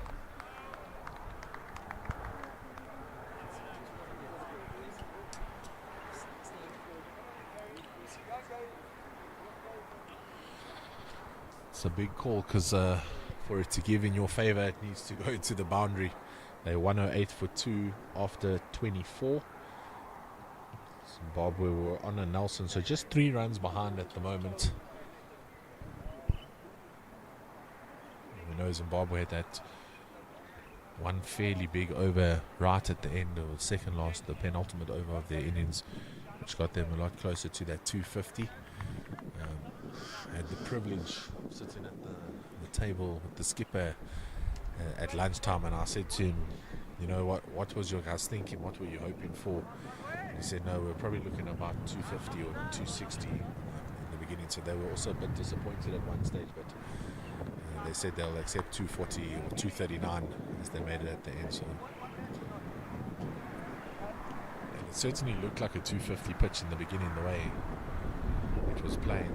And those middle overs just slowed it down, as we saw in this innings as well. That's a great shot, and you called it. Jeez, I think these guys need to get you on the field and closer to the captain. Kev, every time you've just called it on the money.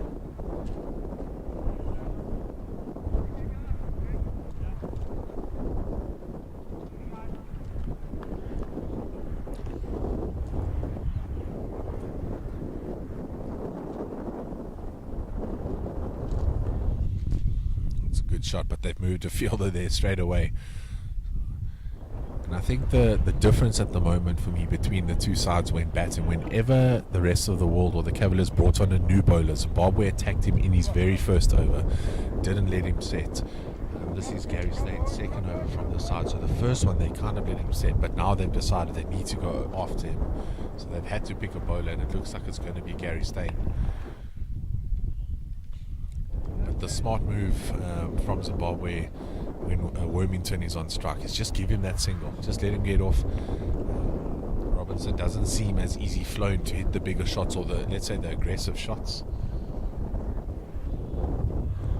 Just a couple of dot deliveries, just put pressure on the batting partnership. He tried to just float that one up, but missing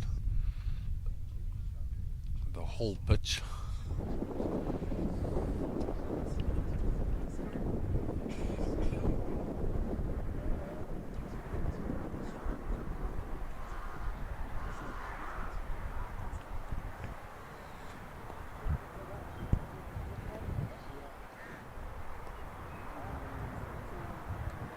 He was winding it up, his hands were there. I almost thought he was looking leg side already, and then just almost like locked his wrist and just said, nope, just stay there.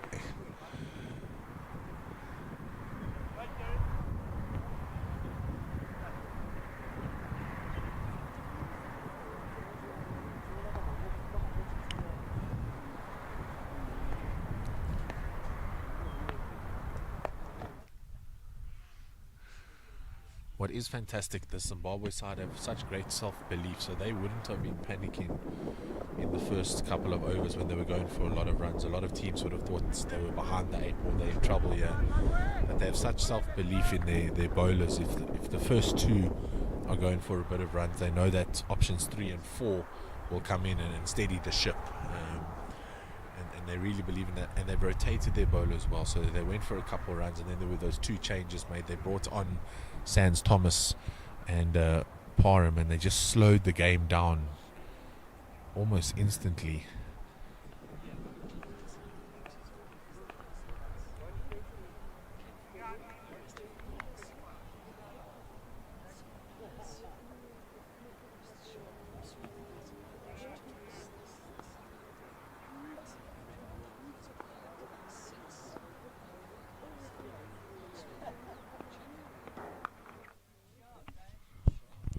Robinson there pulls it, but straight to the fielder.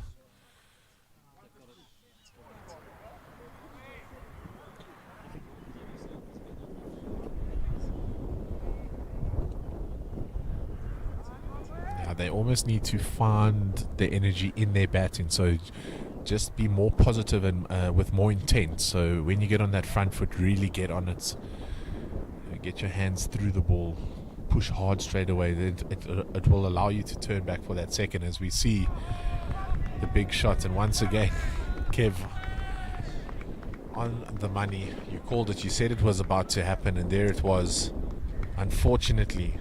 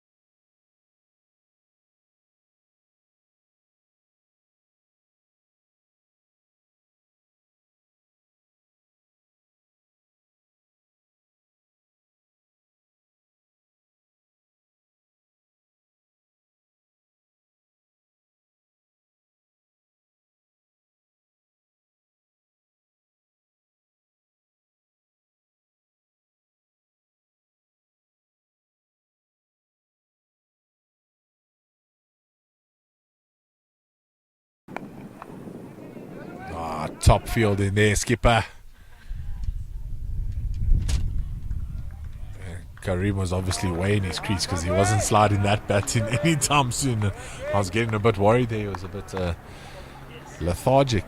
But the skipper doing well there. But wicket.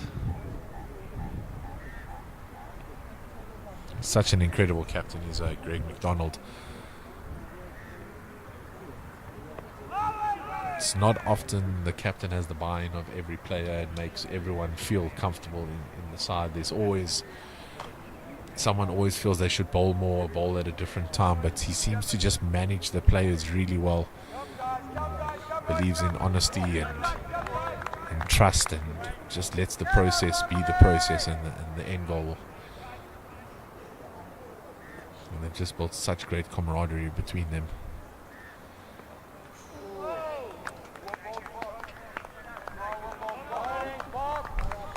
The best thing about bowling to a new batsman, you almost feel like as a bowler you've got a new life and get some energy there, extra bounce coming from Pops there, and all of a sudden he looks like the most difficult bowler out there.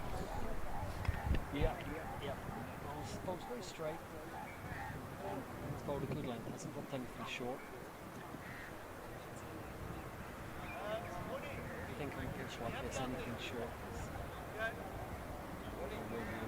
So if you're over pitched, to hit straight and hit down is quite hard. So bowling full length. Most certainly. And a quick question about Wednesday. So on Wednesday, Zimbabwe play South Africa for the Procky Cup. It's a very proud trophy between the two countries, and Zimbabwe are currently the holders of it. And the Cavaliers won, taking on Cavaliers 2. Has there been talk about that? Is there banter? Or are we just waiting for that day to come before all the banter starts between the two sides?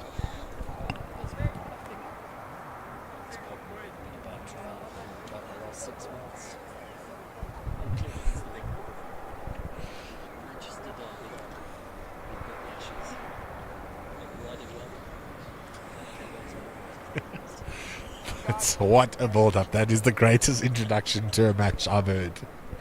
Beautiful. A little build-up, 6 months. Beautiful. So as soon as you all signed up, they were like, okay, right, put us into teams. The banter needs to start.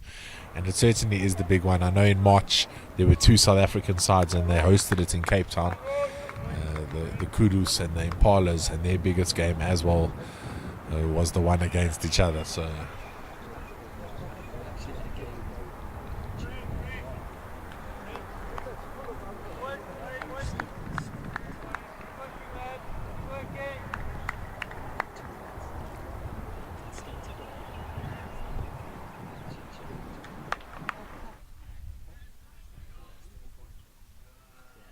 that'll be, at the end of the day, although we get on very well with the two,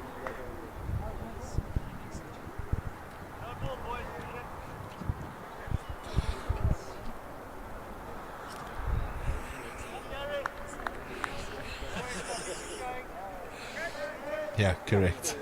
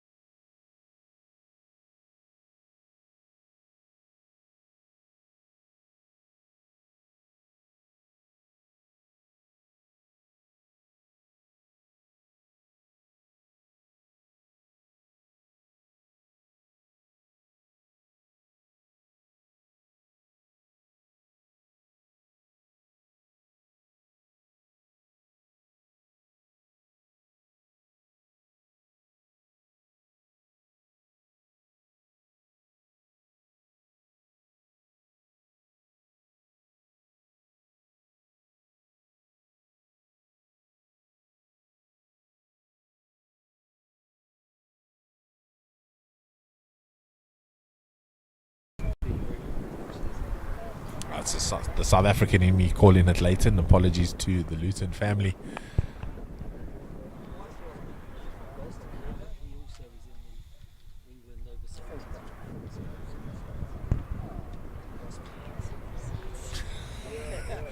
I can't believe how many over 70s that there are from the UK, and that you got 2 teams at your club and 5 over 60s teams. That's crazy. I'll have to tell the boys back at my club as we see an outside edge, and that's going to go towards the boundary. Oh, it's top field in there by Ian Harris.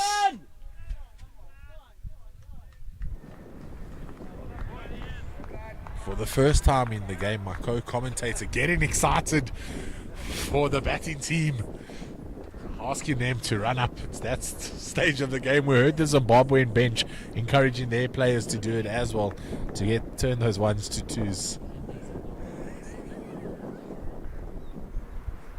Yeah, you need to put your skates on.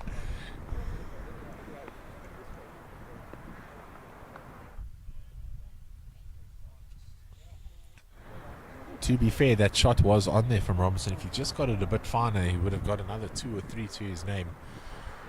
So at least you can see he's a thinking batsman. He's understanding going through the covers is not working at the moment. I keep hitting the fielders, so he needs to try use whatever pace there is on the ball and run it down.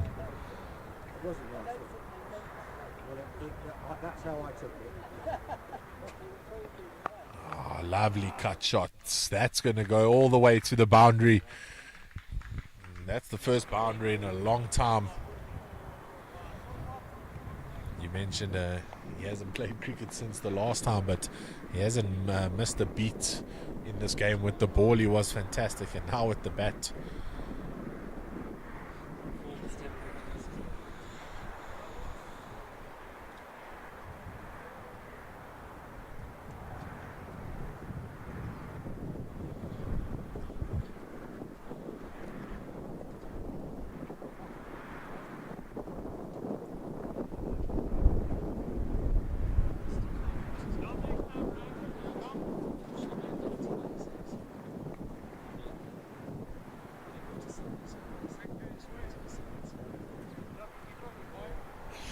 I've actually never heard that saying before. A sulker's corner. I cannot wait to take that back to my club.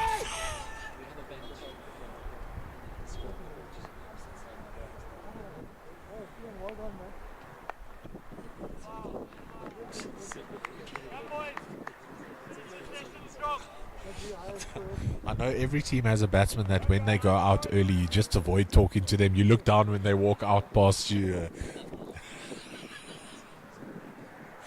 And you just expect to hear bats ricocheting off walls in the change room. And Kev, I would never have thought after your demeanour here in the com box that you were one of those players. Thought we've passed that stage in our lives and settled, but that instinct and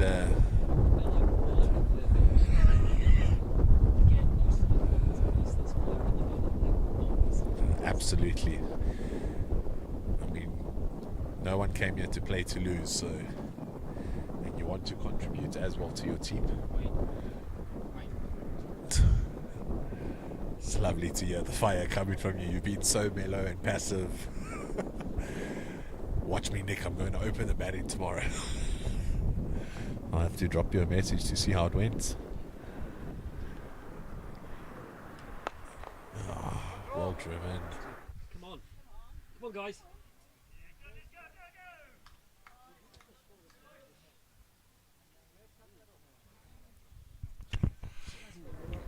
You wouldn't have heard it on your mics, but it was very audible from Mick Wade started laughing and he just said, I was hoping they were going for 2.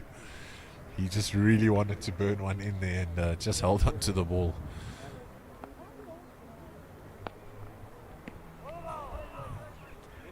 Stain hits the pads for the first time, doesn't even bother asking the question.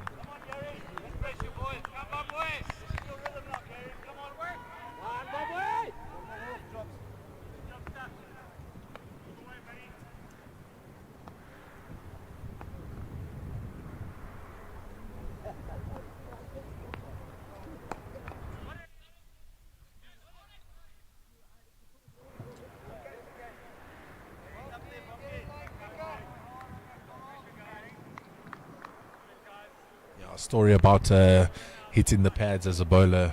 One of my good mates and opening bowlers at my club, he always tells the umpire after he hits the pad the first time, he says, "Don't worry, I only appeal when I know it's out." And sometimes he's even told me, sometimes that first one, it looks out, but I just let the umpire know that I'm in control here, so I don't appeal for it. And then the very next one that hits the pads, I give it a big hoo-ha. How was that? And yeah, thanks to him, Jason Kum, he got me my first commentating gig in the over 60s cricket down in Cape Town, and it's opened up this door for me to come here, so always grateful for him. But I always love the stories he tells me. He's one of the veterans in our club side in the twos. And, he's always got some good stories. He grew up at the club, so his dad was there, then he grew up through the club as a youngster. And now his son is getting to the age where his son can maybe come play with us, and that's such a good moment for the boys back at the Bay when their children can come play with them. It's a proud father-son moment for them.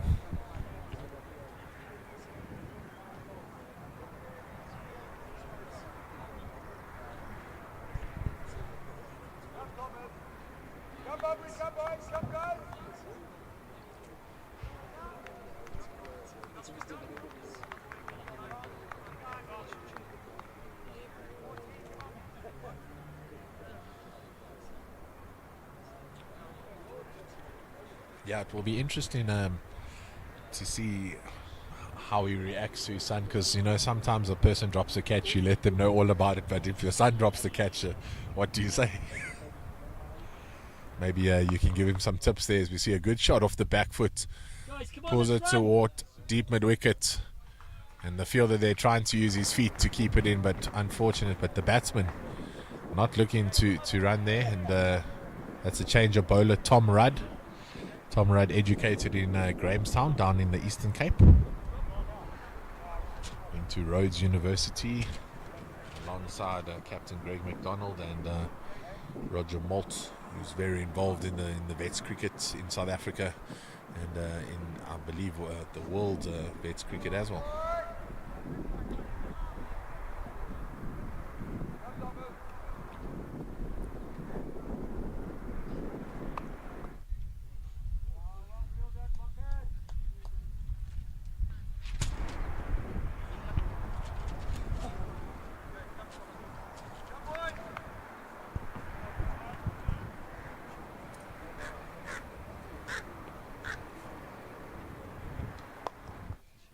Clean strike over the extra cover region. That's going to go to the boundary.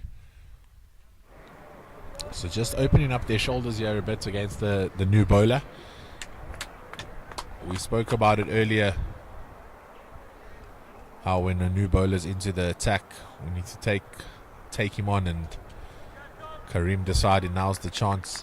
A missed opportunity though from the rest of the world to encourage their batsmen, and two good shots there in that over. Maybe the heat coming.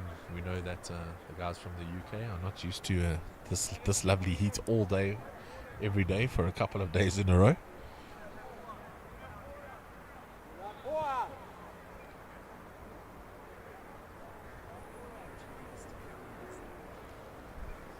No, he certainly is, and he's shown that nothing is phasing him here today.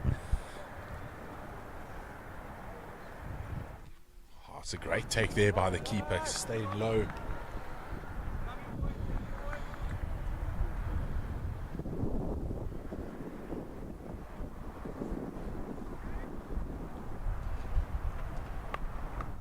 Oh, that one's squeezed. Run up, guys! Oh, that ball just gets over the boundary. It does beg the question though, if the ball didn't get to the boundary, would they be willing to run that second? Because there's a real lack of energy from the batsman at the moment. Maybe just working towards that second drinks break. It comes in one delivery's time.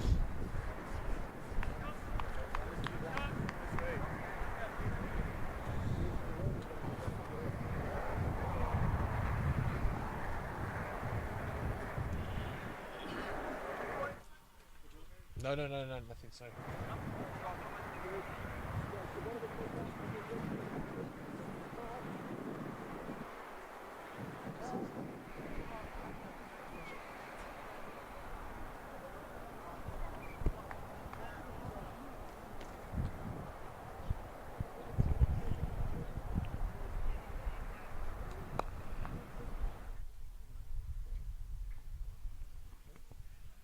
they'll just trot through for a single down to long on.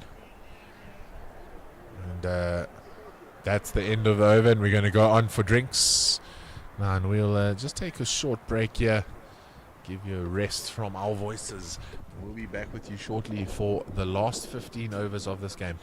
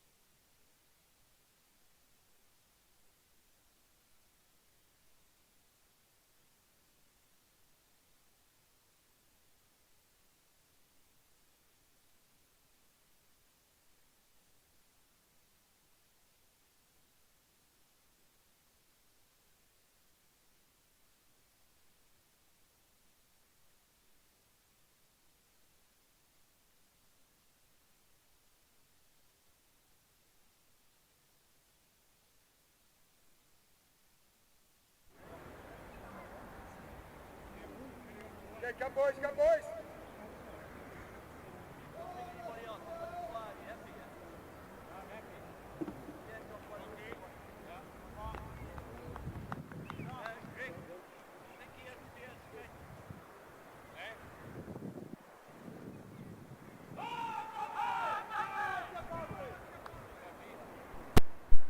Welcome back to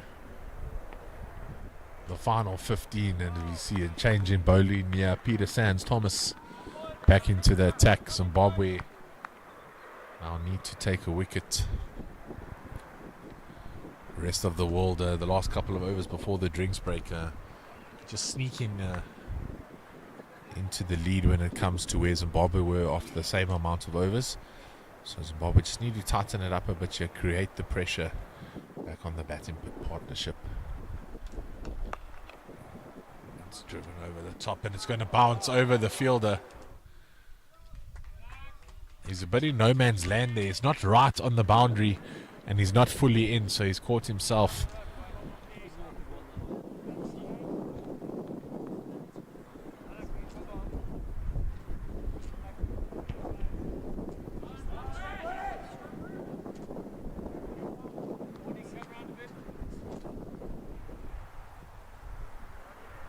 It's been quite incredible. It's almost like he's batting on a different track to the other batsmen. Wormington started well and then was forced to slow down due to excellent bowling partnership between Bonk and Pops. But Karima's just come in here and played freely like a man with nothing to lose, and it's really just put the rest of the world in a fantastic position. And we know the other rest of the world side are doing well on the other end of town against the South Africans, needing 30 odd of 80 odd deliveries. Or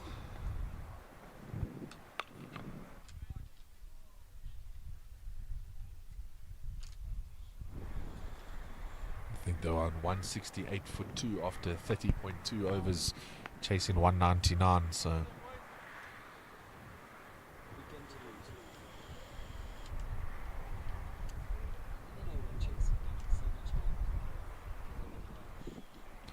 yeah, it's why most teams like to bat first, put a score on the board, and then back yourself in the field. Their bowling hasn't been as disciplined as they would have liked, and now a couple of fielding errors creeping in here. You can see the frustration coming there from the bowler. The rest of the world coming live here behind us. He gave them a good pep talk, or maybe they just got some liquids in themselves, a couple of cold waters.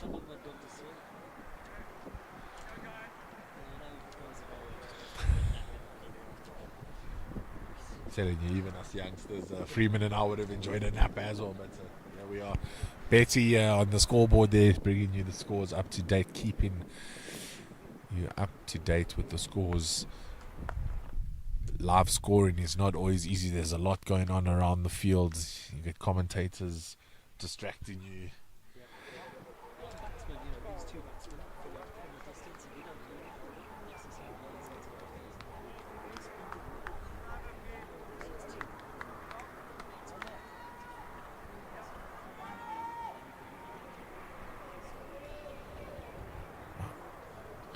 I've never thought about that, but the stats man, as he's now going to be called, Freeman, is updating us here. The Cavaliers now, or Cavaliers B side rather, on 173 for 2 after 33 overs.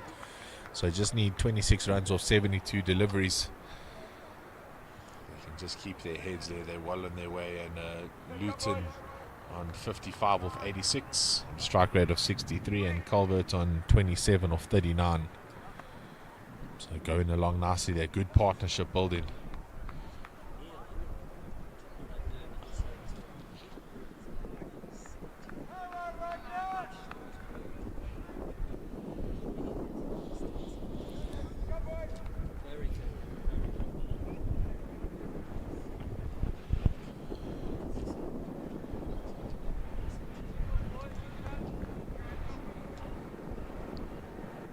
Looks like there might be a change in bowler here. Raj Naik coming back on from the far end.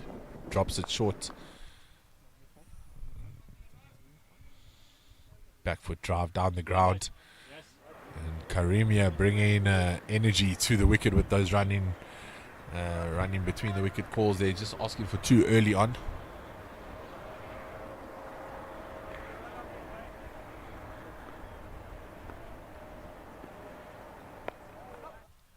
Neatly played there in the covers, the vacant cover region.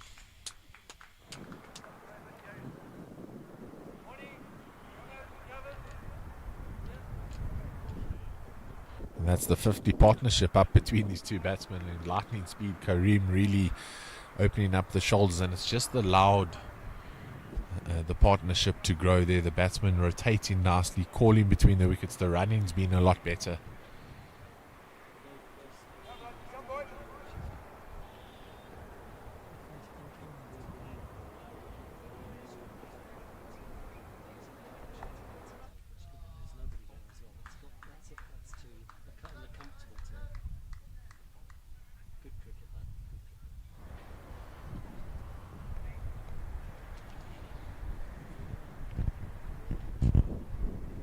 Yeah, tough job here for the captain of Zimbabwe. Needs his boundary riders where they've been hitting the ball, but now just bringing some elegance into their game with soft touches, playing the ball behind the keeper on both sides of the wicket where there's no fielders.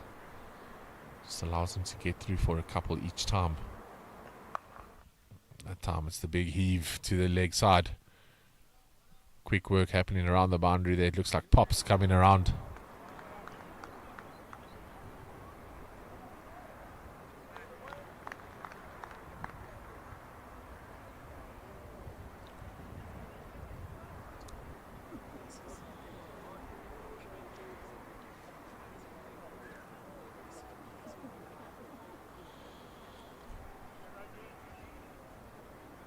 That's why maybe he's trying to make the difference with those big shots, as we see another one.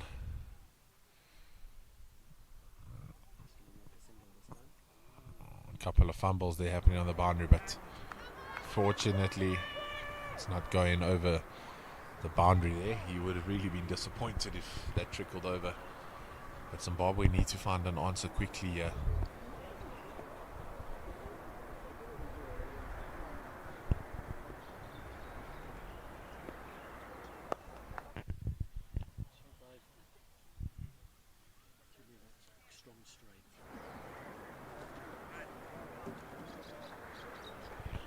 Dave Robinson almost just coming into his own now. The pressure is off him with Karim playing those shots. Now he's just allowed to punch it down the ground. He's timing it a lot better. It's sounding a lot better off his bat. He's not hitting it straight to the fielders. Would be interesting tactic possibly if McDonald brought the field in for Robinson just to force him to go over the top, because earlier on he was finding the fielder the whole time. Wasn't able to rotate strike. If they can maybe starve Karim of that strike, we might see what happened to Wormington and just slow him down.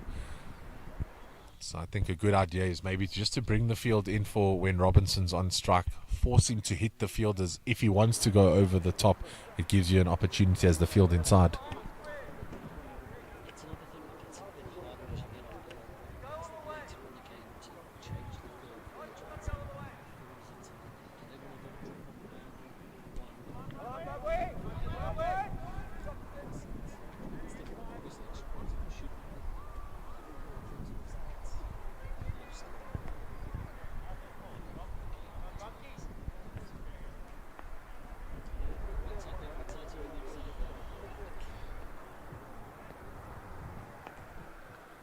Certainly, and bonk straight on it again. I suppose it also depends on the bowler.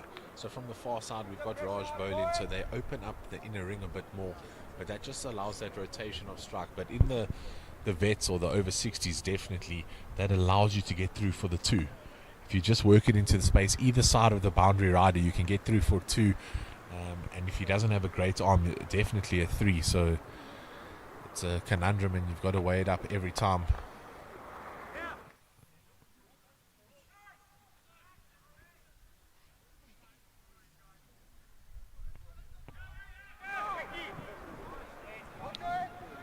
Everyone just caught off guard there, and that is good running there. So 2 coming from what should have been a dot ball.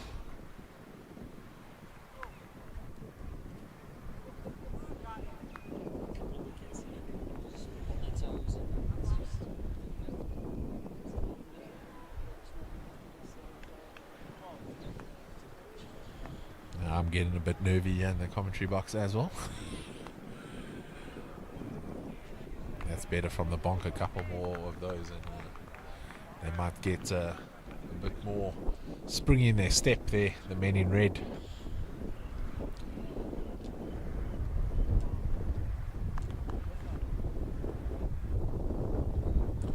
The Cavaliers B-side marching on to 183 for 2, just needing 16 of 60 deliveries.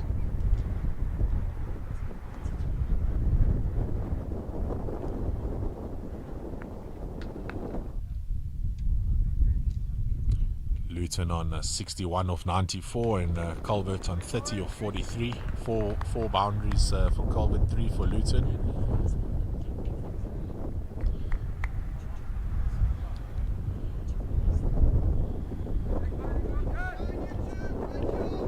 Incredible for Luton though, 61 runs, just the 3 boundaries. So a lot of 2s and singles are being run there.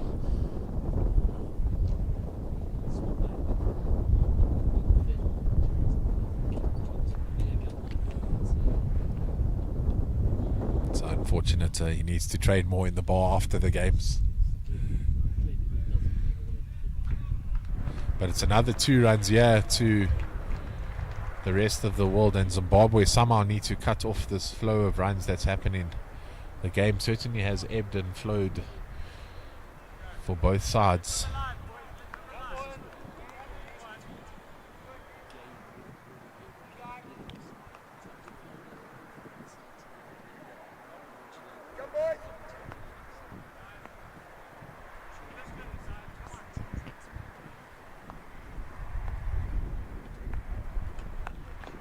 Classy drive through the covers. McWade makes his way to his left really quickly. Does well to cover the ground. Attacks the ball, brings in energy. Oh, asking for the run out there to our far left. Some of the Zimbabwean supporters. It's the army claims. But you can see the energy that he just got to the ball that allowed him to attack it. But just too many 1s being turned into 2s at the moment.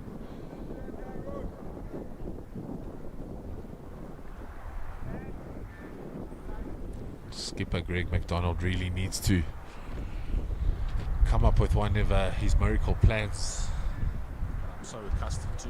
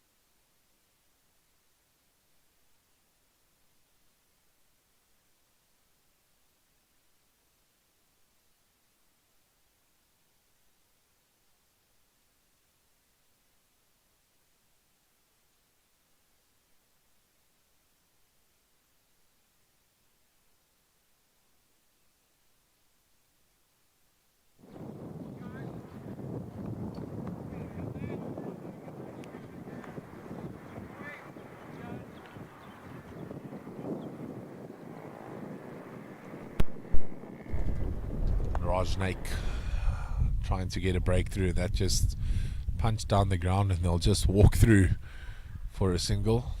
You mentioned Kareem said he hasn't run since the last game he played. He wasn't looking to run that single either.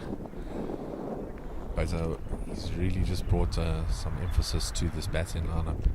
It's been fantastic, bat in hand. Looking for a sneaky quick single.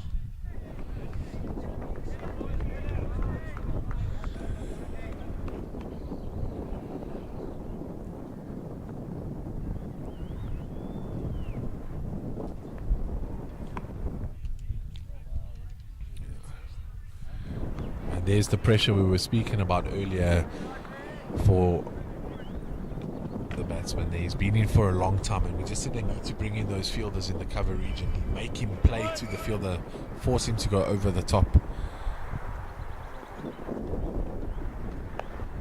Ah, that's better.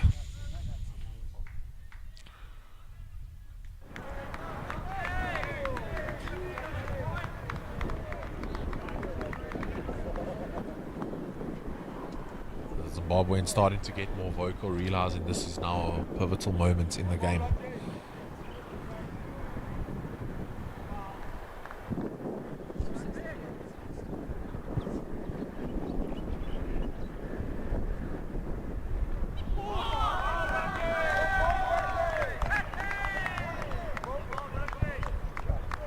And looks like he's hit the top of off stump there.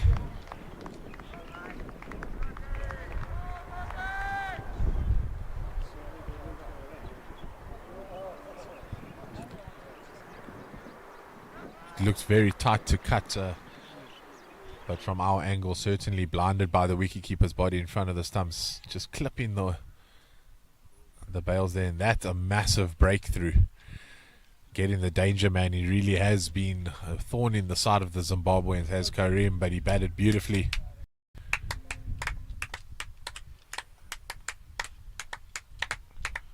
And it looks like it's the Kiwi going in now.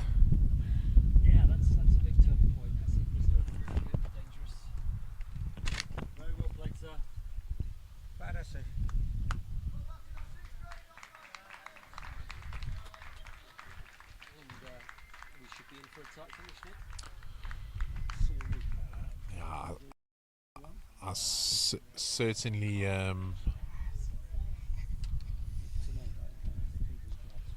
certainly is maybe a pivotal moment in the game, though, getting that wicket. And, yeah, questions can be asked. Did it come off the wicket's glove? He was really close to collecting the ball there. He was close up to the stumps. Square leg umpire, though, I'm sure he had his eyes on the ball. They asked the question. Karim turned to the umpire. Umpire gave him the nod and gracefully just put his bat under his arm and accepted the fate.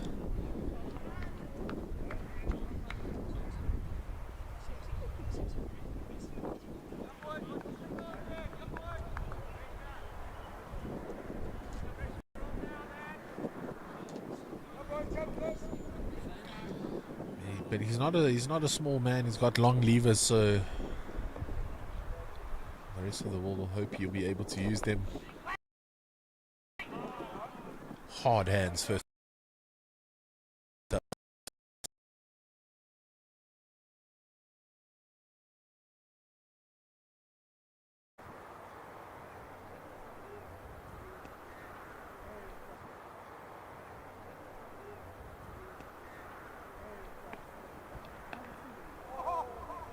Oh, is that a drop catch?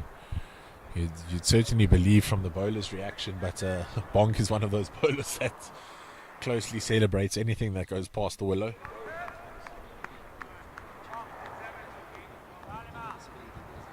Yeah, you're certainly right. It's like we're watching fast forward right now.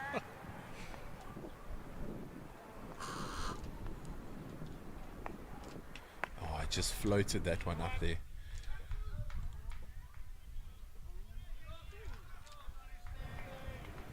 Oh, that's great running there. The fresh man at the crease running to the danger end and backing himself to get there. It is something that I've noticed in the over 60s cricket, that the batsmen are willing to take on the arm a lot more.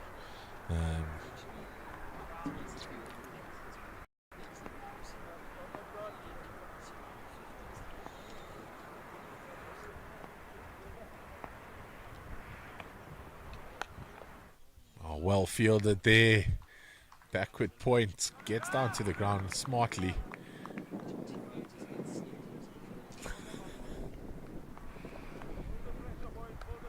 If I ever see a John T. Rhodes run out at an over 60s game, I'll buy that man drinks the whole evening. There's been some proper fielding efforts from both sides today. It's been a wonderful day of cricket.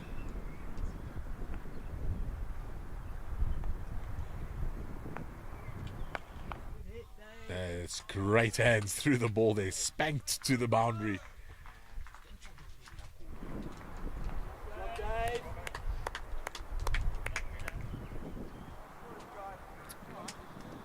I think you pulled the wool over my eyes. You said there's only one or two batsmen that can hit the ball. I've seen three. But how good that they're making a great contest of it. At one stage you felt like Zimbabwe were heavy favourites all of a sudden, and then the rest of the world came back in. Then the wicket of Karim maybe just giving Zimbabwe a level playing field, but two batsmen now, Robinson and Cunningham, just trying to make a difference. The score 187 for 4 after 34.4 overs.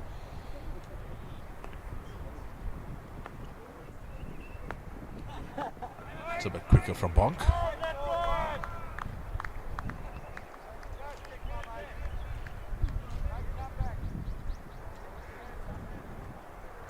Just feel like a maiden over here in the next couple of overs would really be a bit of a game changer. It would put pressure on the batsman.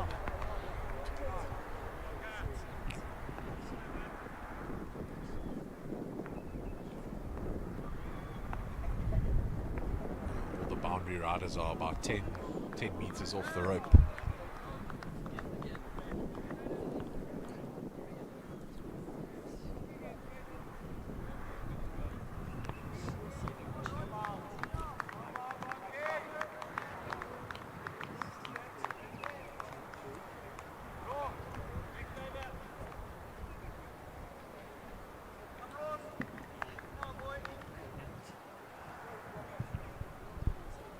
Yeah, I think that's the end of his spell there. We'll try get his figures for you.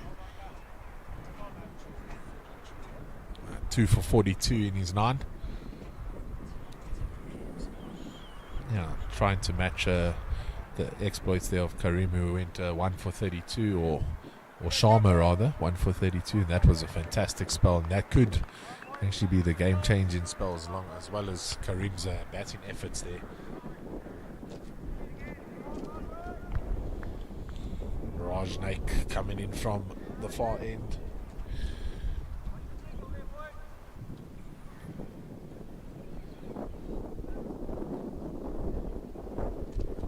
He really needs to find his mark, does Rajnaik.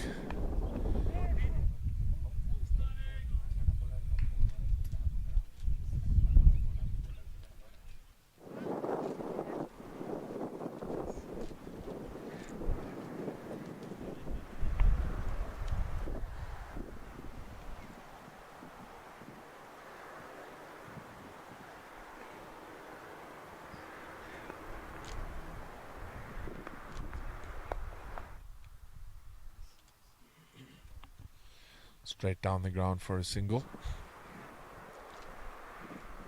They obviously feel very comfortable, the batsmen, with where they poised in the game, and just going to keep working until it gets a bit deeper.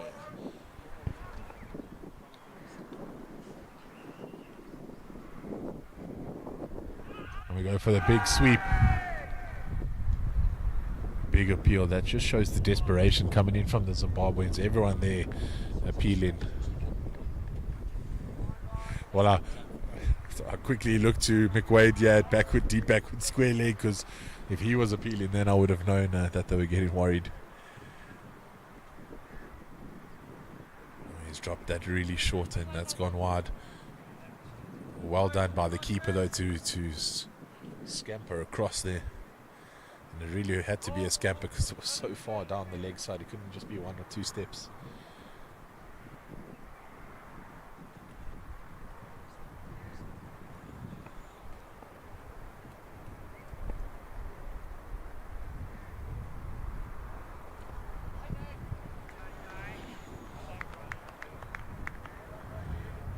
It's not often that I've seen Rajnaik not hit the mark as frequently as he's missed it today, so he'll be a bit frustrated.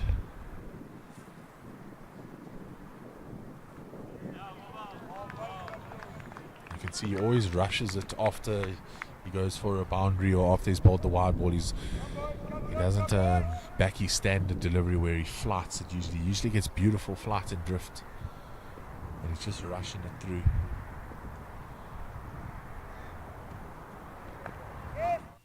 Oh, that's really well played and great fielding there.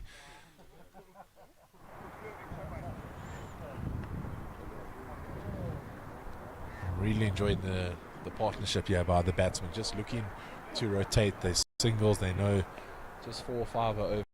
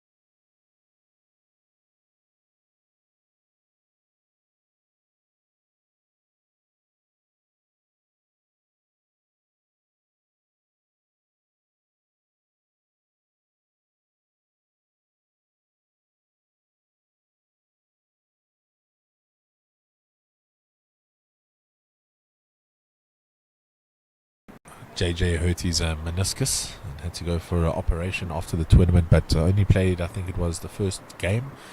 And McDonald had to step up and keep the rest of the tournament and did a fantastic job. Gets a stump in every game. Really quick behind the stumps. Everyone asking, how did that miss? Big questions being asked. But you can see there's a little bit of tension here on the fielders' faces.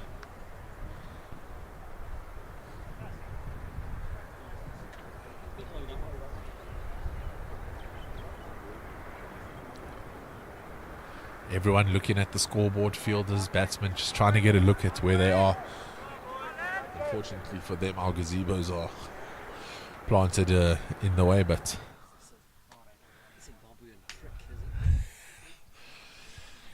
hey, if it works, we'll take it. Wins a win. Cavaliers be one of one, have they?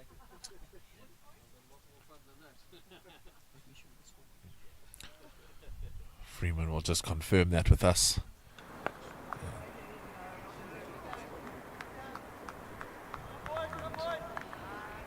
Cavaliers B1 there by 8 wickets, getting to 199 for 2 after 38.2 overs. So fantastic batting.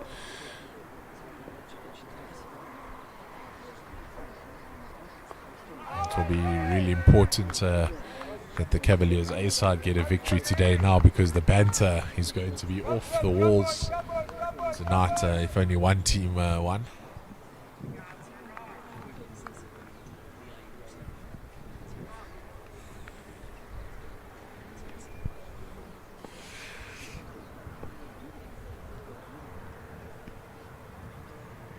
Tries to sweep it, but again down the leg side. Zimbabwe really don't need these extras at the moment.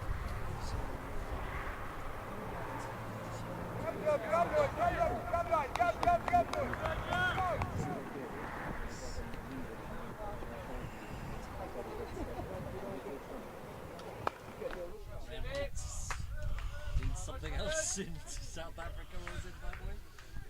It most certainly could mean something else. So I think Cavaliers A and Cavaliers B, or Cavaliers 1 and 2. Yes.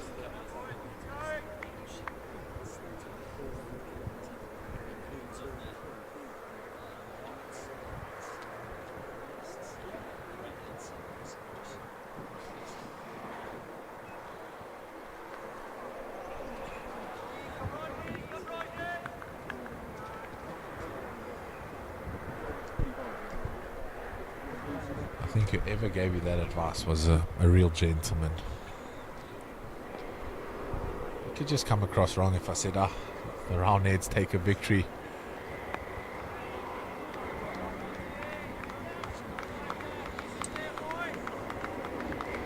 Most certainly. Most certainly. The South Africans have a few names for the Poms. With our history in cricket and rugby and so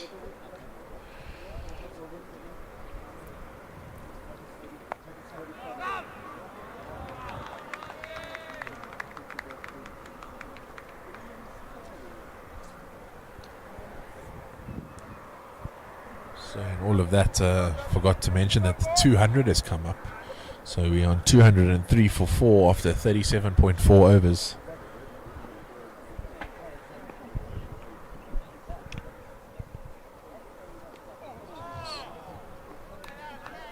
Just going to try to find out how many runs and balls are left.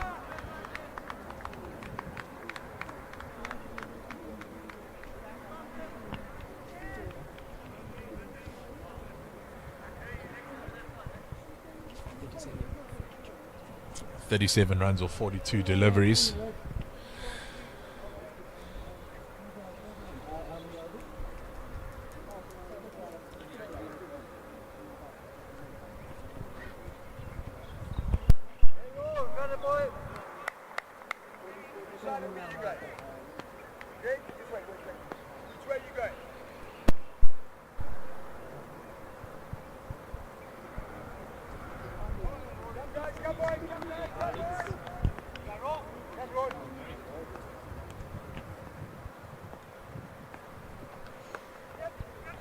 It's a good delivery, but again squeezed down to that third man area.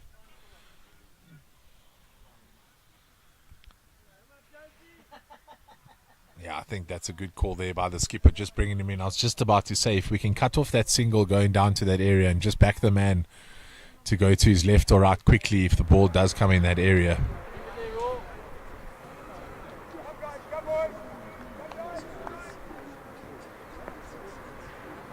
Yeah, I've seen him just look at the cow corner area, and you can see he tried to flick it there straight away, and Tom Rudd missing that ball. He needs to get to there quickly. They're looking for two.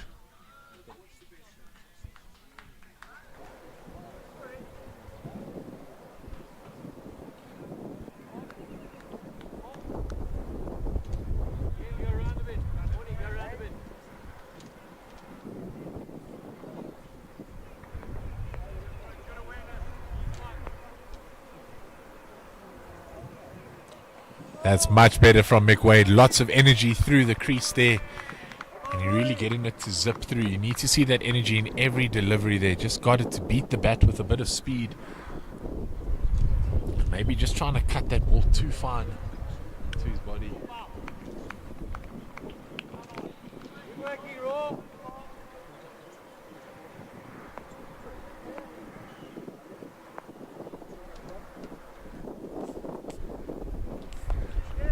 Well work to the leg side, straight to the fielder. He'll take that single though.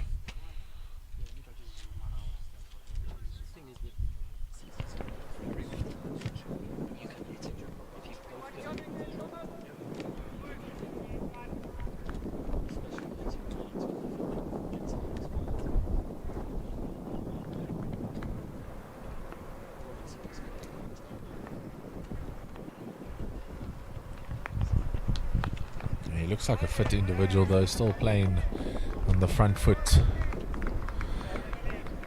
You mentioned that's his game though, just getting on that front foot, playing classy cricket.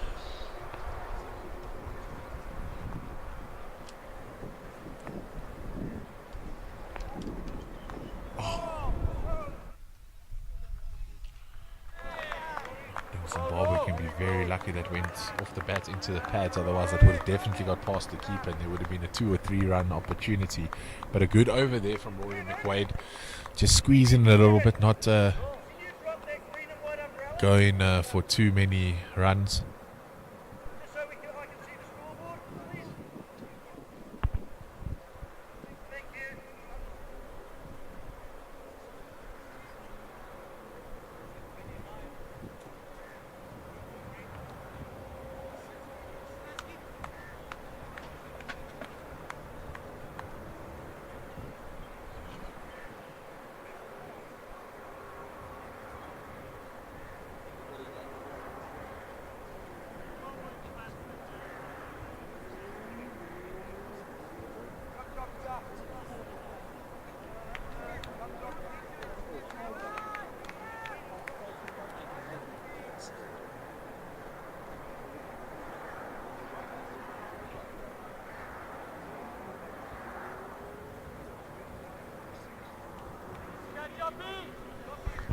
Change of bowler here, Gary Steyn into the attack from the far end, nicknamed Choppy or Chops.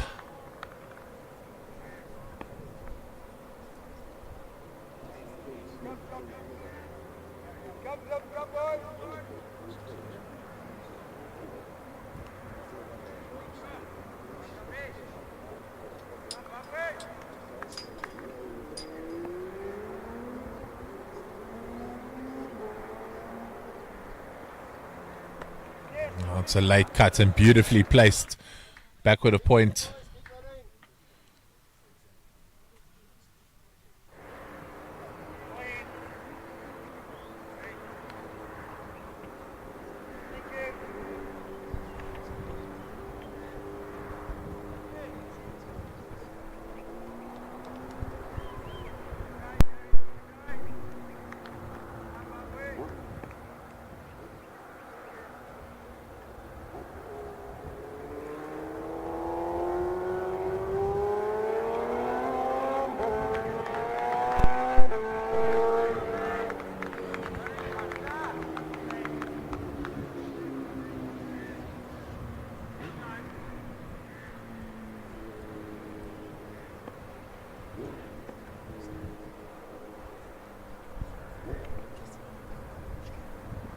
Betty.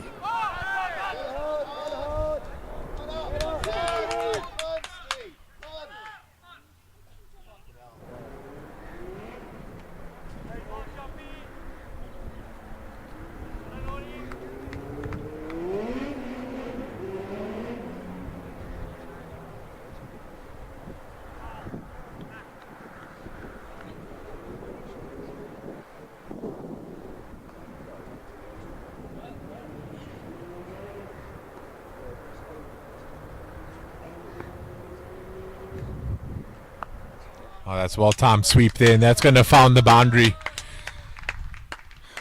The pressure was building up there, and what a release shot coming there from the batsman. Lovely shot. Lovely shot. Sweep shot. Timed beautifully. Got on top of the ball.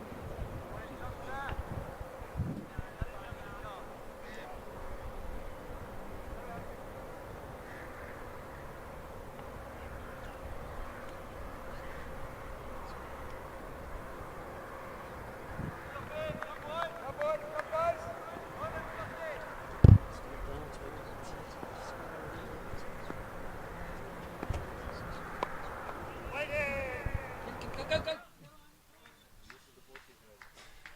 I'm getting excited now, Nick. 25 required off 31 deliveries. 215 for 4.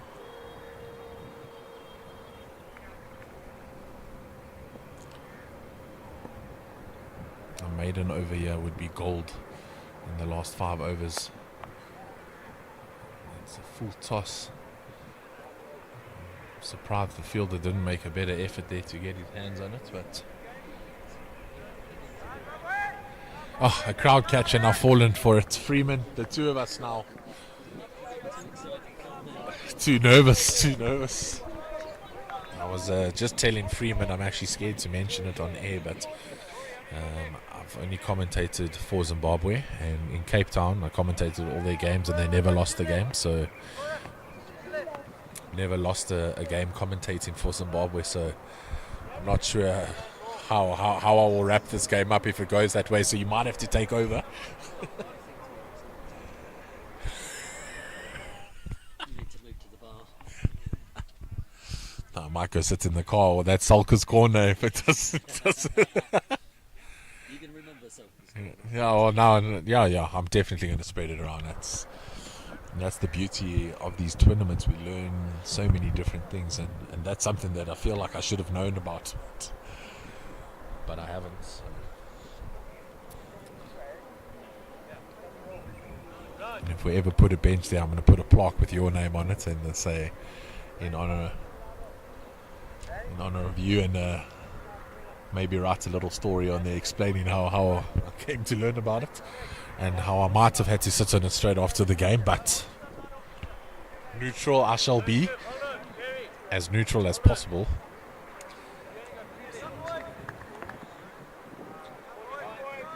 Yeah, so really just packing this offside field.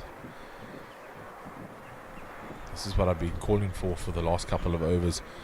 What this does do, it's going to open up the leg side, and the batsman, if he can just walk across and back his hand-eye coordination, there's a lot of runs on the leg side now. You can run a 2, definitely a 3 if you get it in the gap. So he really needs to push it outside that off stump. He's got a sweeper on the offside boundary.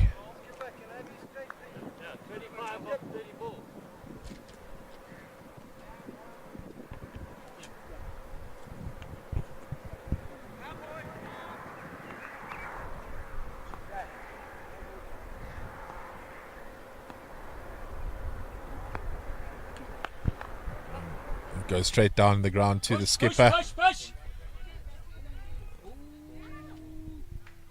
It's gone. Usually a very good fielder there, McDonald, but the bounce of the ball just breaking over his hands.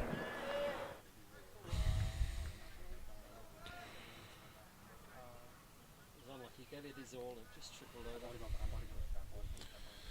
Yeah, this ground has got a couple of bounces. We saw it actually with Cunningham fielding on the boundary on the left-hand side of the field as you look at it on your screens at home.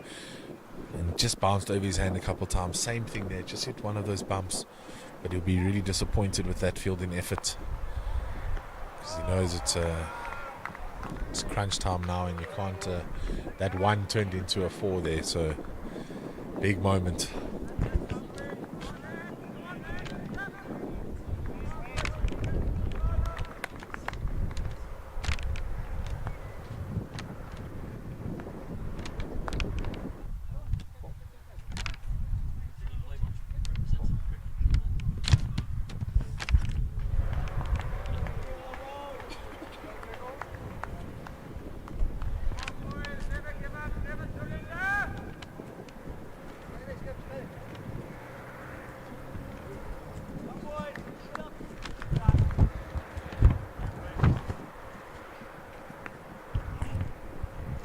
So he represented the Northern Transvaal Country District side, and was a Rhodesia Nutfield Schools cricketer. Good field placing there. So just that little blemish that went to the boundary, a big moment I feel in the game. Needed 25 or 30, then all of a sudden 21 of 29. The gap just got a bit bigger there.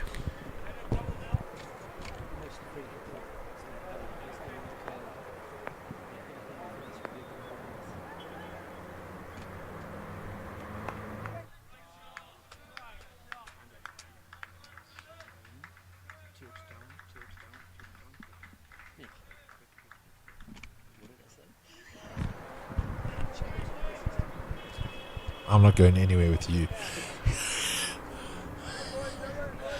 It's been a great day, but I'd like you to go sit with your team and have some drinks. What a fantastic call that was. It was a free shot. I wonder if the batsman was thinking that, or if he just felt it was there to hit. But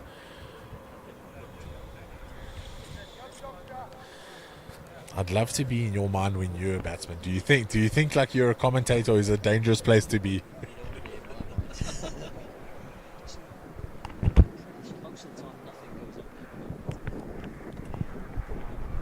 That's what all the best batsmen say. There's nothing going on, nothing's bothering them. They just play good cricket.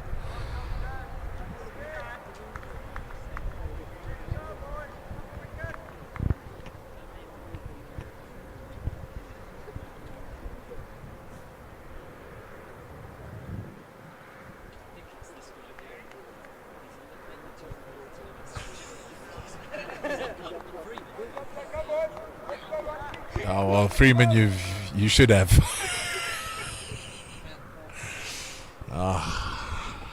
Kev has called all the right things at the right moments, and hoping he's going to call a wicket here for Zimbabwe. That looks like it hit his batting partner there on the opposite end. That will be frustrating for Robinson because he could have got a couple there. Maybe just getting a bit of karma, getting back for that boundary hop.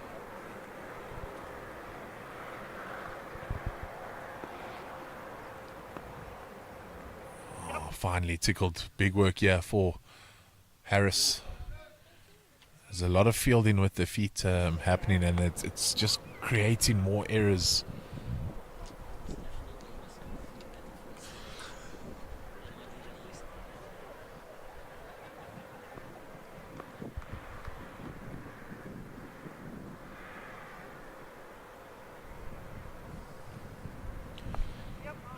Cutting that off leg stump, it looked like. 12 runs needed, off 21 deliveries.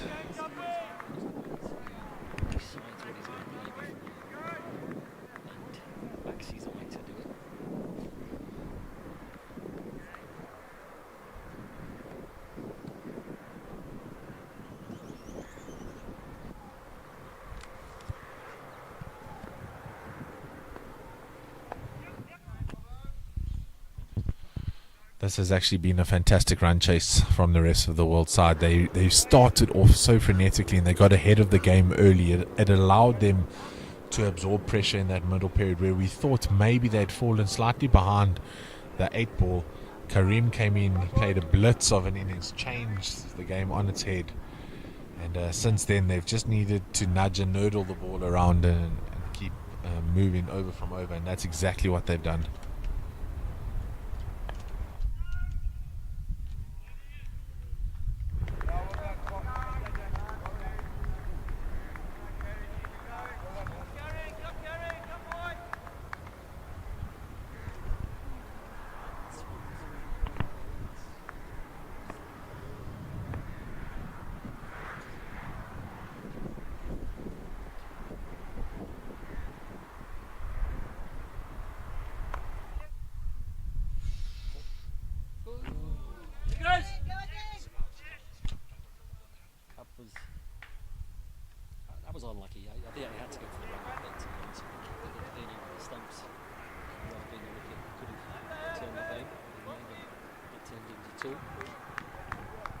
And that's a 50 partnership for the batting pair again. Partnership, guys.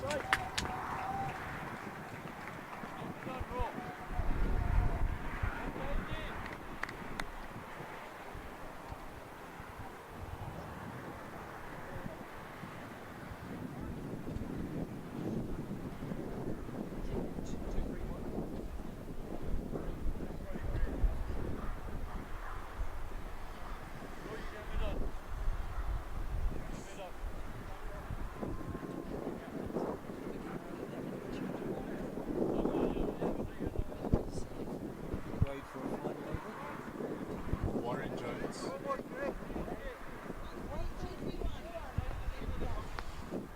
Change the bowler, Warren Jones.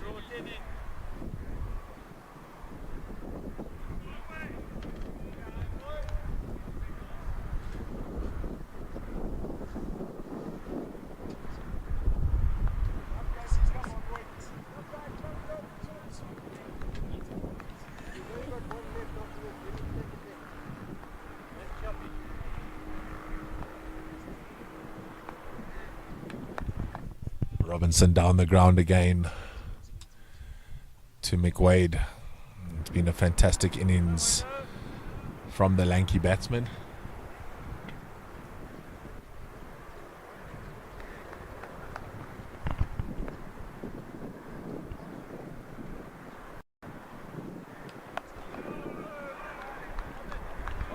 Red dot ball coming in. This his first over in the game. What an over to come in and yeah, man of the match performance if he does that.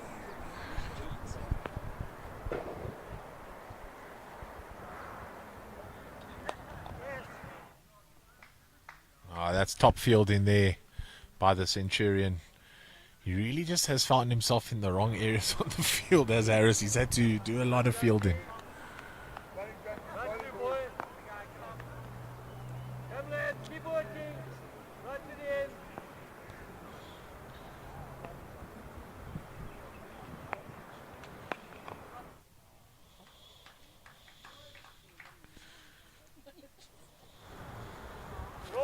No pressure on the batsman at the moment, just able to do it in singles.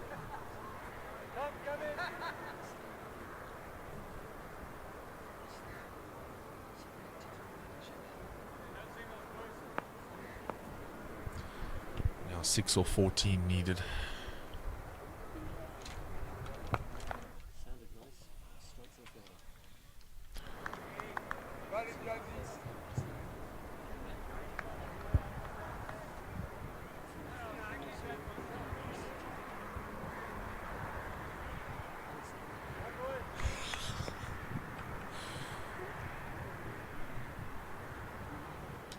He goes over the top, and that's a great shot. It's going to go for 1 bounce 4. And the rest of the world now only need 2 runs to a victory. And what a victory it would be. Both Cavaliers sides looking to come to the Africa Cup. And in the first game of the tournament for each of the sides getting a victory. What stories can be told back home all over the world.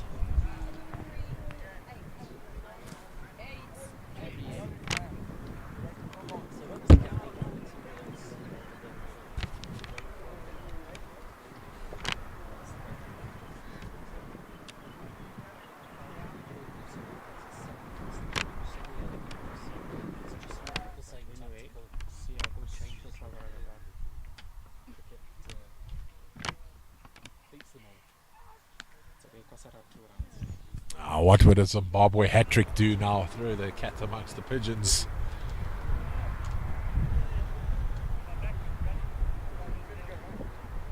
This has just been a fantastic run chase, though. You can't say it enough.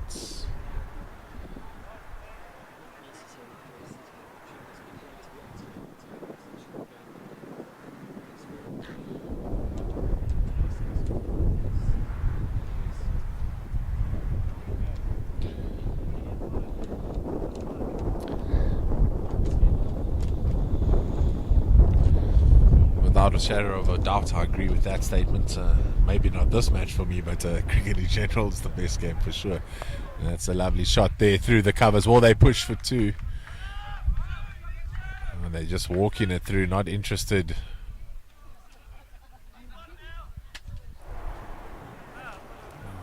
But careless there from the rest of the world.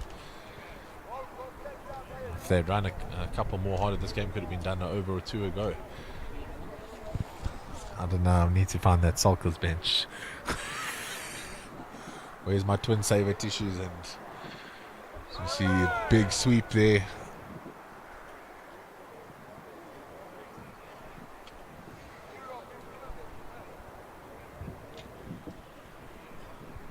Come on, make it interesting, rest of the world. Block it out. Let's get to 1 off 1 and see what happens. Let's take it down to the death. He comes down the track, a missed stumping opportunity.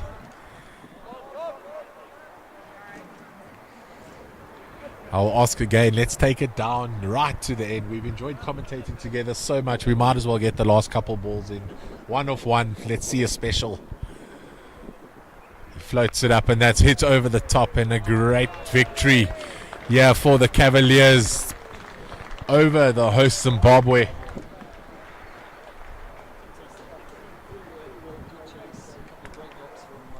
From both sides.